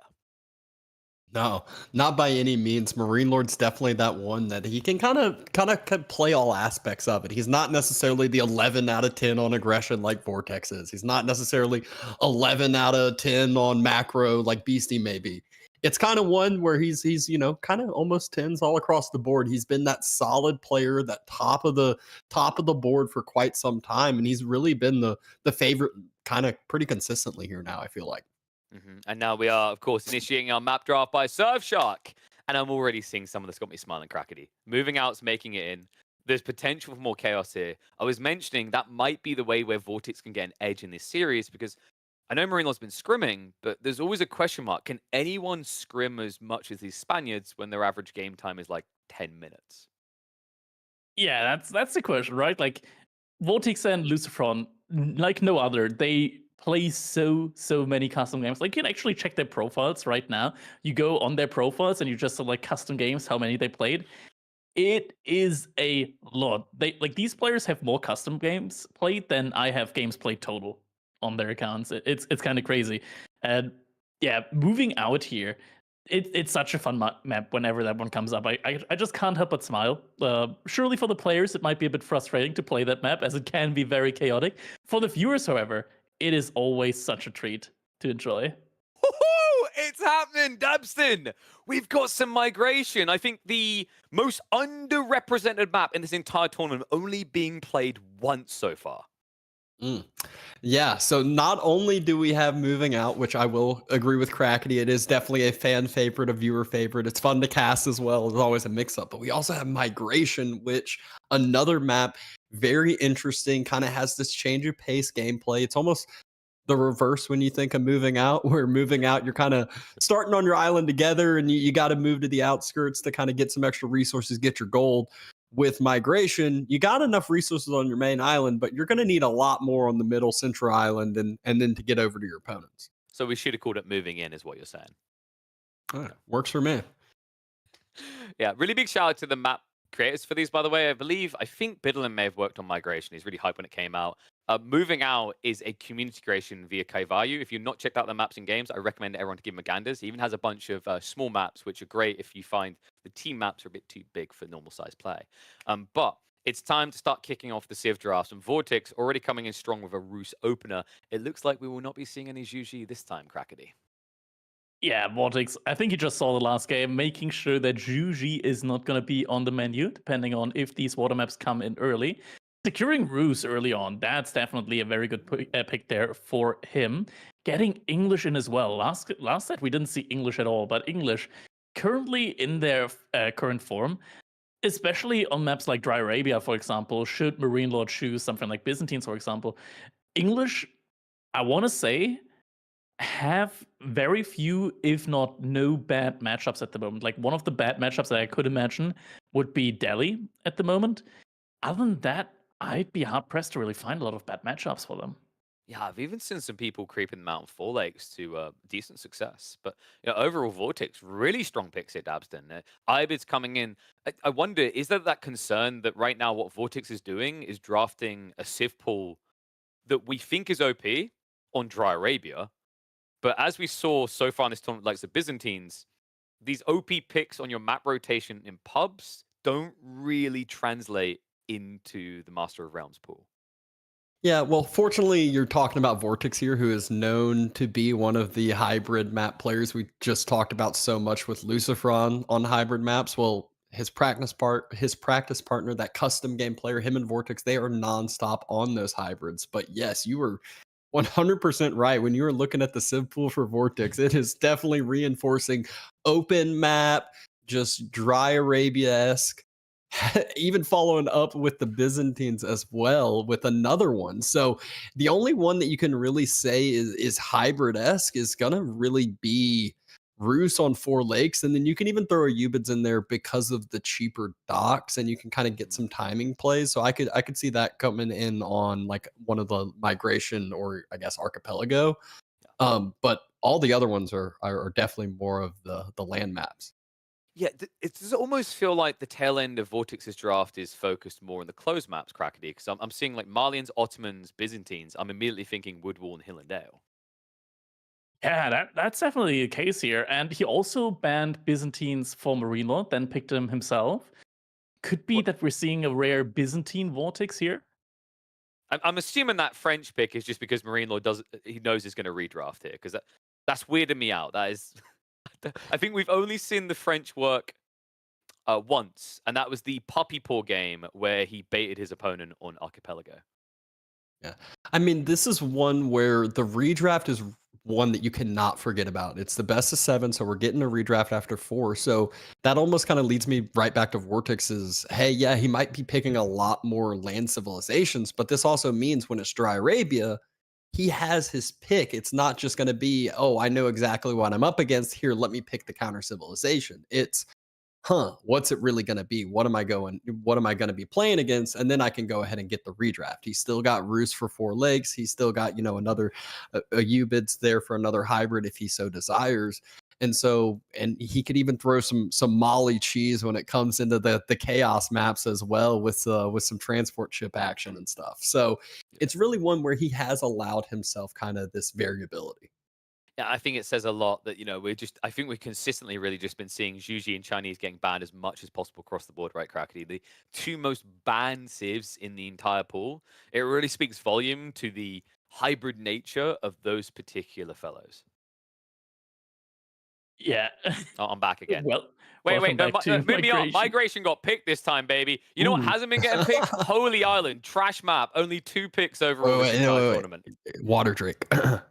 Oh, yeah, put me on Water Drake. Wait, no, actually, in fairness to him. I'm not going to do that. Oh, no, I knew it.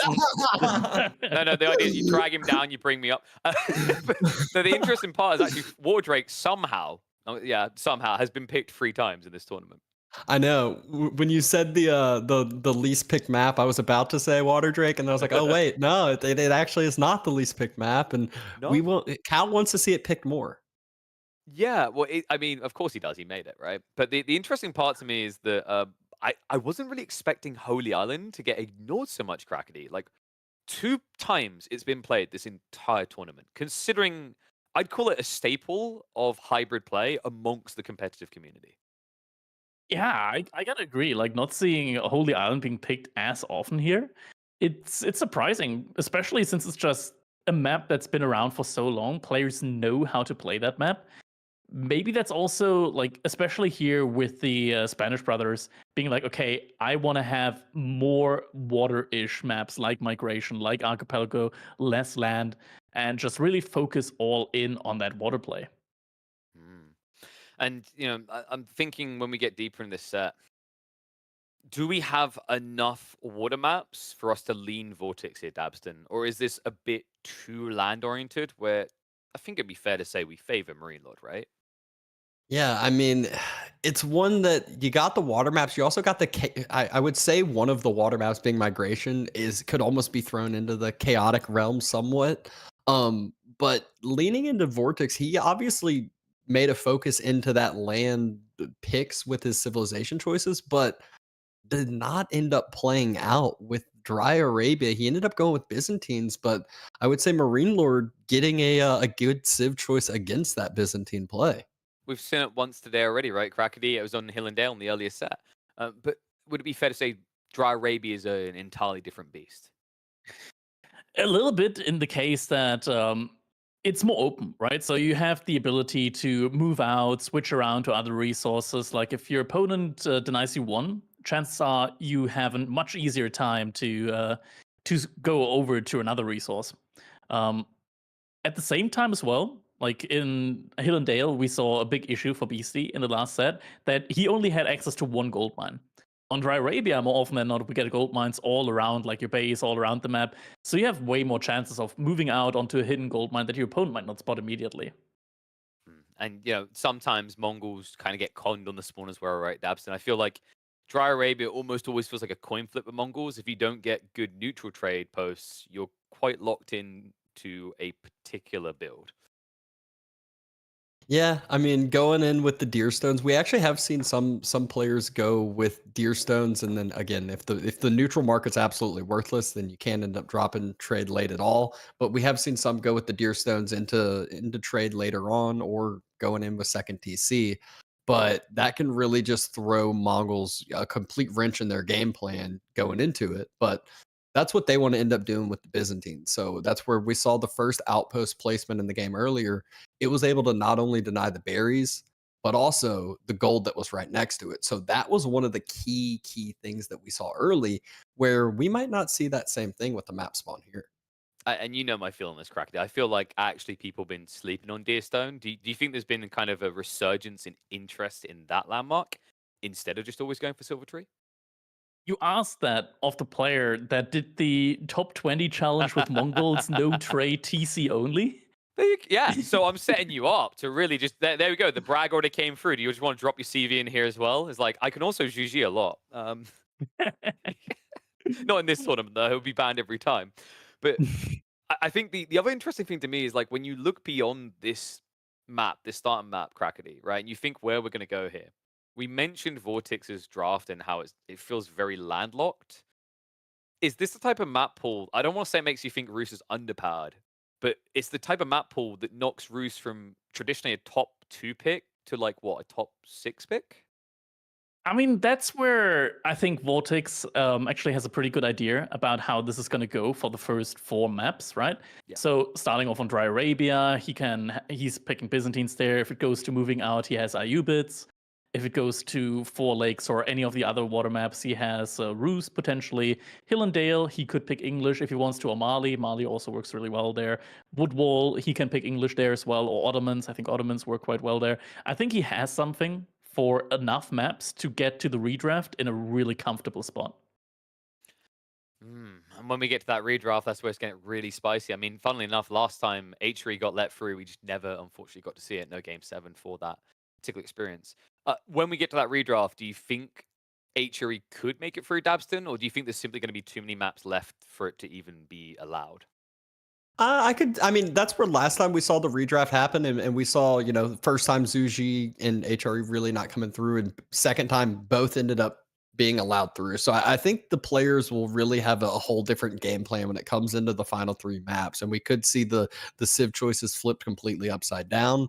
Marine Lord, I feel like his focus here, he did a really good job of picking all the water civilizations out of Vortex's hands, and even has a couple extra ones for himself, you know, with Japan, even Abbasid, and obviously we have Order the Dragon as well. So a couple different choices for his water civilization maps. Crackety, Vortex is usually more of an early morning gamer, and Marine Lord is a full degen who wakes the night. I realized that first set went on for a while. Are we not approaching maybe an extra advantage for M Lord? Could be, but I think like both these players have enough history when it comes to esports that they probably like adjusted their sleep schedule accordingly in order to deal with that kind of time shenanigans.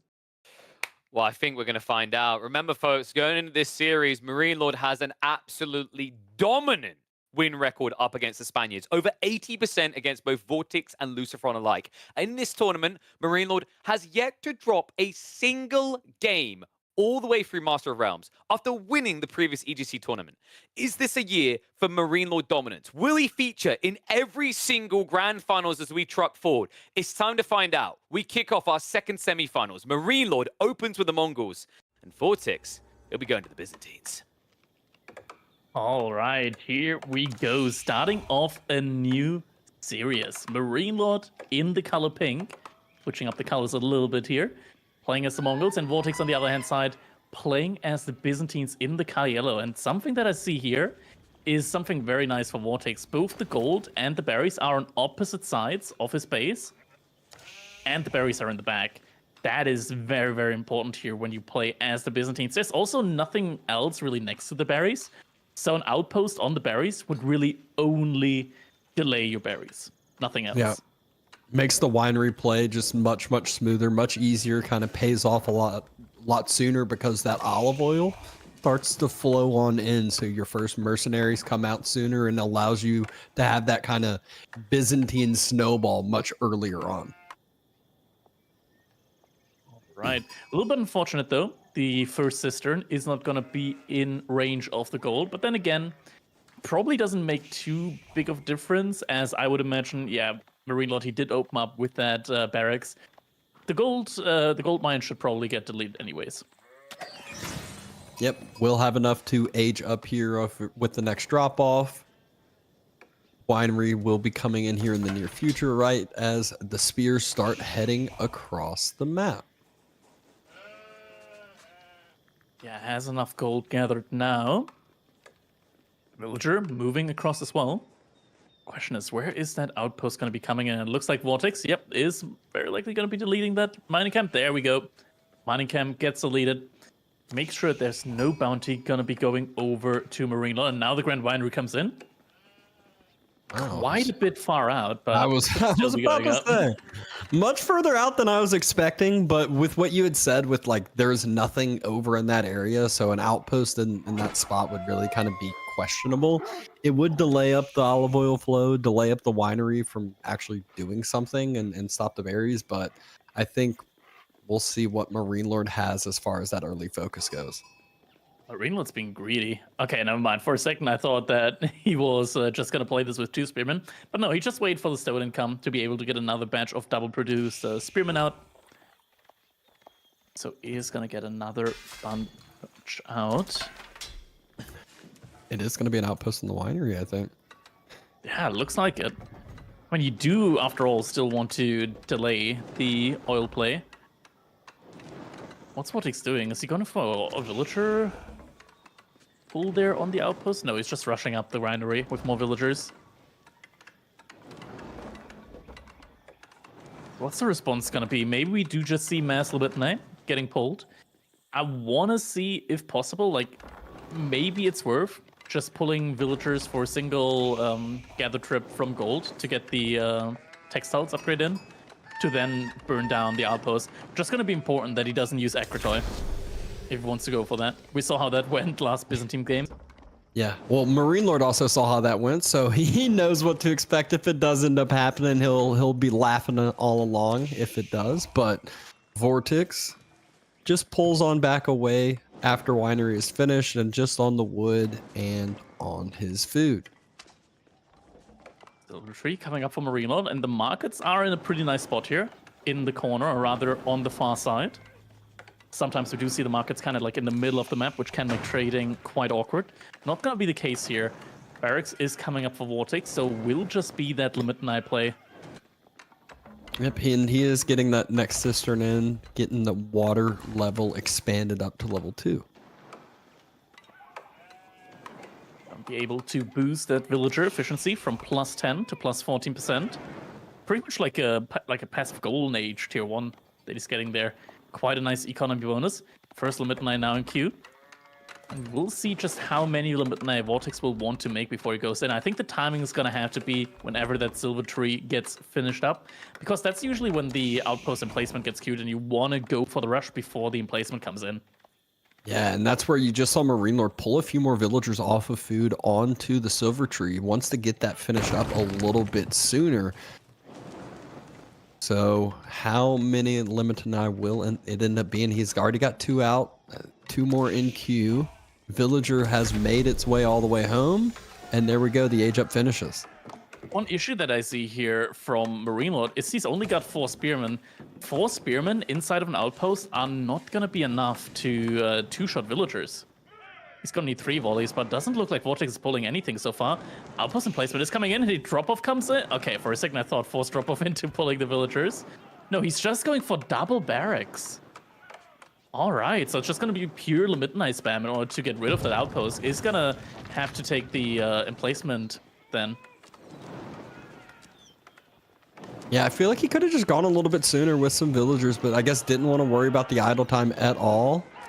Spearmen now jump on inside the outpost. Libetnai on top of the outpost, burning it on down with the torches. You can see the damage being done, though. You only need to get it to burn. After that, you can just retreat. Aren't any villagers there to repair? 2 Libetnai go down.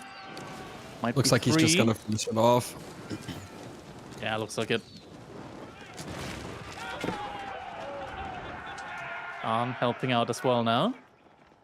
The spears are just going to try to run on away since they're outnumbered and would lose that fight. And Vortex just turns on around, so this is the point where now we're kind of looking at, hey, feudal ages happen, it's all delayed, Mongols got to play their game, but Outpost gone, and trade's really not online yet either, so Vortex is in a fine positioning point. Yeah, and he's gonna now finally get access to olive oil. We do see the mercenary house coming in. We do also have our handy little trader counter now. That tells us just how many traders are out. And a reload with the double production already has 6 archers out on the field. Vortex, he's got 10 Libetnai. Just a ton of Libetnai right now out there, which are gonna help him act as a meat shield. And that is the upgrade for javelin throwers, I want to say. Silk roads. It's so tough to tell. Might also be longbows. I think longbows would make a lot of sense here. So tough to tell sometimes with the image. Oh. We'll see with the first queue. Should be coming in soon. I don't think it Next. should be Keshik. Like, Keshik would be the weirdest one here. Yeah. Next drop off here, and there it is, javelin throwers. Javelin throws, okay, yeah, so it was at Silk Road. 4 Silk archers here. Road's- I'm not sure how much sense that makes, just because longbows are so good in this matchup. Sure, javelin throwers are fine, but when it comes to like these big masses of archers, you kind of do want to have the longbows because the javelin throwers lack a lot of the attack speed that the archers have. Yeah, and you can see this is where Marine Lord's just happy kiting back with these archers. Limit and I are closing the gap though. Movement speed arrow was already utilized. So it's a lot of damage, and Vortex can't utilize the shield wall here, because if he does, the archers are just gonna be able to run away. Yeah, really needs that first set of javelin throwers to pop on out before he can really deal with the archers well and efficiently. Yeah. You need 6 javelin throwers, if I recall correctly, in order to one-shot one of these archers. So he's gonna have to rely on that second batch of javelin throwers in order to really start hammering away at them. Before that, he will definitely need to kite, because archers, they can still do in mass a good enough job against the javelin throwers when there's only 4 out. You can see how one of those good old Limit and I broken off trying to kill a trader, but just not really doing too much damage. Takes a lot of time. Imagine if those traders were cavalry. Yeah, I agree. I don't even need to make the argument there. But hey, one of them ends up falling. Gold gets spotted out. Will be some annoyance, but I believe it will get taken down before the villager does. Yeah, looking good so far. That's a lot of Limit that we have out here right now.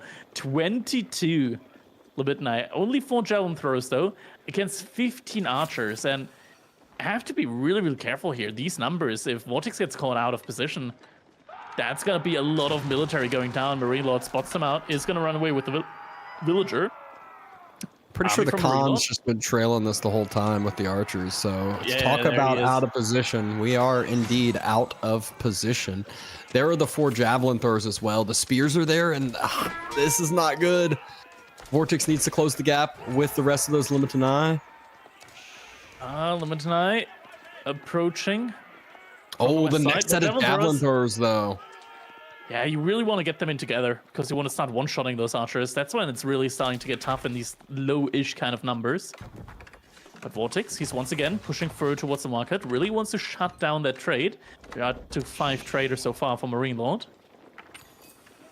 Yep, looks like Marine Lord dropping another archery range. One Wait, doubling no. down on his play. 9 traders? Where is he getting all those traders from? He is booming on up with the traders. Did he switch markets though? Think so. Yeah, look, the traders are moving to the other side now. So all the military from Vortex on one side, Marine is just going to trade to the other market. Now also harassment on the gold there from Vortex. He's going to get the bounty. Vortex got ranged armor in Q at least, and I believe he on a different gold vein, or is that just income per minute from earlier? That was from earlier. He's not on another gold vein.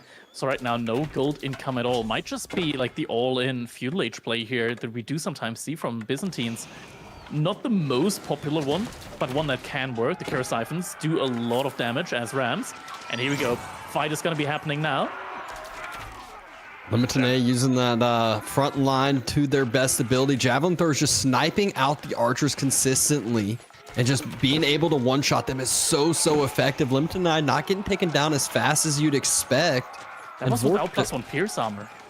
Yeah, Vortex actually doing pretty well with this fight. But now doesn't have the numbers to one-shot the archers, and this is where the fight turns completely upside down. Yeah, he's lacking +1 damage upgrade from the blacksmith. That's why he's not able to one-shot anymore. But overall, fight didn't go that badly here for Vortex overall. Khan also will get taken down. I think he lost like, what, 12-ish spears? But at the same time, he took down a lot of archers and a lot of spearmen from Marine Lord.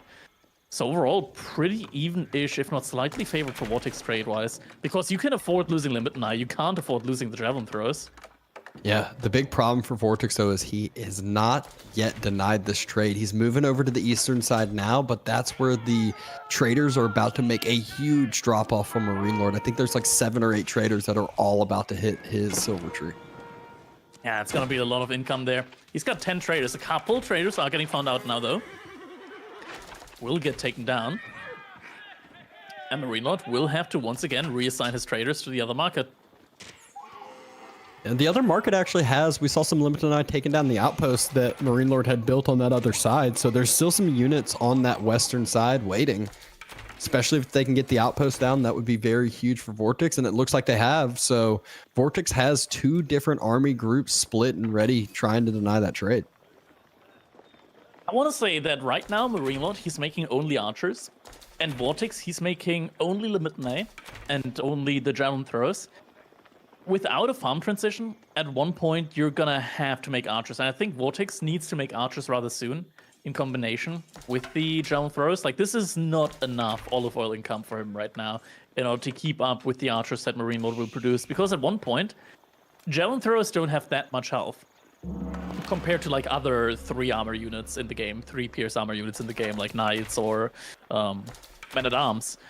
So get enough archers out, and you will start being able to one-shot them. Like, first you're able to decimate the front line, then you're able to one-shot the Javelin Throws. Because the Javelin Throws just really lack that attack speed. So, yeah, you start overkilling quite a bit too if you don't like really efficiently split up your Javelin Throwers into different groups. Yeah, when it comes to those situations, that bonus attack speed just matters so much. Your overall, like, not DPS, but your kills per second are gonna be a lot higher. There we go. I think Marine Lord, he might have enough archers here for it already. Is starting to commit. Vortex is microing with 2 different groups of Javelin Throws. Yeah. You can see how well he split them up into 2 different groups. That way he's not overkilling as much as he would beforehand. But look at the front line. Limited A absolutely decimated. Now it's just the Javelin Throwers. It is just the range mass from Marine Lord, but... He doesn't quite want to take that fight right now. Instead, now he's going into Kashik, so took down the entirety of the front line from Vortex. And after such a good trade, he's just going to back off, get some Kashiks in, and then he's got the answer both to the Javelin Throws, the Limit Eye, and anything else that Vortex can really make right now. Yep. Still continuing to kind of pull Vortex out with these archers, but Kashiks haven't yet arrived. There's a few more Limited A on the way, so even when they do, might still be okay. And Vortex, if he's able to clean this up, there's a lot of villagers there, but next set of Marine Lord's groupings are on the way. That's not a good trade. These Javelin Throwers, they're so much harder to replace than those Limit A. You really don't want to have them exposed like this. But him losing the Javelin Throws, that's not something that he can really easily rebuild at all.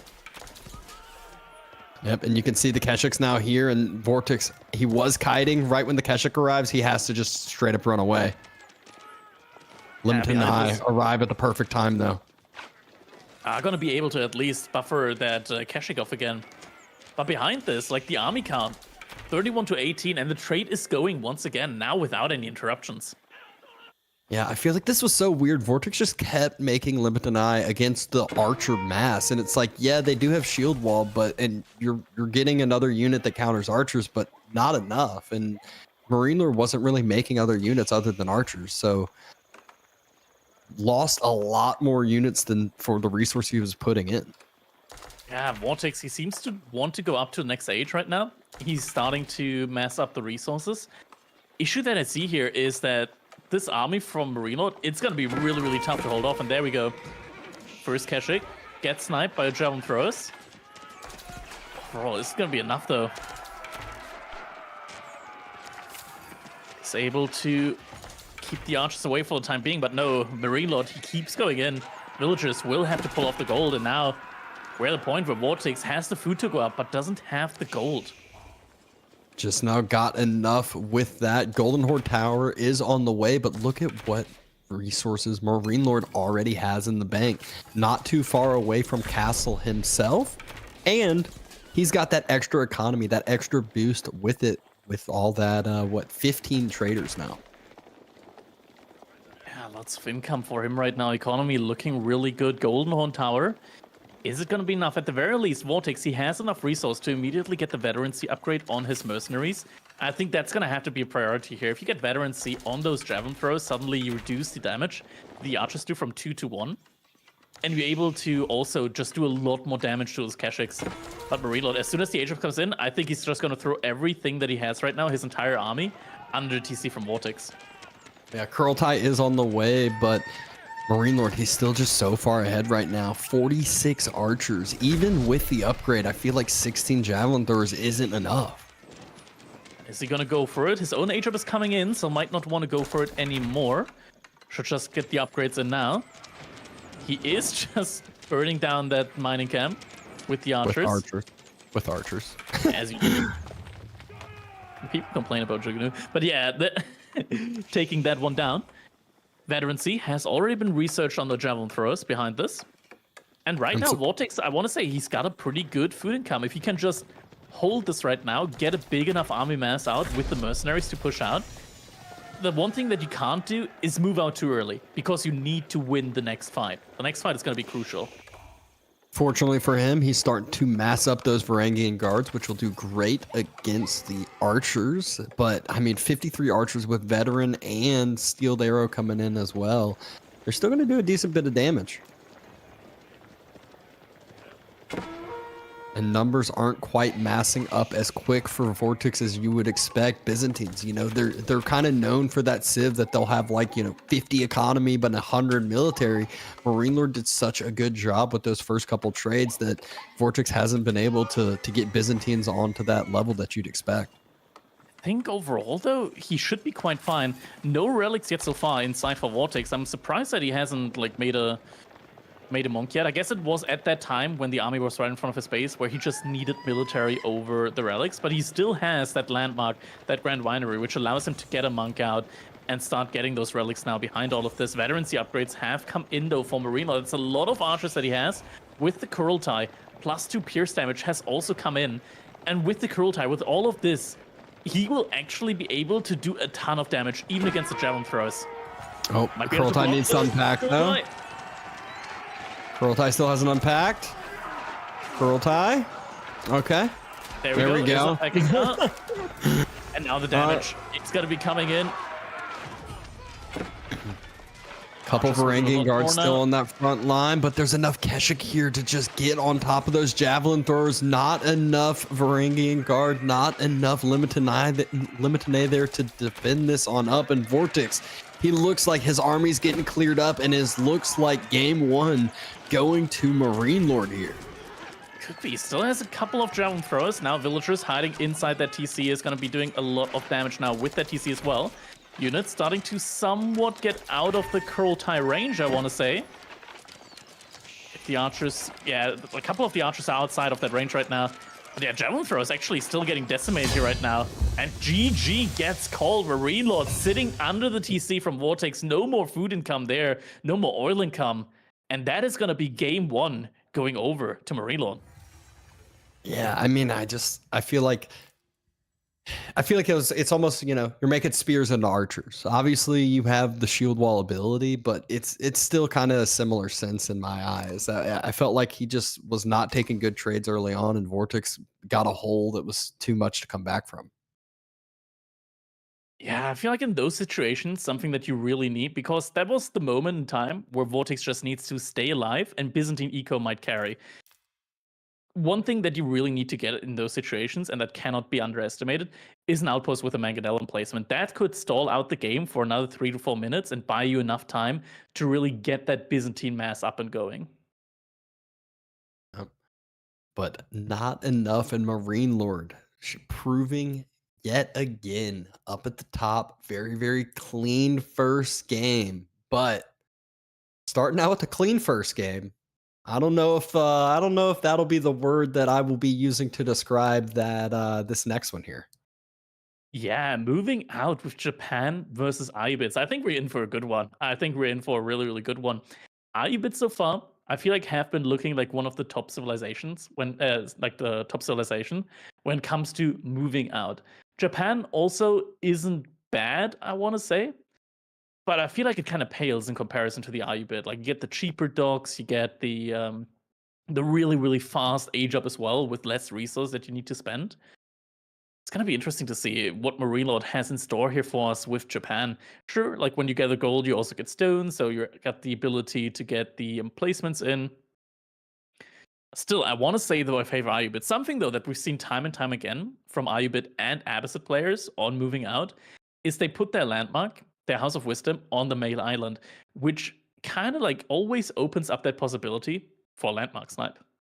Oh yeah. I mean, there's been a couple games, especially on moving out, where we've seen like one person control the center and one person control the outside. And if you're the person controlling the outside, but you're Abbasid, you lose the game. You just get rammed in the center. Or, you know, if you're just doing that last ditch effort and you're just, you know, you've lost the water, you've lost the outside, just build a bunch of rams on the main island and go for it. There's not going to be that much left there, or hopefully left there to defend. Exactly. 1 minute left now. That separates us from game number 2. Vortex, on a map like moving out, might be a little bit favored here. Could be his chance to equalize the series. Marine Lord, on the other hand, I want to say I wouldn't favor Japan in this matchup, but if he manages to pull it off with Japan versus Ayubit on moving out, gonna find himself in a very, very good spot with a 2-0 lead. Yep.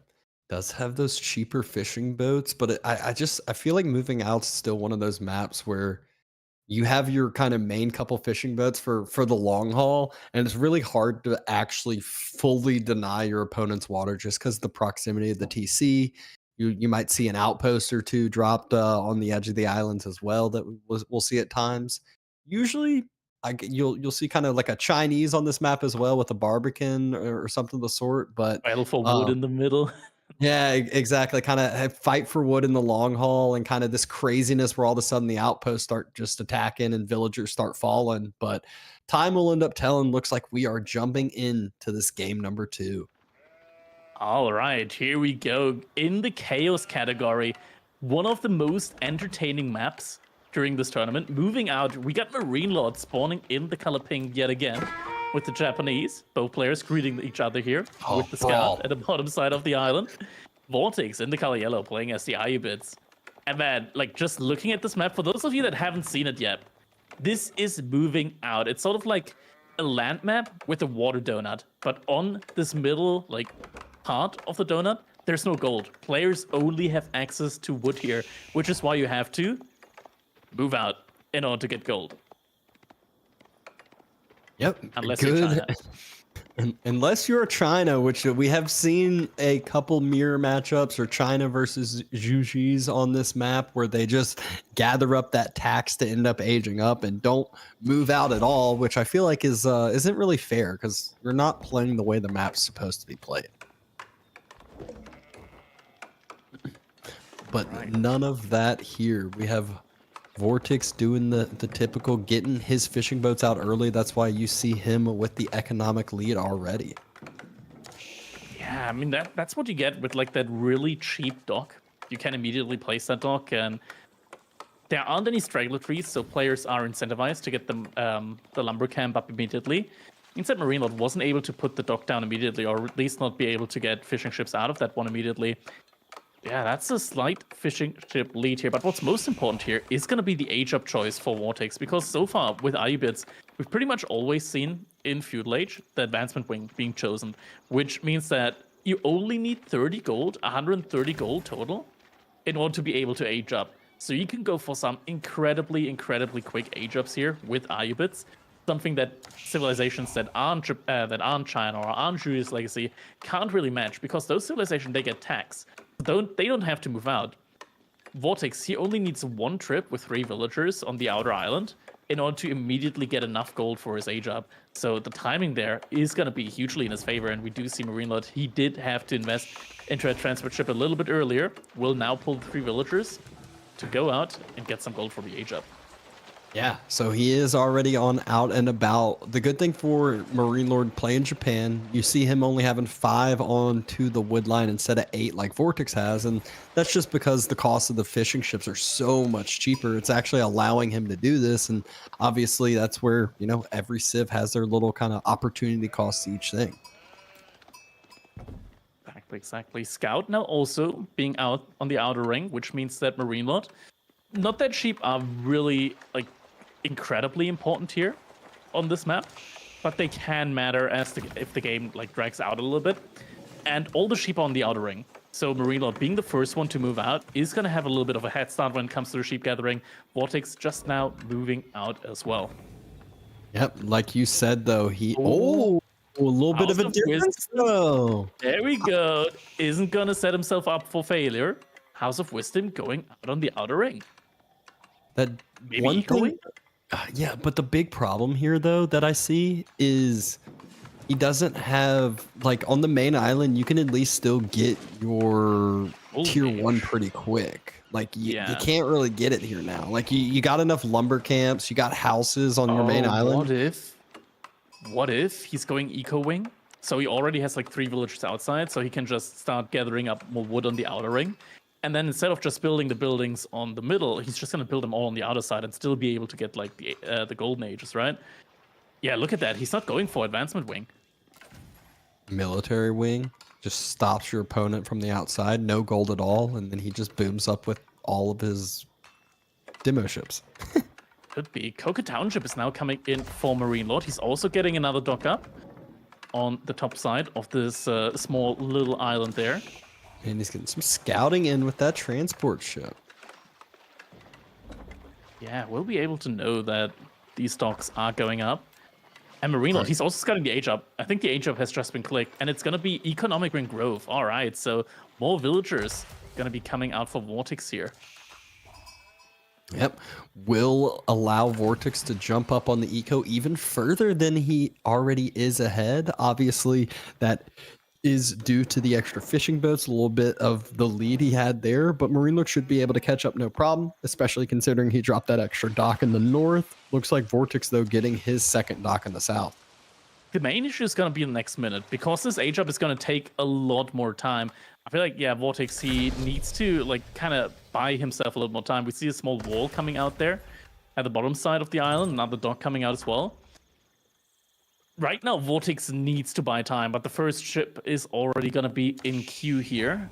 And Vortex, he's going to have to somehow find a way to keep his fishing ship safe. I think you just drop one more dock next to your main TC, and then you got enough spots for 9 fishing boats, and you have your TC to defend.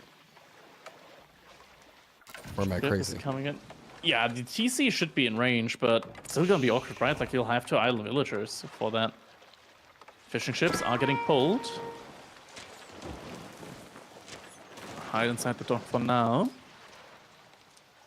And I think there's another dock now coming up for Marine Lord. Yeah, on the southern side there. Shinobi's also coming out. Shunshin over the wall. And dock's getting set on fire. Uh-oh, he did not end up dropping another. Vortex has 500 wood in the bank. Why didn't he drop another dock? I would love to tell you. I don't know. Oh my gosh, micro though, unbelievable. Able to keep those safe. We got a wild fishing ship there from Marine Lord as well. And now Age Up is coming in. Sprinkled ship in queue. Marine Lord doesn't have too many ships in queue. He is getting double broadex in though. And Vortex, he's got a good equal, a double dock now getting dropped there. Why? Right. See, I feel like if he had dropped those earlier, this play would have been fine. He could have just dropped all the fishing boats there inside. earlier. I guess the archer ship was there, and he didn't want to drop it when the archer ship was around. Splits up the ship. One ship is going to go out at least. Only ends up losing one. Oh, the dodges! There we go. None of that. None of that. All right, has his own sprinkled ship out to try to take down the transport, but those things are so tanky. It's just such a bait. Sometimes something that we don't see too often is just having a front line of transport ships during fights. Yeah, it would make it to where like you just have to micro nonstop. Second fishing boat does end up falling. You can also body block against demo ships with them.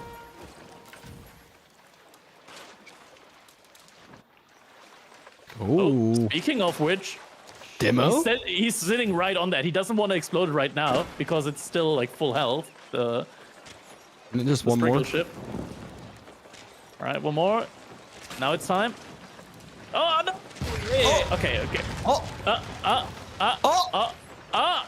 Oh my gosh, the micro, the fishing boat heal! Oh my god, the arch ship just didn't do nearly enough damage there. Oh my god.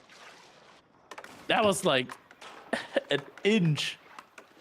Still, it feels like Vortex, like he was basically winning that southern side, and then we look up to the north, and it's like, oh wait, he's winning the north too. So he's just kind of winning on all accounts. Is he though? I think Marino just hasn't started contesting that yet. Like he's got 3 Springle ships. Vortex though, is this this feels a little bit like a repeat. We're seeing a lot of demo ships there right now. We know the Spanish bros. They're all about their demos, but Northern Dock, it's on fire already. And I mean, Vortex getting a dock pickup in the north is huge. It's gonna deny a lot of vision. 2 archer ships though, 4 Springle ships, and yeah, Marine Lord, he's wise to the idea of the Spaniards making a lot of demo ships. He's queuing up another archer ship behind this. He does not want to get caught lacking when it comes to the archer ship count. Oh, man the sails. Demos. Oh, Not quite good getting connection there. Yep, good takedown by Marine Lord. Loses 1 archer ship, but picks up the 2 demos. And one of the Springle ships for Vortex is super low. Needs to head on home as fast as possible. Yeah, might get taken down on the way back though. We'll have to be careful. Man the sails. Still on cooldown for Marine Lord though. They won't be able to catch up quite yet, but there's demo ships in queue, and Marine Lord knows that he can't push it much further in because of that looming threat of the demo ships just popping out right then and there. It's so hard to push up on these water maps, especially when it's these smaller channels and you have to pass right by a dock. It's like demos can pop out at any point, and then you can just lose all your Springle ships so fast. I like to play from Marine Lord, actually using the sabotage ability on a wall segment to get it burning down. Yeah, it does end up getting that wall down much quicker, allowing himself a little bit of a hole in the southern side. That 1 Springle ship is so low health. It needs to get repaired soon. You can't afford going below 4 Springle ships in these engagements because you also always need 4 Springle ships to one-shot an archer ship. Vortex getting another Springle ship in queue. Same thing for Marine Lord. And how is the eco on the outside looking? I think Marine. Yeah, okay. I was about to say Marine Lord bringing a couple more vills over to the outside. Vortex still has those original ones from the growth wing. The base from Vortex reminds me of one of those Empire Wars bases right now that he has built up with the houses surrounding the House of Wisdom there. Emplacement has come in on the dock from Marine Lord there. Looks like we might have our first bigger-ish kind of engagement there now. Yeah, 6 demos ready and waiting for Vortex, though. They're in vision. Doesn't want to use it to destroy the dock, because then he knows that his fleet would get wiped. Oh, looks like he wants to commit. Huh? Is that a good idea, though? I'm not so sure. Uses all right, the ships. There we 2 go. of the demos go on the dock. Dock gets destroyed. Now he gets left over. Yep, now he has that kind of defender's advantage with his own dock with healing and just proximity to reinforcements here. Bit of back and forth between the 2. Some healing also coming in with that dock that he has nearby. For Vortex. And Demo starting to move forward. Getting picked off though. No all of them connections. sniped out. Very little damage done. And Marine Lord laughs his way home. Oh, the first chop through. Outpost getting rushed my up by gosh. Vortex. That was next quick. to the TC. Yeah, Who's getting that was shot by the very TC? Doesn't have vision on the villagers yet, though. That's going to be close, though. Yeah. And immediately getting arrow slits. And he's back on that wood line. It's gonna get chipped through, and yeah, with the arrow slits, that's immediately gonna be very annoying here. Very favorable for Oh, and Marine Lord realizes it, going ahead, getting his own as we speak. Still no vision though. Fight still going down on that southern side. Vortex, he's a little bit behind when it comes to the numbers there. And Marine Lord on the outer ring, he's making horsemen. He wants to snipe villagers on the main island, on the outer island. Yeah, has a scout, has the vision of it. Demos, good little dodge there. Oh, but then they get destroyed the second time. Marine Lord closing the gap. Demo isn't able to connect. Now the first couple of horsemen are coming out there for Marine Lord. And even though Vortex has the eco lead, it doesn't actually feel like he's leading that far in the economy overall. Looking at the income. He ends up dropping an outpost on the outside, not a barracks, not, you know, any sort of military production building. So 2 horsemen arriving, not quite enough to like fully tank up an outpost, but will cause some idle time, cause some annoyance. Yeah, not to forget, the outpost there also has the +5 fire armor. So horsemen really not going to do a lot of damage to that.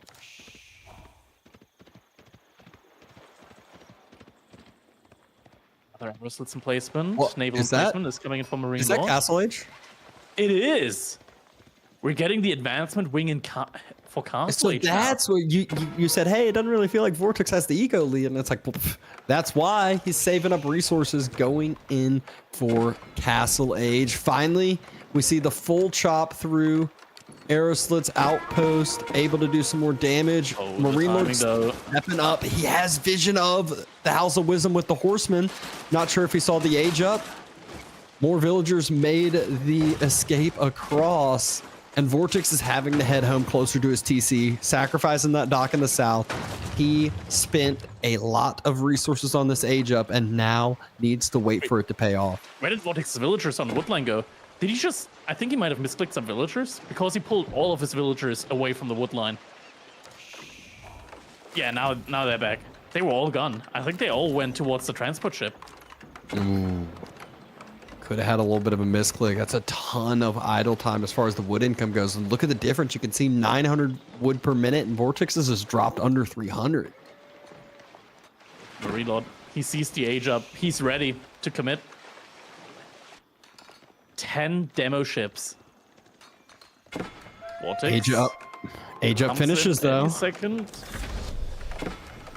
Does he have enough time, though? He's getting the Springald upgrade for his ships. So +1 range on the Springald ships, and as well more attack speed. Is it going to be enough, though? There's also demolition ships coming in from the other sides. Vortex spots it out, though. Don't think he has enough to really divert his attention too much. Outpost is shooting across the wood line. Many more demo ships coming in from Marine Lord here behind this. Oh, this could be dangerous. This could be very dangerous. Vortex, he's running away. He needs to buy more time for his Castle Age upgrades to come in. Springald upgrade is coming in. All the fishing. Fishing ships are getting ignored. The demo flank. Oh, one connection. One huge connection, but demos pop out for Vortex. Get sniped out immediately by Marine Lord. Great micro from Marine Lord. Just still continuing to snipe out all those demos popping out. Demolition ships coming out. Marine Lord has to be really, really careful here. He still has so many more demos remaining. So many Springald ships as well remaining. Vortex, though, in theory, has the tools out to start sniping out the archer ships. That's a lot of damage on those Springald ships there. A lot of them are going down. Vortex, does he have enough in order to hold this? Marine Lord, though, next ships. battalion of ships coming across. Tons more demos. Yeah, and the fishing ships have to retreat. One single archer ship, forcing all of them back. Vortex able to hold. It looks like he is holding indeed. Fishing boats just being a frontline tank. Yeah, he might lose a couple fishing boats. It'll be fine in the meantime.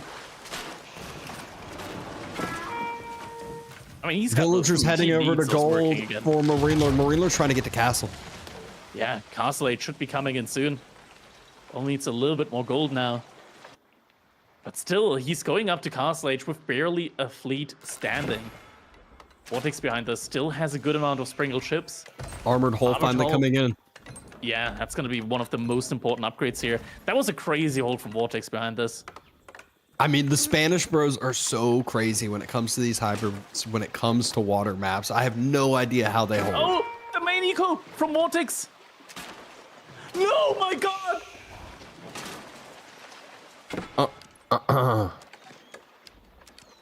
Well, oh my God. that changes things. Slightly. We gotta wait a little bit. Capture age takes a while in order to process these huge changes in the economy. Oh, It's ticking down. I think it should tick down a little bit further, but yeah, that's a massive eco lead right now for Marine Lord. Yeah, it kind of puts Vortex on a time clock in a sense. Marine Lord relocated to the southern side of the main island. They still have outposts kind of firing at each other. Demo ship holding on. Now getting taken down. Vortex still has the overall tech lead here right now, but that's a lot of demo ships, and he has to back off that. Still has some archer ships. They're trying to take down demo ships. But he's up against the wall, against the cliff, and two ships will go down. Needs to make the sacrifice there. Yeah, this is just where those close channels make it so difficult to get away from the demos. Didn't quite have enough archer ships to snipe down that many demos in time, and Marine Lord actually was spreading his out rather than, you know, keeping them all grouped up together. Looks like there was a little bit more outpost fire coming in from those middle outposts, so just a little bit more Vil damage as expected, and holy fishing boats. Yeah, behind us now, Marine Lord starting to get more of the land military going as well. Vortex invested into a single cam lancer, now getting up some more walls. I feel like what Vortex really needs is to deny some of Marine Lord's fishing. We're getting a siege workshop in for Marine Lord. I feel like, yeah, this is probably just going to be a single trebuchet on land to start getting rid of all the outposts there. And you can finally get all the wood in once again. At the very least, Vortex doesn't have his House of Wisdom on the mail island, because then that trebuchet would not just take down the outposts, but also the landmarks.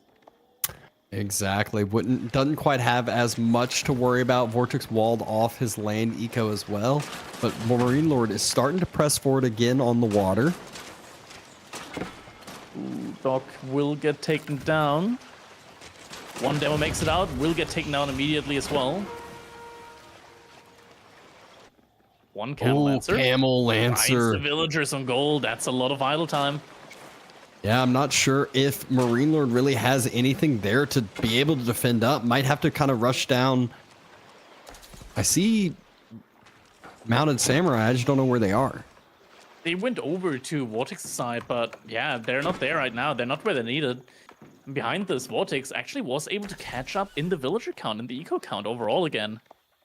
Still lacking behind overall when it comes to numbers out on the field, but at least the economy is even again. Yeah, and so much of Marine Lord's economy is in the south, in the west, just in the fishing. I feel like Vortex has a little bit more as far as the villager eco goes.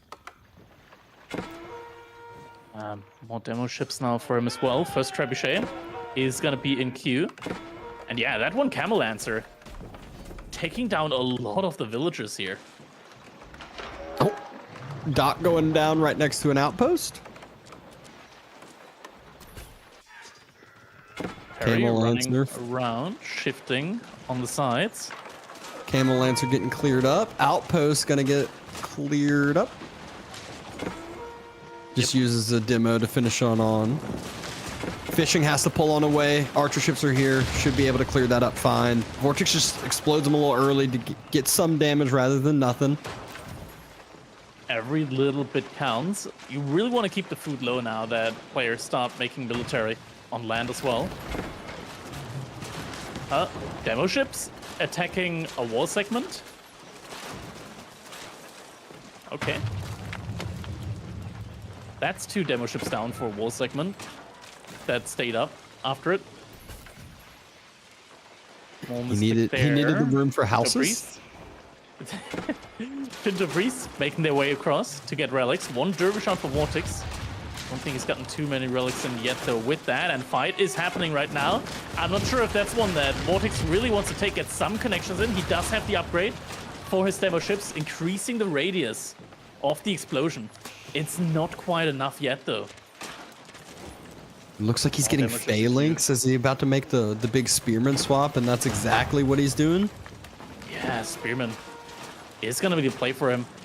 Ram's also coming in from Marine Lord. He really wants to just do damage on the outer island. 5 villagers inside the transport ship. Transport ship kind of sitting on the front lines. Definitely doesn't want to remain there for long. Well, Vortex is a little distracted with Micron, but seems like he's outnumbered heavily in this water fight. There's just so many ships from Marine Lord. He's like double stacked, triple stacked on the water here. The 5 villagers inside that transport. Oh man, for the most part, like with these kind of choke points-ish on water, it kind of feels like 300 again, but in the end, Marine Lord able to push through the channel now. More demos coming in. But behind all of that, like Vortex, he's also pop capped for the most part here. That's because that one trebuchet from Marine Lord has been sniping the buildings on the main island. Vortex is pushing in. Is that something that he wants to do right now? I think he feels the pressure. It feels like he has to. There's not any real villagers defending the main island. Ram is on the main TC and trebbing down the main TC. He's about to lose production on the main island. Yeah, and that is not really something that you can afford. Probably should pull at least 1 or 2 villagers to at least get rid of the Ram. Yeah, Trebuchet, in the end, is going to take that down sooner or later. Spear numbers starting to climb up. Walls on the east side, the north, they didn't fully finish. Oh my god, yeah, around the wood line. And that's over. I mean, it's over there. That's all his gold bills. It is, and he needs that for the demos. In theory, he does have a lot of gold actually banked up. Could get 10 demos out right now. Villagers do react, are getting pulled back, but that's a lot of dead economy over there for Vortex. Main TC is also going to go down. Military at the same time on water. Starts to get harassed, and it's a lot of things at the same time. Spearman now there to repel the knights. Is it gonna be enough though? Because Marine Lord, he's relentless in this push now. And with the Rams, he can also start cleaning up the docks. Yeah, I mean, not only it's the docks, it's everything on the main island. So Marine Lord has water free and clear now, and Vortex is basically in the little corner to himself, but there's still mounted samurai circling in the corner, so losing more and more eco. More and more of these buildings do go down. Vortex doing a good job of rebuilding those houses on the main island, but the knights, they're still running around the spearmen, just not quite fast enough, and villagers do pay the price for that. Lots of economy has gone down once again. Vortex now 9 economy behind. Yeah, Marine Lord looking really, really clean, really crazy right now. Still holding the ship lead. Vortex finally queuing up all the demolition ships worth of resources that he had in the bank. There's so much food in the bank as well. It could just be going up to like 30 spearmen and try and go for a land push now behind this. Behind this Marine Lord. He's been prepping normal samurai as well. So that's not going to be too effective now. And yeah, Marine Lord, he's just leading on both fronts now. I mean, look at Vortex's economy count now. More mounted samurai raids on the land and more winnings on the water, and no ability to produce any more villagers. This is going to start hurting as time continues to go on, even more than it already is. And there it goes. Marine Lord takes game number 2. For a 2-0 lead now in this best of 7, setting himself up for a good start in the set. Yeah. I would say very clean game, but it wasn't clean by any means. That was very, very chaotic, back and forth. It always, I mean, it was one of those, like, you felt like he started to have a lead there, but at any point in time, Vortex could have hit a couple demos, could have really easily had that game turned upside down and had it easy. Yeah. That's not why we pick the chaotic maps, though. You know, that we don't want clean, we want down and dirty, and my oh my. even despite that, Marine Lord keeping that clean record, yet to drop a single game in this entire tournament, folks. And let's dissect those first 2 games, because one thing I'm starting to think about, Crack, the early days, Mongols as a counter to Byzantines was explored. I feel like it had limited success. Do you think something's drastically changed there, or what we've seen today from the Mongols in particular has been more of an outplay than a good matchup? I think Mongols in general have been just performing really, really great against Byzantines for like most of the patches, I want to say. I don't really remember any time that Mongols have been feeling like, okay, there's nothing that they can do against the Byzantines. The outpost rush in general, just being able to delay that huge mass that Byzantines like to go for, and then also just being able, with the double production, get up their own really, really big army mass with a ton of archers.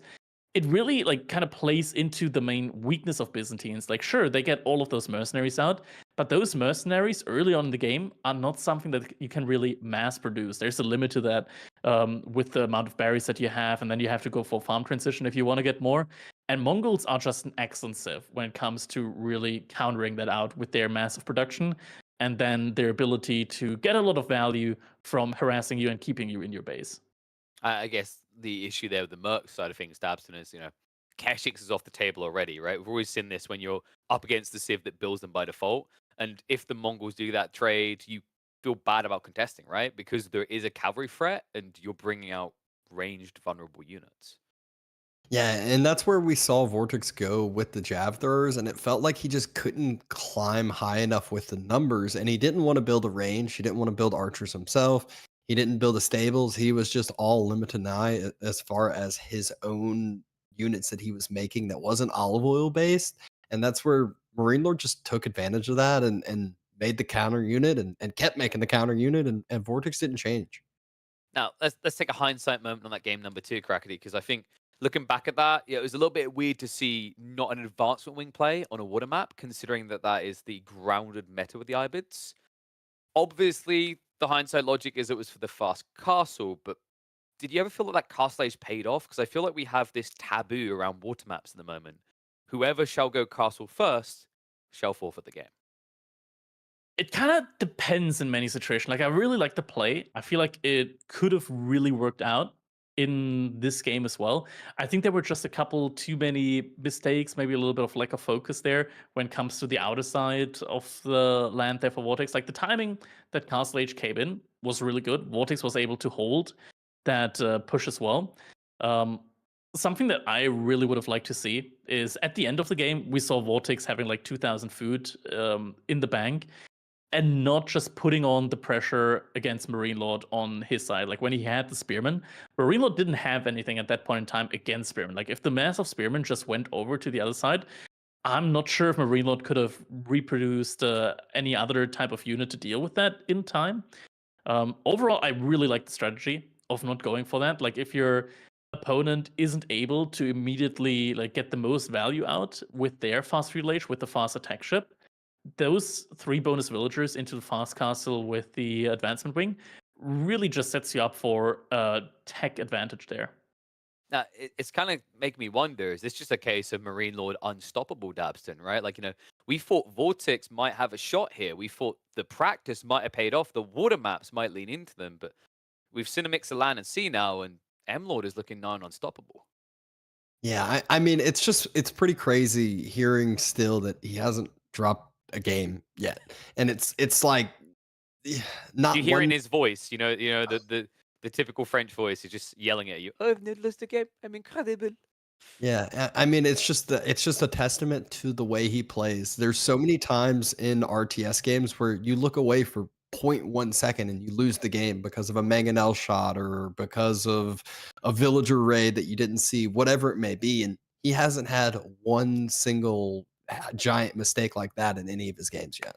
Mr. Perfectionist. Let's see if he can keep it perfect. I got to say, seeing a Bassids and Roost on the horizon for 4 Lakes, there's maybe an opportunity here for Vortex, a possibly favorable Civ matchup. Maybe a situation where forcing the Japanese gives him an opening to get a point on the board. It's time to find out. Can Vortex penetrate the impenetrable? Can Marine Lord's non-stop win streak be crushed, at least with 1 game on the board for Vortex? Here we go. Game number 3. Yeah, it's really the question, right? Can Marine Lord's head deflate here? At least some. Or will he be the first man to make it to Mars? We'll have to see. Roos, though, looking very, very good, especially on a map like Four Lakes. Yeah, I feel like this was really right when this map became created. It was like immediately Roos was the pick, the play all the time.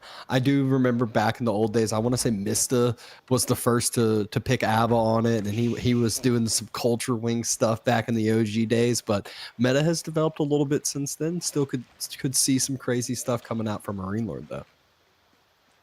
Yeah, exactly. Got a little Roos bounty counter in right now. So we do see Vortex already able to kill 2 of the deer packs here. Marine Lord also doing his due diligence and killing his own deer. A little bit of wildlife control going on here right now. But most crucially, Vortex does have enough bounty in order to be able to age up to the feudal age here. Yep.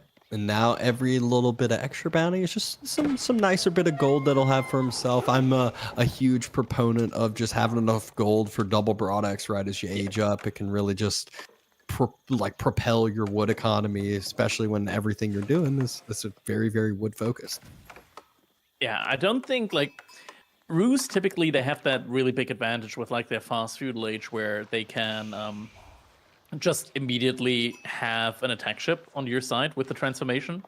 But having all of these different pawns here means that that's not really an option. So instead, players typically tend to just use the fact that Roos fishing ships are just a lot more efficient and go for more of an economically focused play, where they, for example, just go for Castle Age, go for relics, or use the high trade house and get some really, really good passive gold income.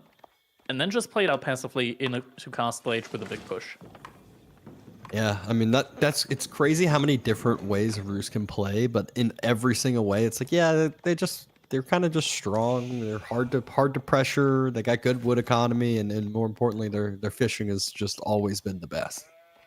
Yeah. Good amount of sheep being circled around for Marine Lord, but being ABBA and it being 4 lakes, sheep isn't too big of a importance here unless you're losing water. Pretty much behind this then. Vortex not quite having enough gold yet for that double broad X upgrade if he gets the age up in. He's getting a good amount of fishing ships in though. And for Roos, it always takes such a long time to get those fishing ships in, but once you have them out, they're just super, super efficient, especially on a map like this, where some of the deep sea fish are very far away from the shoreline. So having those Roos ship, that Roos teleportation technology in, where they just beam all the fish over to your dock, just means that the efficiency is absolutely through the roof. And here we go, age up is coming in. No surprise, gonna be the Kremlin, nice and forward. Is gonna provide Vortex with a lot of line of sight as well, where pretty much the entire mid map there. Yeah, a lot of safety, a lot of vision there. I heard KP, I think, say it earlier, where it's basically a Castle Age landmark. And Culture Wing is the choice from Marine Lord as well. So we'll be about 1 minute and 35 seconds until his age up comes through. Yeah, Culture Wing also enabling him to get his next age up quite a bit cheaper, as well as all the other upgrades. Makes a lot of sense here. Another option could have been Military Wing and just try to get a ram going. With that, you stop growth on water. What you don't stop is the existing fishing, though, because Roos obviously don't have to drop off. So Culture Wing definitely makes a lot of sense here for the Abbaset. Marine Lord getting to the point where he's going ahead, dropping the second dock on his pond will make that fishing a little bit more efficient when he moves over to the next deep sea fish. And there is the wolf that Vortex needed for double broad axe, if he so desires. And Marine Lord has done a great job of counteracting a few of the other wolves throughout the map. I think I've seen him kill 2 or 3 at least. Yeah, definitely. Lots of bounty denial going on. Second dock coming in for Marine Lord. Also provides him with a lot of line of sight over that side of the pond. So far, I don't see any villager from Vortex moving out, trying to get any sneak dock action going on.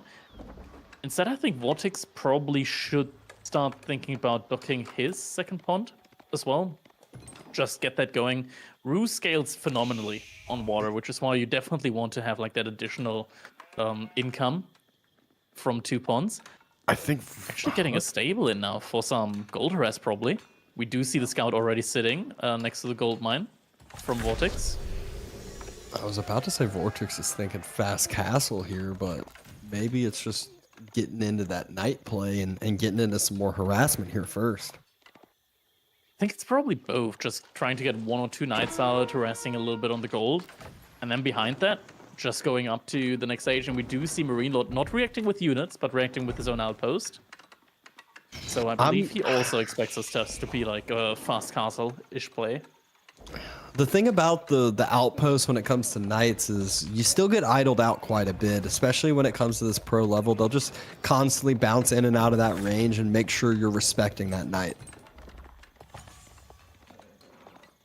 Seeing how the economy, how the resources are piling up, though, definitely makes us feel like Vortex behind this is just going to go for his own fast castle age. Marine Lord already got his Culture Wing age upgrade in, so age ups will be quite cheap for him. And Knight is now going to make its way across.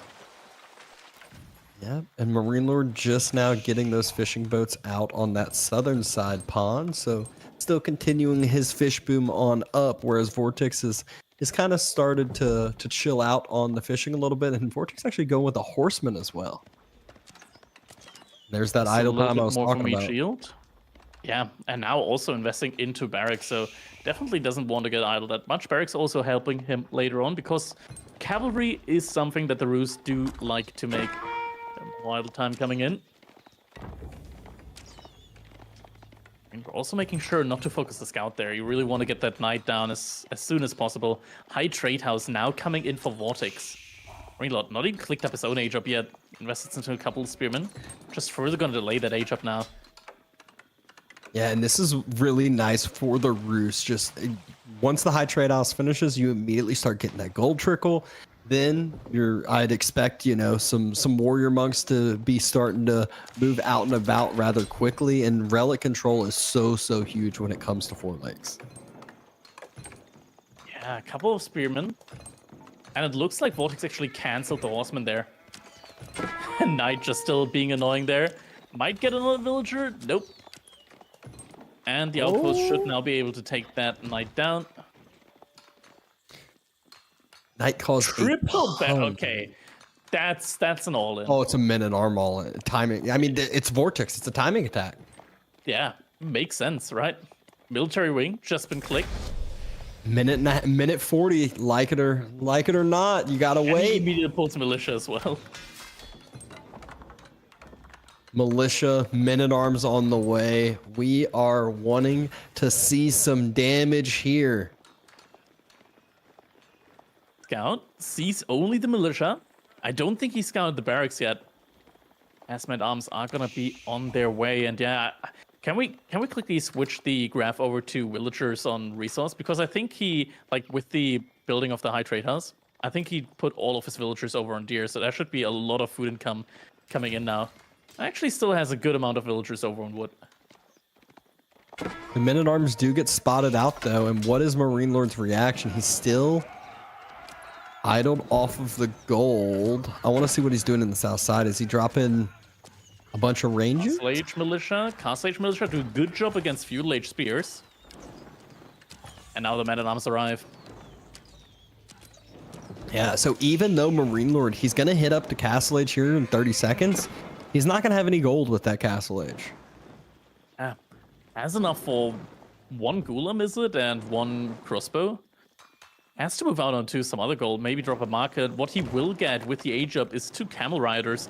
Camel Riders not too bad against melee units that don't do bonus damage to them, but not that great either. They have a lot of health, they attack really quickly, but they don't start off with any additional melee armor. Oh, and this is what Vortex needs to do. Just run across, find the eco. He didn't see any villagers on the gold, so he's like, why am I here? Let me go find some eco.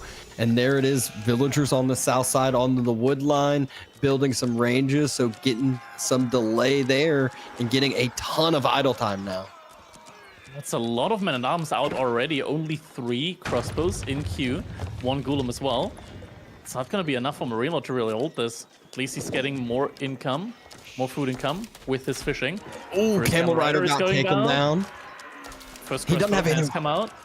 He doesn't have anywhere for the villagers to go. A couple of the men-at-arms split off to go after that crossbow, and then the other sets of men-at-arms are kind of going right towards where the villagers are headed to. It's not looking too hot for Marine Lord. He's rattled over here. Villagers don't know where to go. There's no safety. This timing attack from Vortex is looking to pay off at a quick wall coming down. Oh, is it though? Oh, Is it's it not, though? it's not! It's not! It's not a quick wall. And the men-at-arms are in. Villagers going down. Still more and more men-at-arms making their way across. +1 pierce armor only, +1 melee damage in as well. And still, the men-at-arms keep flooding in. Militia once again getting called. 4 additional militia making their way across. Vortex is getting relics behind this, as it looks like he is bringing the first one back, about to pick up the second one. Trying to split up his groupings, get onto the crossbows, make sure that mass doesn't climb up into some double-digit numbers and make it easy to pick his units. And there he is. He's on the wood line again, too. Still, men-at-arms coming in now with the militia. The militia actually deal a lot of melee damage now that they're upgraded to Castle Age. And they have more movement speed, a lot more movement speed than those men-at-arms. So they're actually able to catch up to those crossbows and take them down. Vortex has to know that Marine Lord's getting gold from somewhere, or maybe he thinks he's just trading off the food from the market, but Marine Lord has found that the melee southern side pathing. gold. Some atrocious melee pathing, and feels like Vortex doesn't now have enough men-at-arms to keep pushing this in. Marine Lord, the crossbow count has been climbing and climbing and climbing steadily. Behind this, at least, Vortex has gotten a lot of the relics, and now we're seeing horsemen coming in. This could be the 2-point upgrade now, the technology switch that helps him get rid of those crossbows. Yeah, need those horsemen to come in quickly, though. Needs to just fall back away with the men-at-arms, not lose them to this crossbow mass. And he has secured up 4 relics for himself. We see Marine Lord has... Oh, actually, are we going to see the 5th relic for Vortex? He's headed there right now. There's a camel rider on it. There's no way. The camel rider, how much health does he have remaining? That one has been like one of the starting camel riders, right? So I think he might be battered a little bit. And the crossbows are a little bit out of position. Doesn't have actually have, Oh, he gets the camel rider. And at the very least, he's repositioning this relic where it's way harder to get from and Marine Lord runs away. He gets distracted. Oh my god, he's getting that relic. That's the 5th relic. And Vortex split off that men-at-arms mass to cancel out the reinforcing units from Marine Lord, made sure no more crossbows were able to get grouped back up. And that's a huge win for Vortex.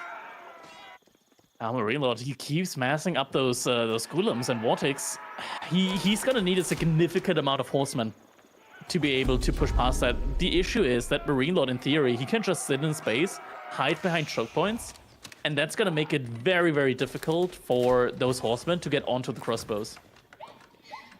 Well, here we go with that horseman mass. Horseman's about to be into those double digits. Still has the men-at-arms being that front line, be able to kind of, I guess, go against the Ghulams. Militia called again. I think Vortex wants to take this fight here in just a little bit. Yeah, should be. There we go. Horseman coming in as well. Marine Lord spots that out now. And immediately queues up Spearmen. Ghulams turning around. Horsemen diving past them. Oh, really good movement speed there by Vortex, just getting right around, circling around, making sure that the horseman pathing isn't going to prove to be a problem, getting all the attacks down, and that crossbow mass just got obliterated. Oh, just one attack, 4 crossbows fall immediately. And now the men-at-arms dive through, and GG gets called. Marine Lord knows that after this fight, he will not have what it takes to hold that. And Vortex gets a point on the board. And there we go. I mean, Vortex, known for his timing attacks, known for his aggression, and that is exactly what he does here. Doesn't matter about that eco count. A lot of it was that fishing on the water, and problem with that Abbasid fishing is it's not quite as efficient as Roos, and you have to go further out on 4 lakes on some of those spots. So the difference is surely made up by Vortex's efficiency and the relics. Yeah, and this marks the first loss of Marine Lord in this entire tournament. So there we go. No longer undefeated. Vortex takes a game off the chimp. Unbelievable. So 2-1 for Marine Lord. And now for game number 4, we're going into a water map, which Vortex is known for, but it's Order of the Dragons versus English. That's gonna be an interesting one, right? Like, sure, HRE is banned for both of these players, but what else is there than HRE? You got HRE. I want to say HRE No Sugar Edition. It's basically the same. It's just different things that make it sweet. Yeah, exactly that, and they're definitely, I would say, one of the favorable picks when it comes to Archipelago. They've definitely seen their just solidness, their extra economy with the way that the stronger villagers go, the chapel as well, and so that's where. Do you think that they have the leg up here when it comes to this full water map? I think OTD does quite well there in Archipelago. We've seen it time and time again. Just OTD performing really, really good on these full water maps.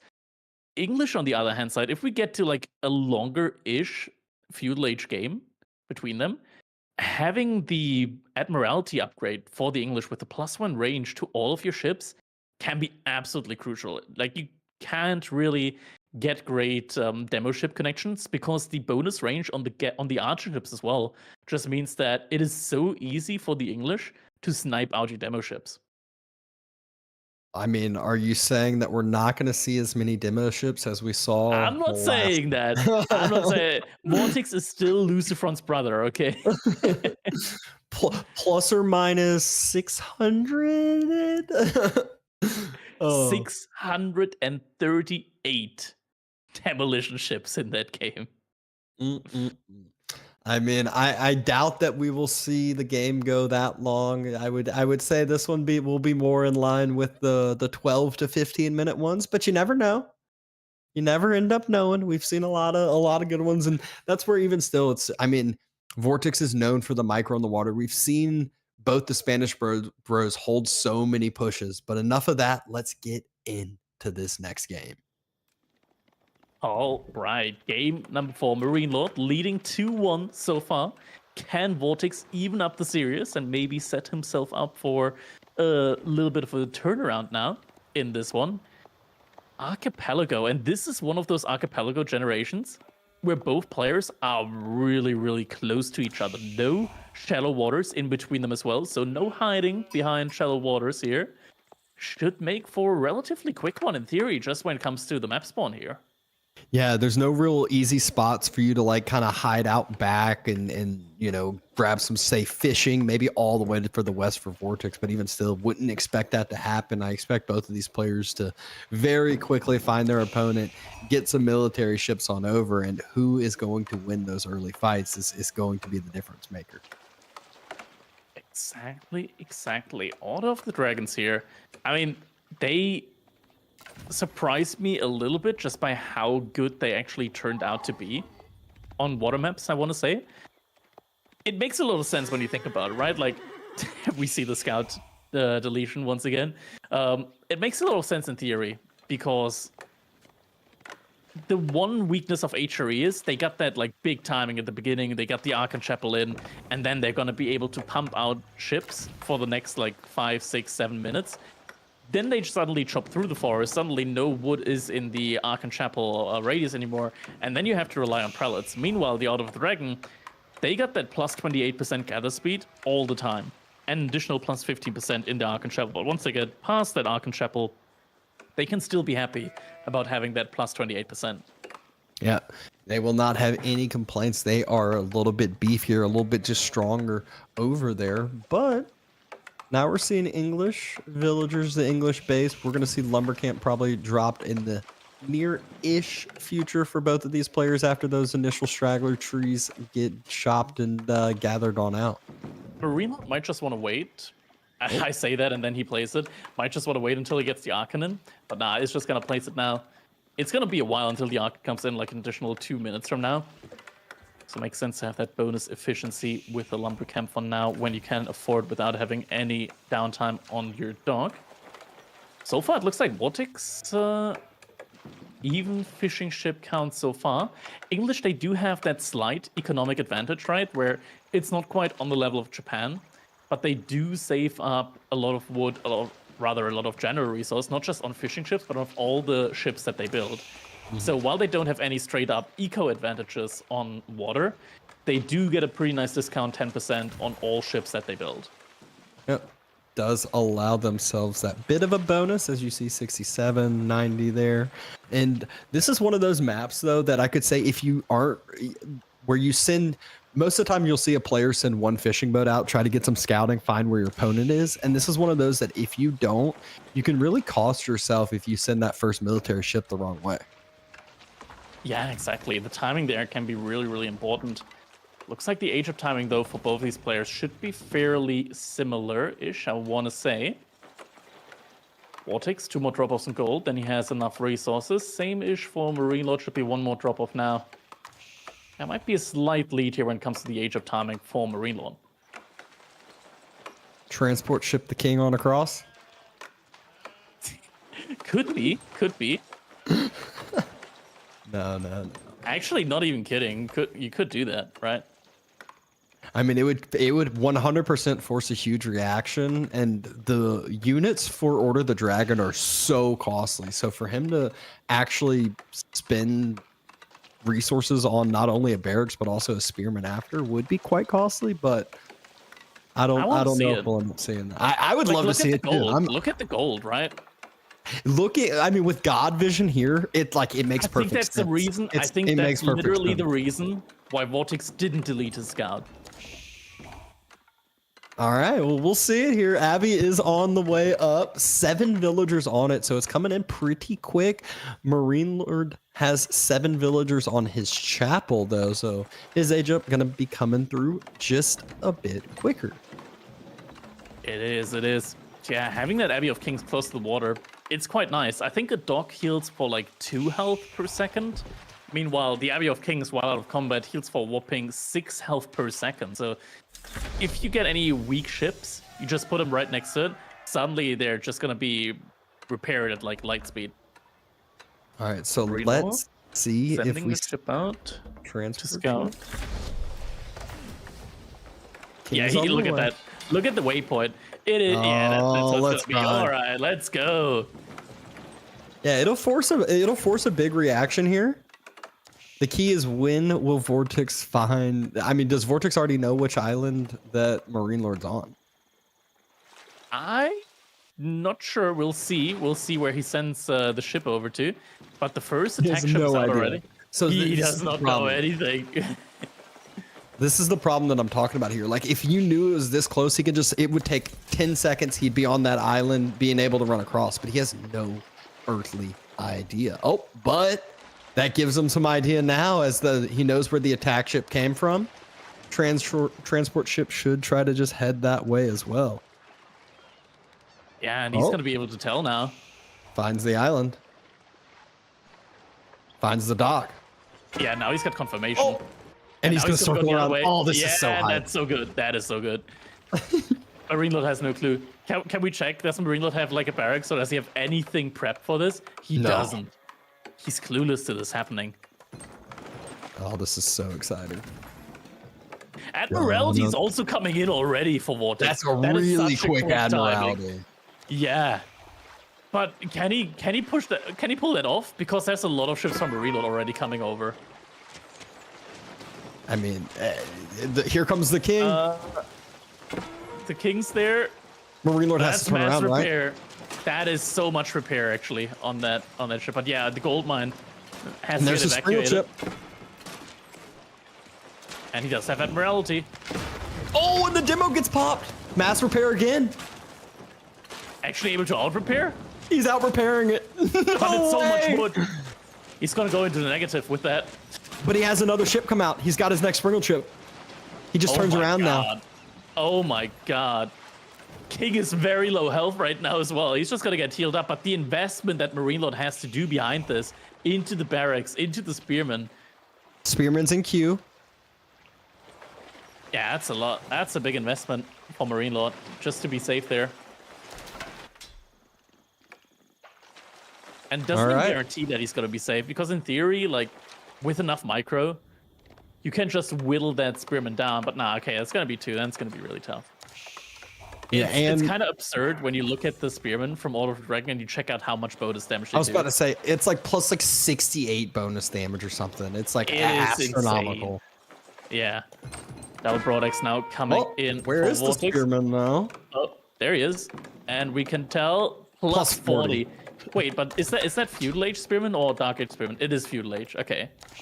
So it's like 52 damage. That's quite a bit. 50 damage per hit against the king. That being said, Vortex, though, he's got, remember, I mean, he has that extra upgrade now, though, so he can always kind of take these more efficient fights. Just needs to pay right there, you close see attention to it. Yeah, it's just the turnaround. We got a little bit of the spin to win going on. King does go down. Scout does go down. Wait, no, he's still alive. But he's not going to be alive for long. Oh, he's got to give him the ring around the rosy there. Just going to keep being annoying. Yeah, that's so worth it. That is so worth though, it. he's starting to build up these demos in secret. Vortex just comes, takes out a fishing boat, takes out another fishing boat, and then just walks away. He just knows it. He's like, so filthy. The bonus rate is so filthy here. and he's just gonna do the demos. same. Again, take some free shots in.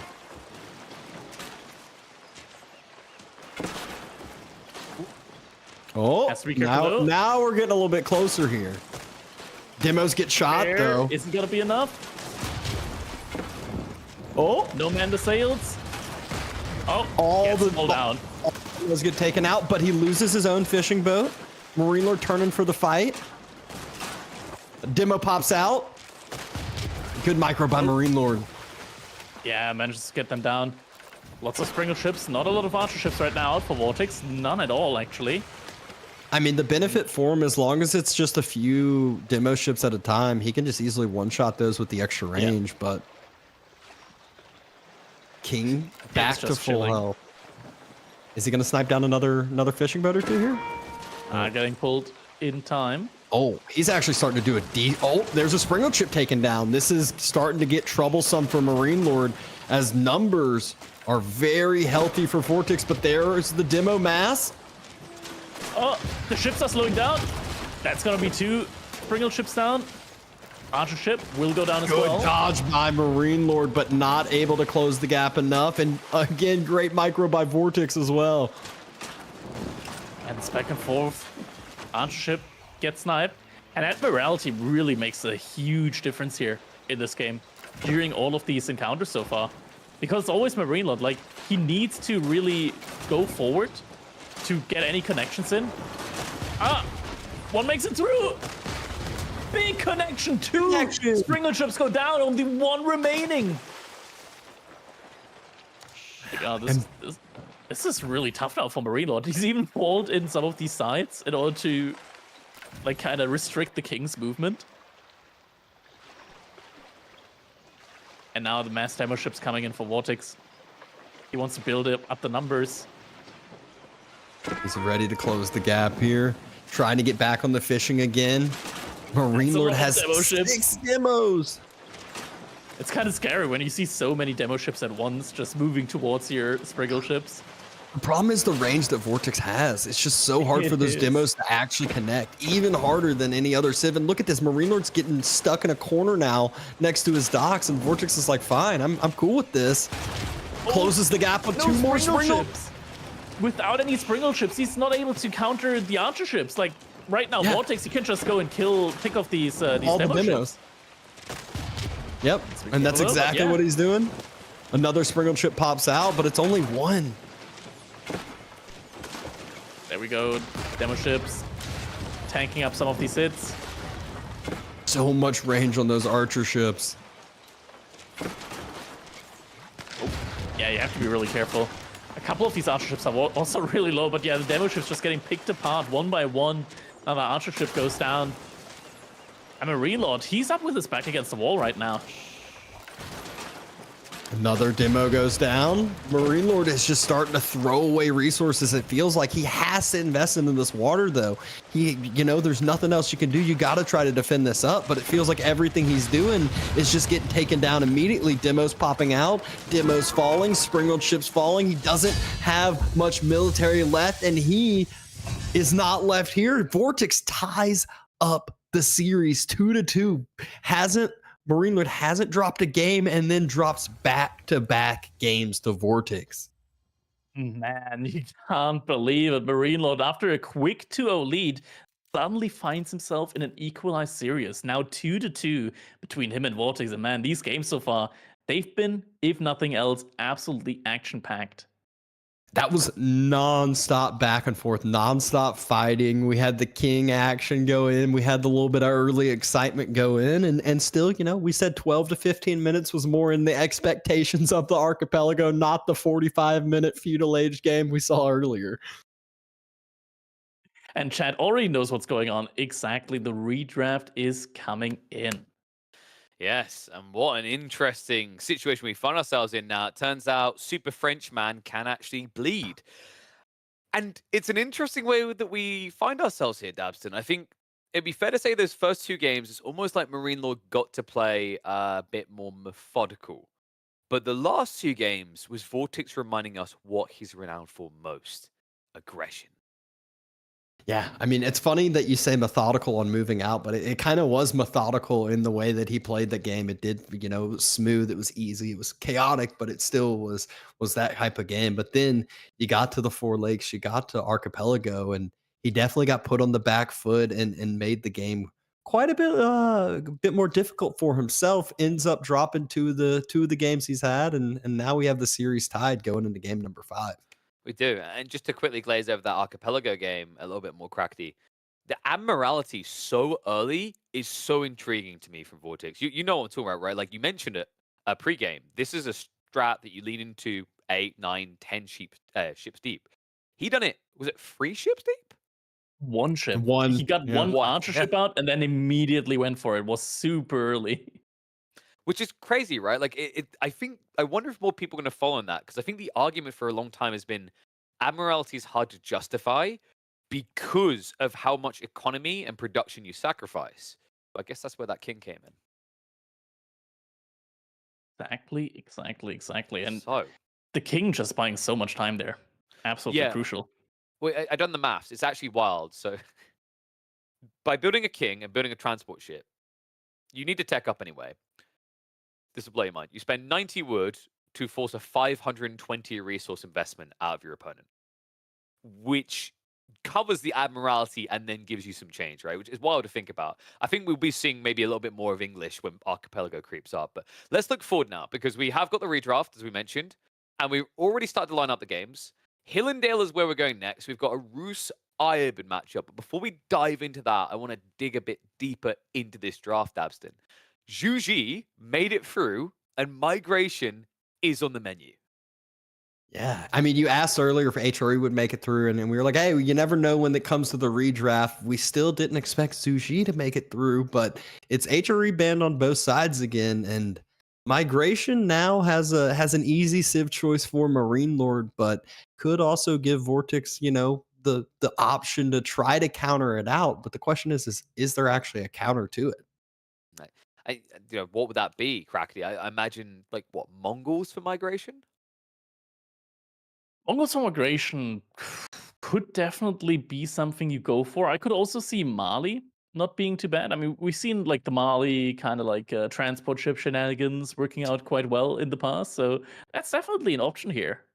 It's a big map to try for a transport cheese on, don't you think? You transport over to the first map, you get a little bit of wood, and then you let the ship sail around and just go around. Just go around. It's that simple, guys. And in between that, looking at Woodwall, does it feel like both players got something to function there, Dabston? I feel like Abbasids is considered one of the kings, but we've been seeing Malians. I don't know if they've dropped a single game on Woodwall here so far.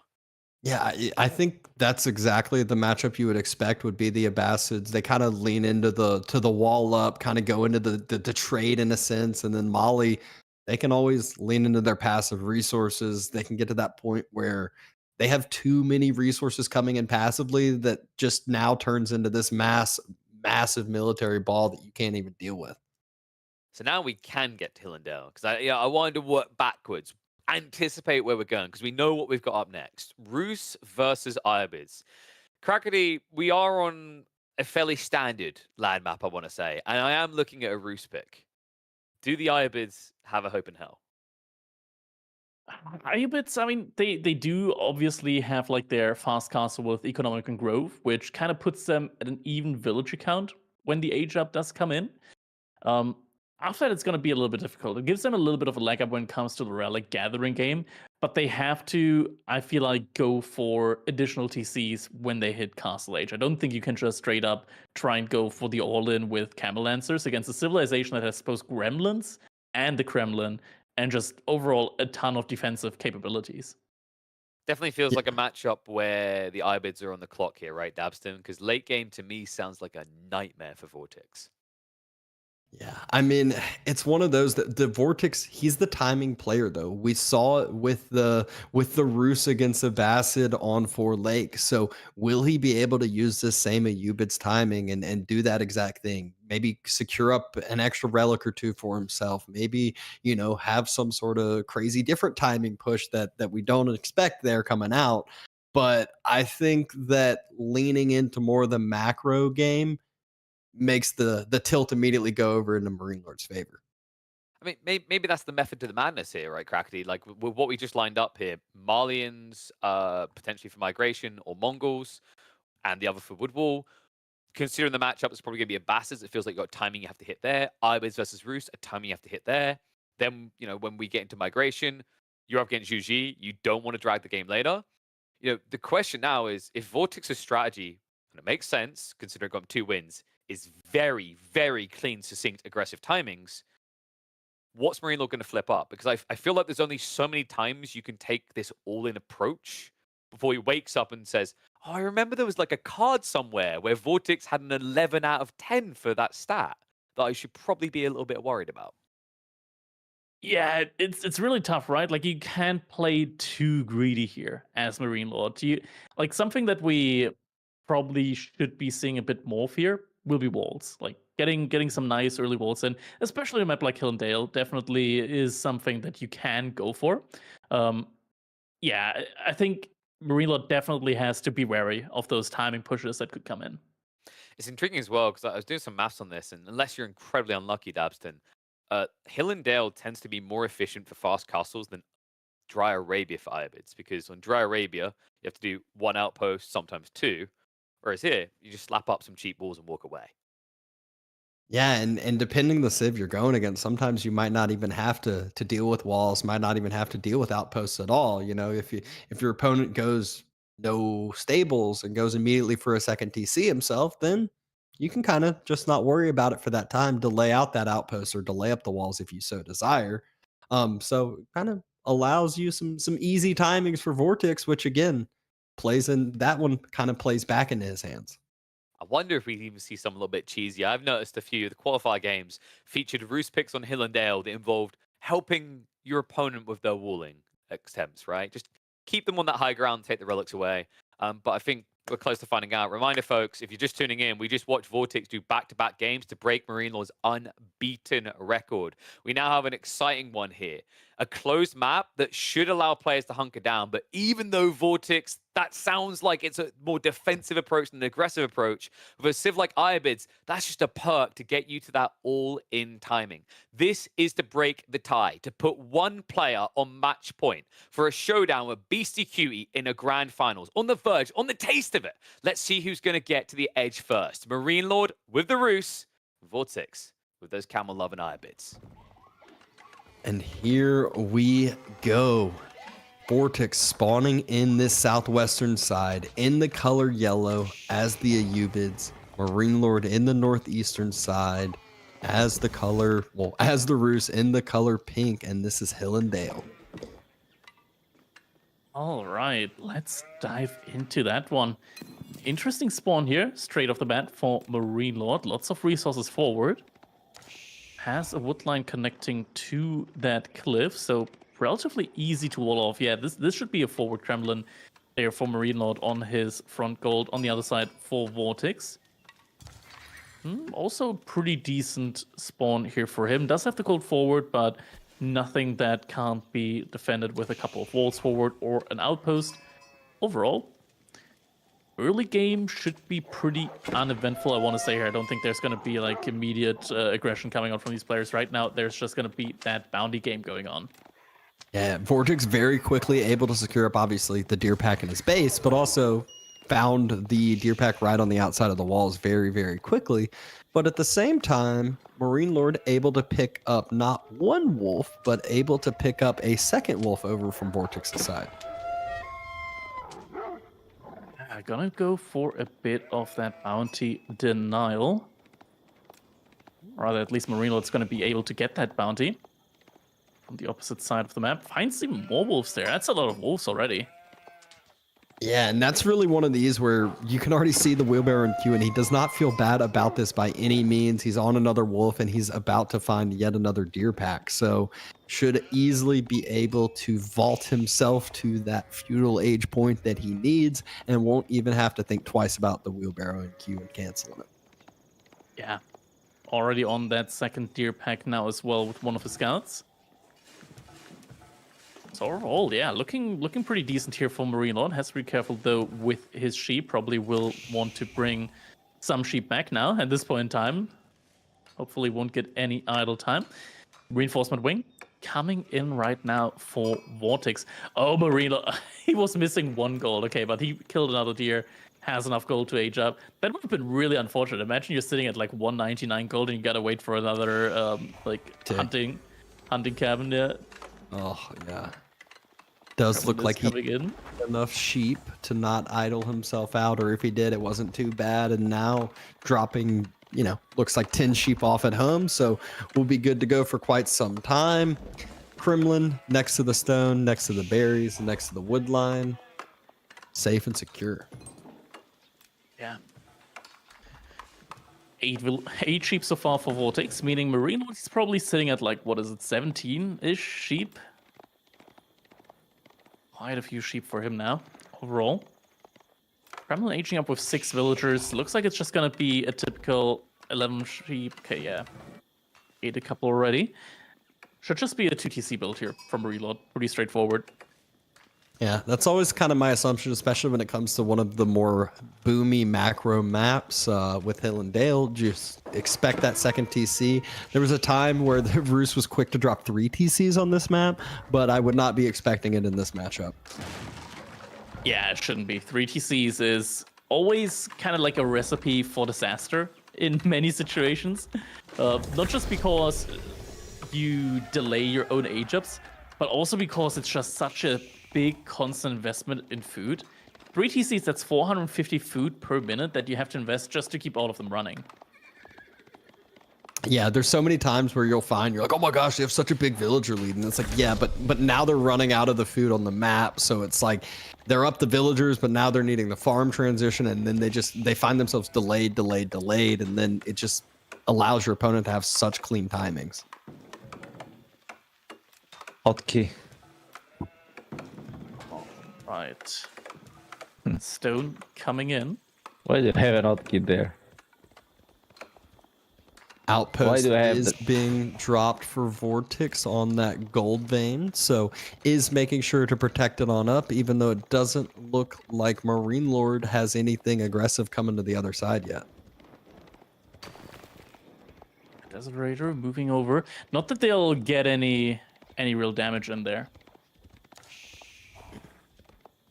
Yeah, with the Kremlin there's not really anywhere that the Desert Raiders can get to. Scouts trying to be annoying on the mining camp, but again, there's already an outpost there as well.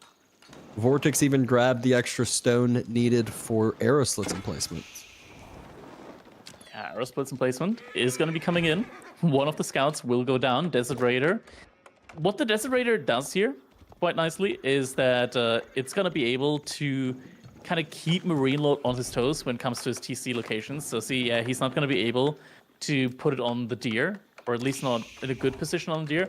Instead has to go for the gold. not a bad position here, but usually you do want to have the outpost securing your food income.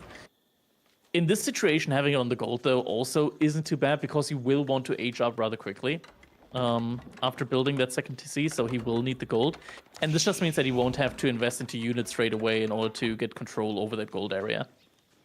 Yep. Speaking of aging up, Vortex not too far off from being able to click up. He is not able to fast build that. It's going to take a bit of time, but should have Growth Wing coming here in the near future.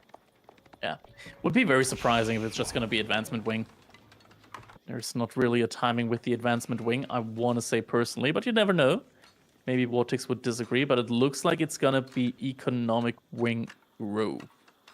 If it were Dry Arabia, I might say, yeah, you could go with maybe It's some a long advancement. distance and the walls. But yeah, with Illendale, with walls, it's just like if the walls finish and you walk to the other side, these aren't normal walls either. They're roost walls. So then you're just like, okay, I'm done. Desert Raiders at least are gonna be able to deny those walls from coming up. Marine Lord though, already investing into some archers. So should be in a position to at least get those walls up. It's gonna be very tough for Vortex to keep camping around there. Those walls sooner or later will go up. Yep. Walls on the east side finishing up now. Not quite enough archers to step up to take the fight yet, but Marine Lord's not too far off. He's actually getting some eco upgrades, so making sure the second TC is going to get paid off as well. As long as he gets these walls up, this gives him a lot of time to secure himself. Yeah, 4 archers should be in a position now to start retaking control over that front of his base. Want to get those walls up. Vortex trying to snipe out the archers. 4th archer wasn't quite there yet. Now joins the fray. And yeah, walls are gonna finish in time. Vortex behind the age up, also grabbing a couple of economic upgrades, wheelbarrow and double broadex. Oh no, all the food is gone from the Growth Wing, from those berries, but it'll be okay. There's plenty of other berries on the south side for Vortex to secure on up for himself. He's also got the deer if he so desires. Yeah, lots of food opportunities there to be had for sure. Desert Raider, 3 Desert Raiders out still. So map control, sure, Marine Lord has the walls up now, but he doesn't immediately have any means of trying to like deny relics. Scout gets denied, so a little bit of vision getting taken away. And Marine Lord, actually, the walls on the north side, I love it. He doesn't wall directly to the cliff. He walls around the wood line. That way he can grab the relic and berries if needed. But mainly, I would say the relic is fully secured for himself. Yeah, making sure the opponent doesn't get that gives you at least a 4-1 relic game here. And now Age Up is going to be coming in for Vortex. We'll probably immediately drop a Mosque. Double Camel Lancer in queue as well. Just start pumping up those numbers. Villagers moving out to stone as well, so we will see additional town centers coming in soon here. Yeah, and there's the high trade house for Marine Lord. Villager count is dead even after that Growth Wing, so will not be too far off, but more importantly, he'll hopefully have the relic count for himself is the game plan here from Vortex. First Dervish is now in queue. Something that's interesting about the Dervish, even though it's as fast as a warrior monk, and arguably with the AoE healing provides a lot of like similar value compared to the aura, it costs a lot less. It's only like 170 resources, I think. Only 120 gold. It's actually cheaper gold-wise than normal religious units. Oof. Desert Raider was trying to take out that last scout of Marine Lord, but Marine Lord stepped up with a few archers, took down the Desert Raider. Scout will stay alive. Age Up now completing. Crossbows immediately in queue. There's the Camel Lancer. Archers won't be able to step out for too long now. At the same time, with the archers there, Vortex doesn't really have the means of getting past those walls without the archers taking the units down. Yeah, but this he is... does have the military wing, so could in theory immediately make siege with his camels. Yeah, and this is really just giving him the breathing room to grab all 4 of the relics on the map too, though. He's not going to be able to get the one behind Marine Lord's wall, but every other one on the map does look like it's going to be Vortex's. Yeah. Second TC should be coming in for Vortex any moment now as well. Will be on the deer inside of his base. So while he doesn't have the villager advantage right now, he should have the relic advantage, and the scaling should be relatively even between them once that second TC will go up. Monastery only just now coming in for Marine Lord, and he will have to pay full price for those warrior monks. So that's going to be 240 resource for each of them. More and more infantry units coming out for Marine Lord. So kind of more the immobile, slower army for Marine Lord, which is fine. He's got the walls, he's got the protection. Meanwhile, Vortex, he's got the mobile units and the map control. Exactly. First two relics on the map have been grabbed now by Vortex. Only one left for him is right next to his base. Yeah. That's going to be a lot of passive gold income. Can we take a look at the high trade house? I think it's probably like 130-ish gold, and then yeah, it's usually like 1.5 relics worth. And it's going to be 128.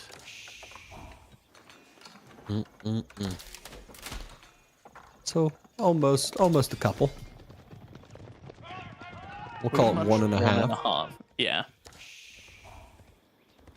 Vortex running into those walls in the north side, realizes there's nowhere into Marine Lord's base, and more barracks coming down for Marine Lord. He is going into men-at-arms.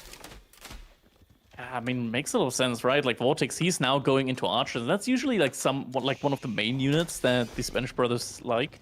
Something that I kind of notice is they tend to make archers more often than crossbows. When, in theory, crossbows are just such a all-around more versatile units than archers. Sure, they don't have the mobility, but when it comes to these engagements, like unless you're Abbasid with the bonus attack speed, I would take crossbows over archers any day of the week.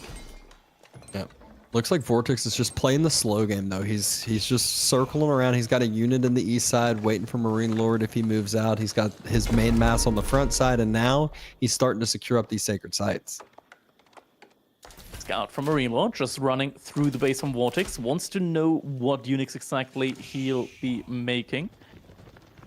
No siege so far from him. I expect the first couple of mansions to come out soon though, and Marine Lord should probably anticipate this and get a siege workshop out. Lots of infantry building still though. That's a lot of barracks, and he's not even producing out of all of them at the moment. Nope, he's going into some of those blacksmith techs that he's missing out on, and there goes the queue. Couple more men-at-arms, couple more crossbows into the queue, but this is definitely going to eat into his food eco quite a bit. He's on those deer, he's on the back berries, but that's the last little bit of food eco since he does not have the map control, and we have seen him drop, 5 farms so far. Yeah, Manjani coming in now. Marine Lord looks like he already has the siege workshop in, so first Spring Guild will be out and on its way soon. So the Manjanique itself won't really achieve a lot here from Vortex, and it looks like we are going to be heading once again into kind of like a siege-centric game here. If you're Vortex, do you start trade? You could. You 100% could. Like, for Ayubids and Abbasid, the trade is so cheap, only 80 resources per trader, compared to 120 for other civilizations. Just getting up a single market and like getting in 3, 4, 5 traders, 100% an option here for him. Long term, the gold income from that is going to be absolutely huge. 3 sacred sites now for Vortex, so he's sitting, and already decap, so he's sitting on a lot of passive gold income right now. Yep. Does have double mangonels, so Springles, even though Marine Lord does have that counter unit, it's going to take a couple shots to take down those mangonels, so he will not be able to take that fight until the next Springald comes out, and then he can really start one-shotting those. But villagers, he's gotten to the point, I think, running low onto the food count, needs to transition into more and more farms, or else this military production is going to start lagging. We're up to 20 men-at-arms now, and sure, there are camel lances, but the camel lances are also going to be countered out by this big ball of crossbows that are coming out right now. +2 pierce damage at least has come in now for Vortex, so the archers will be able to do a little bit of damage against the men-at-arms.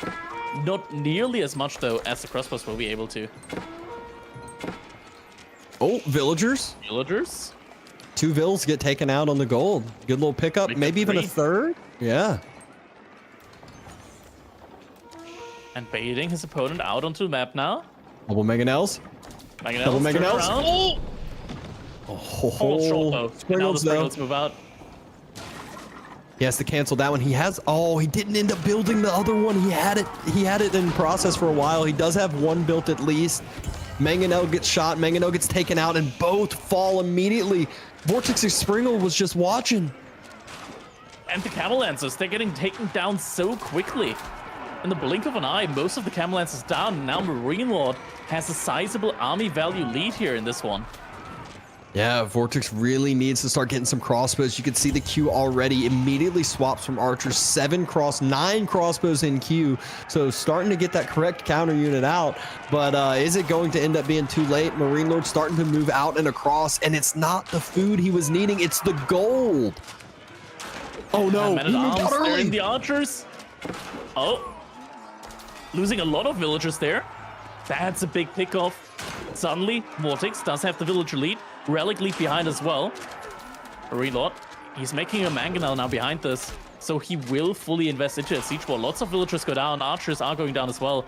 Military for Vortex. Looking very, very slim though right now. 25 to 41. And the siege advantage heavily in Marine Lord's favor right now. Food income for Vortex doesn't feel that great. And we see a huge farm transition right now. This does not feel good. This does not feel good right now if you're Vortex. Yeah, way late on that farm transition and just severely lagging on the food, but at least has some time. Archers are stalling out for a little bit, building a few more siege, trying to get the siege superiority, but there's still 3 Springles out on Marine Lord's side, so we'll need a few more. Yeah, definitely. And he just invested a lot of his wood into the farms, but he still has a lot more remaining. He can get 4 more Springles out, and then he should be in an okay spot for sure. Gets another Manganique out. We need Springles, not Manganiques right now. Like, a couple Manganiques are fine, but you mainly need Springles to have an answer to your opponent's Manganiques as well. You just invested a lot into the crossbows. Now your crossbows are vulnerable against your opponent's Mangonel. Not that he's seen it yet, though. Still doesn't have the crossbow number he needs, which makes perfect sense. He's been lagging on the food income. Uh-oh. Villagers need to start... Oh, needs to fall back here. And the really awkward thing is that he doesn't have the time to build up his Springle. Will have to get deleted. Marine Lord is pushing it in now. Body blocked. Villagers might need to start doing some healing here on the Manganiques. Manganiques might just need to turn, get some shots off before they get taken down. Instead, Villagers. Vortex. Yep, nope, there it is. Fast Seal starting to come through. One gets body blocked. Springle's able to hit though. Back it up. It's up. Move back. Oh, this is not looking good for Vortex now. Getting pushed into his base, has 1 outpost to defend, has the 2nd TC, but only 7 spots in there, and man-at-arms are in the base. Crossbow number starting to thin out as well. Only 8 remaining. Marine Lord doubling that number. More coming out still, and the men-at-arms keep pushing in. The Springles, with 3 of them out, able to one-shot those villagers with each of the volleys. Vortex was able to equalize the villager count. Now Marine Lord 15 ahead, and GG gets called. Marine Lord now taking another game and putting himself in the lead once again. Yeah, I mean, I get what Vortex did during that fight, which was try to take down as many villagers as he could, but the big problem there wasn't... I mean, he was going to lose the fight already, but he lost it even harder, and then Marine Lord obviously took that victory and just snowballed it into his base. But I feel like Vortex, if he had gone crossbows instead of archers, it would have been a whole different story. Yeah, I agree. Just the archer play there, definitely not working out in his favor. Just not quite good enough against those mass men-at-arms. Also, if you go for crossbows, chances are you will be proccing the Mamelukes buff from your blacksmith a lot more often on them. Yeah, and we saw that, Marine Lord just slightly was able to win that siege war, and once you're able to take down the first 1-2 siege engines, it's kind of over from there. He had 3 Springles, and Vortex then immediately has to build 4 Springles to be able to do anything before building Manganiques. And now we're nearing the Juji game. Here it is, Migration, Marine Lord with Juji's Legacy, not against the Malians like we thought, but against the Mongols from Vortex. So this will be an interesting one. Can the Mongols deal with the Zhuji's legacy? It is definitely a hard task to deal with. Zuji is just one of those civs that is near and dear when it comes to these hybrid, when it comes, well, I guess more of these pure water maps. They're so hard to deal with. They just have that vaulting, economy when it comes to feudal age, cheaper castle, everything of the sort kind of just going for them. Exactly. Good transitions, very good, like just persistent income with that meditation garden, with the Imperial officials. Mongols, they're a little bit more of the, I want to say, weird boy when it comes to how they play water or how they really deal with water. It's going to be a lot of emplacements. A lot of docks should be the name of the game there. I would imagine Vortex potentially transporting villagers over to the middle, putting up docks on the side of Marine Lord there, and trying to get the emplacements in there.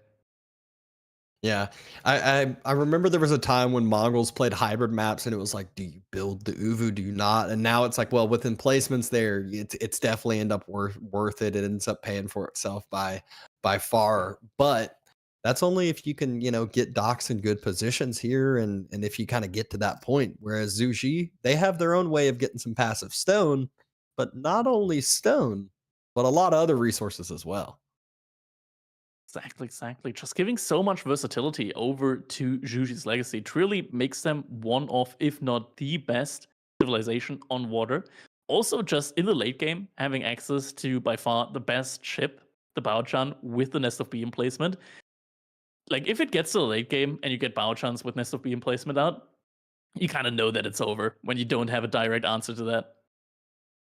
I mean, if we're getting to the late game on migration, I'll be kind of surprised here, because usually this is interesting. I was about to say that usually this is another one of those maps that we're not getting to those 45, 55-minute gameplays. It's usually 15 to 20, maybe on the longer end, 25, 30. Yeah, it tends to be a little bit quicker, but we have seen like longer-ish migration games so far. And when they do come in, they tend to be really weird. Like it starts to like kind of turn into a land map, almost just a complete land map. Suddenly everybody's on the middle, everybody's fighting around that middle. Reminds me of one game. I think it was Baltune that played versus Demu, I think it was. I'm not sure if it was during practice or in the group phase. But I think it was Demu playing Abbasid or Ayubits, and he had his main landmark, the House of Wisdom, on the island. And at one point, Baltune just sends like 15 rams or something like that with palace guards across and just snipes the landmarks. Oh, got to give the people what they want. I'd be all for it this game, but unfortunately, there is no Abbasid, and it'd be pretty hard to do some Mongol landmark sniping. Same thing with Zuji as well, since they can fast build some landmarks and got multiple ones. Exactly, and now it's time for game number 6 to be underway. Here we go. Vortex playing as the Mongols in the color yellow against Marine Lord in the color pink, playing as Zhuji's legacy. This is match point now for Marine Lord, so Vortex truly has to give it his all if he wants to challenge Beastie in the finals. Yeah, Beastie ready and waiting, watching. I'm sure he's analyzing these games as we speak, or for sure going to be watching some replays of these. But docks already dropped. We're going to see some fishing start to happen here soon. And then from there, the migration. Migration indeed. It's going to be a while until then. So far, players are just going to be happily content on their little islands. And overall, looking at this little island for Marine Lord, looking at the potential meditation garden spots, there's a pretty good one right next to this TC. You got gold. You got probably a couple of the berries that you could clip. A little bit of the woodline as well. So all the resources on one screen here, potentially, for Marine Lord. Yeah, no complaints from Marine Lord having that Marine Lord spawn. Pretty typical for himself. Not going to be a game where we see the scouts get it deleted either, because getting some vision on that next island is quite important. Yeah, and also just being able to scout out where the deep sea fish are. also very, very important because the spawns can be kind of random when it comes to like the deep sea spawn location around your base. Vortex, I want to say, has a pretty good one overall. Like all the sheep, I want to say, all the fish for Marine Lord are kind of further towards the back of his base. Meanwhile, for Vortex, they're all kind of like spread around. Gives him a couple more options overall, I want to say. Yeah, has a spot for a back dock with I'm pretty sure a decently close deep sea fish on that eastern side. But either way, we have both players, I'm sure getting about to be moving over to gold as Vortex just now starting to gather himself. His Legacy don't really need to go out to gold right though at the beginning, just because they're getting enough from taxes to be able to age up. And yeah, also having the discount, like paying 30 less gold on your fuel age landmark, just makes it so much easier to just get that with taxes only. Yeah, I guess that is just a few more drop-offs. He's going to have a good amount of taxes from the dock and from the lumber camp that he has as well. Vortex might be the first one to age up here. Actually already has the transport ship, is going to be sending the Khan and the villager over to the middle, and this might be the play that we talked about earlier, where he's just going to be putting that transport ship over to the middle, sends the units over, and then put docks on the other side of the main island. Yeah, give yourself some nice vision. That denies some moving out onto this channel. Makes it very, very difficult for Marine Lord to actually get off of his island. Also just gives Vortex a very, very nice point to start attacking from. Transport ship, not sitting idly by, is going to move over in order to try and get some vision over on Marine Lord's base. Just a little bit more food needed for him in order to be able to age up. Deerstones, in the meantime, is going to be coming in for Vortex. I think we might... Are we going to see an Uvu get dropped there on the big stone? Could be. Definitely will want some stone here at one point. Might be that he just wants to play without stone at the beginning, just in order to get the timing in a little bit better with his aggression. Yep, Deerstones is about halfway. Marine Lord hasn't started his age up, but will come quite quickly once it does. And there it is, 6 villagers on the meditation gardens. And gonna be getting in a lot of resource. Transport ship, scouting for Vortex, so should be in a position to find the fishing ships very soon there from Marine Lord. And it looks like Marine Lord's actually overtaking Vortex here with the age up timing. Yeah, I mean, that's just its Chinese build speed. Pretty good. There is the second dock. So Vortex is trying to use this Deerstone's timing to get some aggression on out. New age begins for Marine Lord, though. Doesn't immediately have enough resource to get any ships out, though. And there is a transport ship with a single unit, probably the scout, I would imagine, making its way across to the middle of the map now. For Marine Lord. And first, military ship, in form of a Springle ship, is coming out for Vortex. Khan spots the...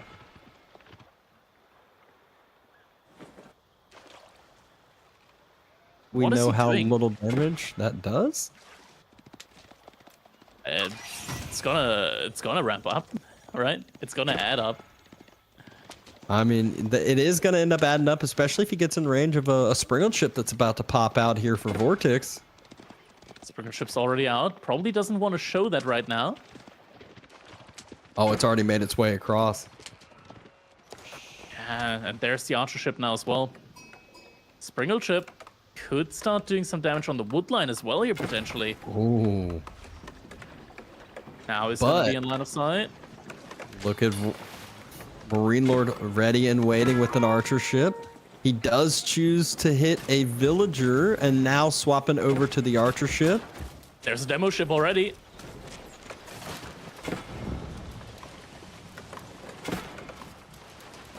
Another archer ship though. There's the archer. Oh! Gets a connection with the arrow bolts on that demo ship. Nice snipe there for Marine Lord. a huge snipe from Marine Lord, because if he doesn't take down that demo, that allows Marine Lord to posture at this position point for longer, which we saw how much idle time that actually just caused Marine Lord's whole entire wood line to shift. Yeah. And a lot of low health villagers, I'm not gonna lie. Vortex behind this, building up his numbers once again. Up to 2 Springle ships, 2 more gonna be in queue now. So overall, the numbers are looking great here for Vortex. The question is going to be, can he really take those fights? One of his Springle ships, kind of low in health, half-ish HP. Oh, and he's splitting up his Archer ship and his Springle ships. I'm not sure if he can really afford that. He does still have manned the sails, but if he cancels that by an accident or something, he's those got demo ships another. will make quick work of that. Yeah, he does have another Archer ship in queue, probably gonna be on its way heading over there, but it will take some time. Marine Lord spots out the triple Springled ships. Archer ship circling around the backside, but will he actually get any damage on the fishing boats? Doesn't look like it. Unlikely, will have to back off, but at least keep the Marine Lord on those demo ships. That's a win. Yep, that's worth it. Archer ship even survives. And now, Vortex circles around the other side. Woodline has to get repositioned yet again. That's so much idle time. Yeah, it's just being so annoying on different sides right now. Archer really needs to back off though now. Doesn't have a lot of health remaining. Can, in theory, use the villager that he has on that next to the dock in order to repair that Archer ship. And military count so far. I mean, Vortex, he's just been climbing up right now. Marine Lord does have 2 demo ships, but 5 Springle ships. The value definitely in Vortex's favor right now. Yep, and Vortex even getting ready to drop another dock. He wants to just continue this onslaught, continue this pressure as long as he possibly can. And the more he does this, if Marine Lord gets a little risky with those villagers, the wood lines are not too easy to grab. Oh, speaking of, more villager idle time. Yeah, Marine Lord's kind of struggling for wood access right now on his small island. Little choke point now. Does also make it hard for demo ships to pop through. Yeah, Marine Lord's up to Ooh, and the sneaky demos. We see the demo flank coming in. Wow, that choke point is super small. It's so hard for ships to get through. There's a lot of demos from both of these players, just kind of ready, waiting, watching for that perfect timing point. We got the dual screen coming up. There's 2 fishing boats. Is that really what we want to blow up? Oh, I guess so. Okay. I only got one. There were so many fishing boats to the south there. Look, give us a little hover to the south here. A little bit further to the south. Yeah, on the south? Bottom side of the map. You know, we're just going to pass.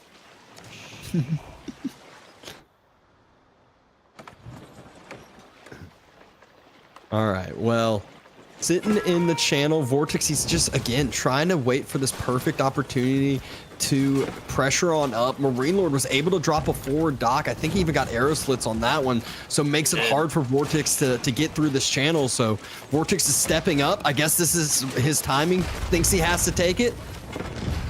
Great micro by Marine Lord, able to snipe down all of the demo ships. Yeah, Vortex not quite getting the connections that he hoped for. At least he's doing some damage to that dock with the emplacements out there. 2 more demos. They could actually get some good damage there. There we go. There's That's some what we're talking fishing boat about. kills. Marine Lord still has an eco lead though. And these docks do not have emplacements on it. It is not the Mongols with an Uvu. This is the no Uvu Mongol play. It is all about the water and Vortex. Good trades there with the demos. He is on that defender's advantage with some healing as well. Good dodge by his frontline demo, playing a little weaving all around those, but ultimately both demos fall and Vortex is able to take down the forward dock that Marine Lord dropped and a villager with it. And Marine Lord though does have the Springle ship lead overall. When you look at the military count, Marine Lord is in the lead. How long can Vortex really posture around there at the front? Any little bit that he is able to eke out there though is going to be an advantage for him, as he is depriving Marine Lord of a lot of the wood on his island. And actually, Marine Lord's at the point, he's on his last wood line. That's safe. The other one's on the front side right next to the docks, and it's not even that big either. So Vortex is playing the smart play, and a minute or two ago, Marine Lord was up 8 to 10 eco, I feel like.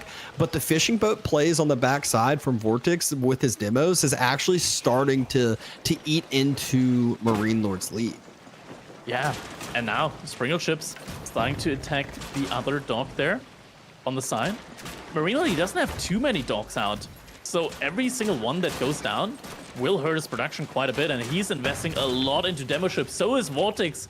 We're seeing a lot of demolition ships once again coming out from these players. Oh, is the village going to start getting focused? No way. Looks like it. Oh. But the docks are about to get focused from Maroon Lord. I think they're just about to have a trade. It's going to be a lot of idle time on the food then. And Maroon Lord's going to struggle to ream boom on the docks, whereas I think Vortex can at least take the middle island. Yeah, looks like... Oh, demo ships. Oh! No Good big reaction by Marine Lord. He's still got to be dealing with this stuff at home, though. And oh, my demo's at home. Yeah, demos at home, indeed. Oh, No way! It's happening again! deja vu! Marine Lord can see all of that. He has so many docks. He has TC vision. He knew exactly what was coming. Oh, weird, man. That is not a feels good moment there. Vortex just losing. Like, what was it? 8 demo ships there. Slowly but surely, villages are going down. The villages. Yeah, if he takes down double villages, this will heavily pop cap Marine Lord, and where does he's already about to be capped. Yeah, where does Marine Lord even have space to drop new villagers?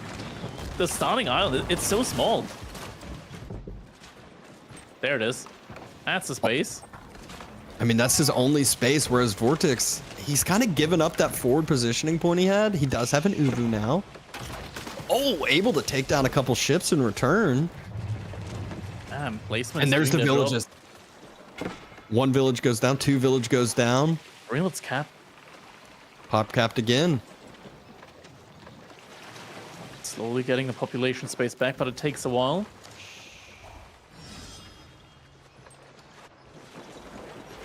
There he goes. Up to 14 demo ships now. Has to be careful not to fall prey to the same thing that happened to Vortex there. Curl tie, some long distance chopping. Gur finally gets replaced. But the curl tie is on its way. Does Vortex have... I mean, I guess his eco at home isn't really a worry because Marine Lord has to send so much to go there to go deal with it and deny it. And by that time, Vortex can have another something battle. though. I think Marine Lord is sending something. I'm not sure if it's a fishing ship or what it is. Has a lot of line of sight. It is a single archer ship. That's going to be able to actually do a lot of damage there to Vortex. Springle Cruise is coming in now. Vortex, he does see the Navy from Marine Lord. Not a fight still that he wants to take yet. Probably also sees a lot of the demolition ships. Actually, no, demolition ships are being sent around the other side. Vortex, he can't fall for this bait right now. Marine Lord's kind of baiting him on the side now. He still doesn't quite have Springled Cruise finished yet. Definitely needs that before wanting to take this fight. Archer ship goes into the backside. Demos are still circling, but I think Vortex can get vision of the demos, and demos are Vortex. He has vision of this. Coming in. Does he realize though? Does he realize it?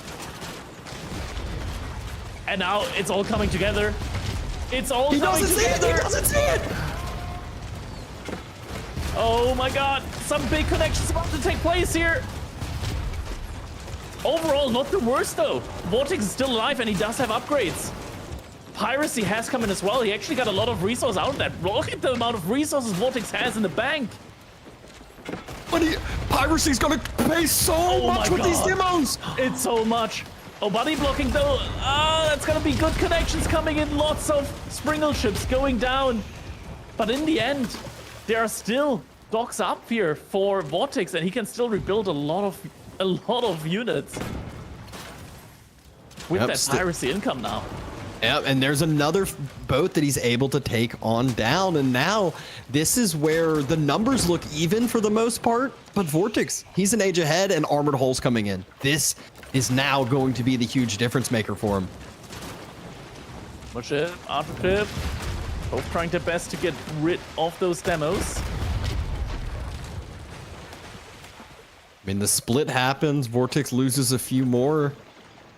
Marine Lord still taking some good trades. And the Archer ship that was given some aggression finally forced on away. Marine Lord is going to be able to age up now as well. Shaolin Monastery coming in. But he's my still question is how much confined on wood? his main Where's his island. wood? Where's his Yeah, wood? it's not a lot. It is not a lot at all, and might actually be under fire soon. Oh, I think he just lost a couple villagers on that wood line right as we clicked on away. But even still, Marine Lord pushed those boats back away. Armored Hull has finished. So Vortex is severely outnumbered, and Marine Lord is about to be completely out of wood. Indeed, 8 Springle ships right now, though, for Marine Lord. So he does have a couple more than Vortex does right now. Just needs those upgrade. Armored Hull is going to be the one that he's prioritizing. Only 30 seconds until that one comes in. Behind this, he really needs to start taking control over the middle part of the map. He did take down 2 of the docks, so that gives him a landing point right now. And Vortex, outside of the Khan, doesn't really have any military that he can put forward. Vortex the first one now to make his way out onto the middle of the map. Oh, and there it That's is. the point in time. There it is. Yeah. They all go to the berries. What Marine Lord can do, he can get a single Shaolin monk out, and then just go over to the middle, right? Then you have a military unit that can heal itself, do some damage, and just overall be very effective, and also protect his units there. 16 villagers are gonna make their way now over to the mainland. He's Did gonna have to Vortex hope that he stop an doesn't. outpost next to this gold vein? He is dropping an outpost there. That's going to be huge for him then. Our ships. Not hitting the demos in placement with that dog. A lot of damage there. Oh, but Reload rushing up a stable. Khan gets vision of it though. We're getting knights though.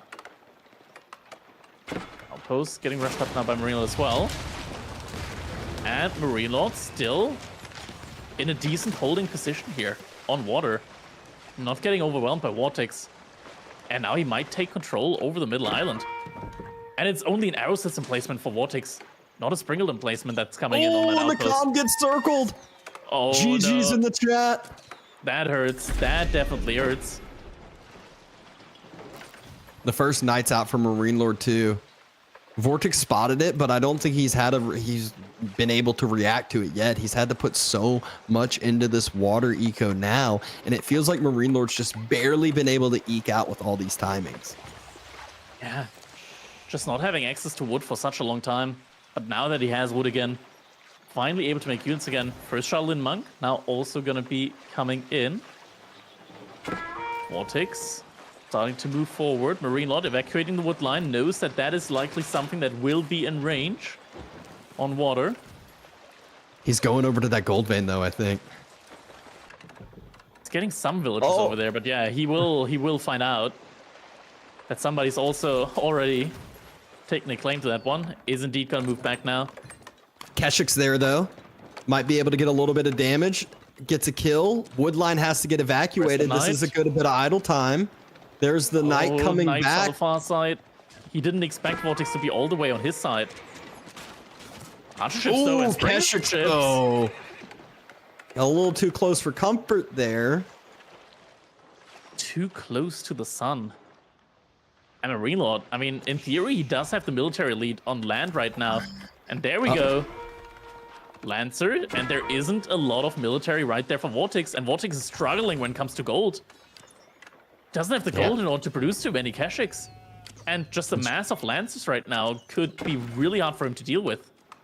Jumps inside the outpost, hoping to clear up the Lancer with the outpost fire, and 2 more Keshiks in production, which will give a little bit of more aggression back out. But Marine Lord, he's dropping another outpost at that location.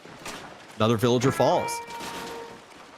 Another dock emplacement coming in on that one immediately. Already takes a lot of damage though from these sprinkle chips there that Vortex has. Quite a lot means that he is able to do a lot of damage to that one. Demo's Now trying to go in. That's sniped by the archer ships for the most part. One demo gets close, doesn't quite get the connection though. Meanwhile, small fights happening on land, and one of the outposts actually shooting across the wood line. As long as the Kashik is alive and giving line of sight there. Archer ships though, archer ships need to be careful. Oh no! Vortex didn't realize what's going on in land. He's gonna lose all those. Oh no, loses a couple of villagers there. Marine Lord just put more of a focus into this landmass, and now that there's almost all of the economy over on this landmass, both players need this spot very, very bad. Sprinkle emplacement though on one of the outposts, that's not something that Marine Lord can really sit around for too long. We'll need more unit mass, and the second that Kashik is able to provide line of sight on that wood line from Marine Lord, villagers will start dying again. I'll get so an outpost up. Kashiks look like they're starting to circle around, starting to dive. This is feeling like more of the chaotic mass than more of the water map here. Nope, that's a crossbow there. Shaolin Monk, I think, starting to grab the relics from Marine Lord as one is in the bank. Yeah, one relic at least has been collected up so far. Shaolin Monk did go down though while trying to fight the outpost. Now Vortex pushing forward again. But the archer ships are forward, and now they're kind of pinched. They can't really move back now. It's going to be a lot of archer ships going down. Looks like Vortex also sending in a couple of units around the side. A couple of demo ships. Ships trying to get close. Still so many fights going on very many different angles there. Yeah, looks like there was a demo ship taking a couple of fishing ships down with it once again. Fight still ensues. Piracy really paying off here for Vortex right now. Already has gotten a lot of resource from that. Every single time a demo ship gets killed or gets exploded, good connection though. That's gonna be 50 resource going over to Vortex. And look at Marine Lord having to fully leave that location. He is just doing a mass expedition over to the eastern side, trying to find a spot to gather some gold, trying to find spots to gather some wood. And if Vortex finds that with some Keshik mass, it can be even more devastating than what we've been seeing.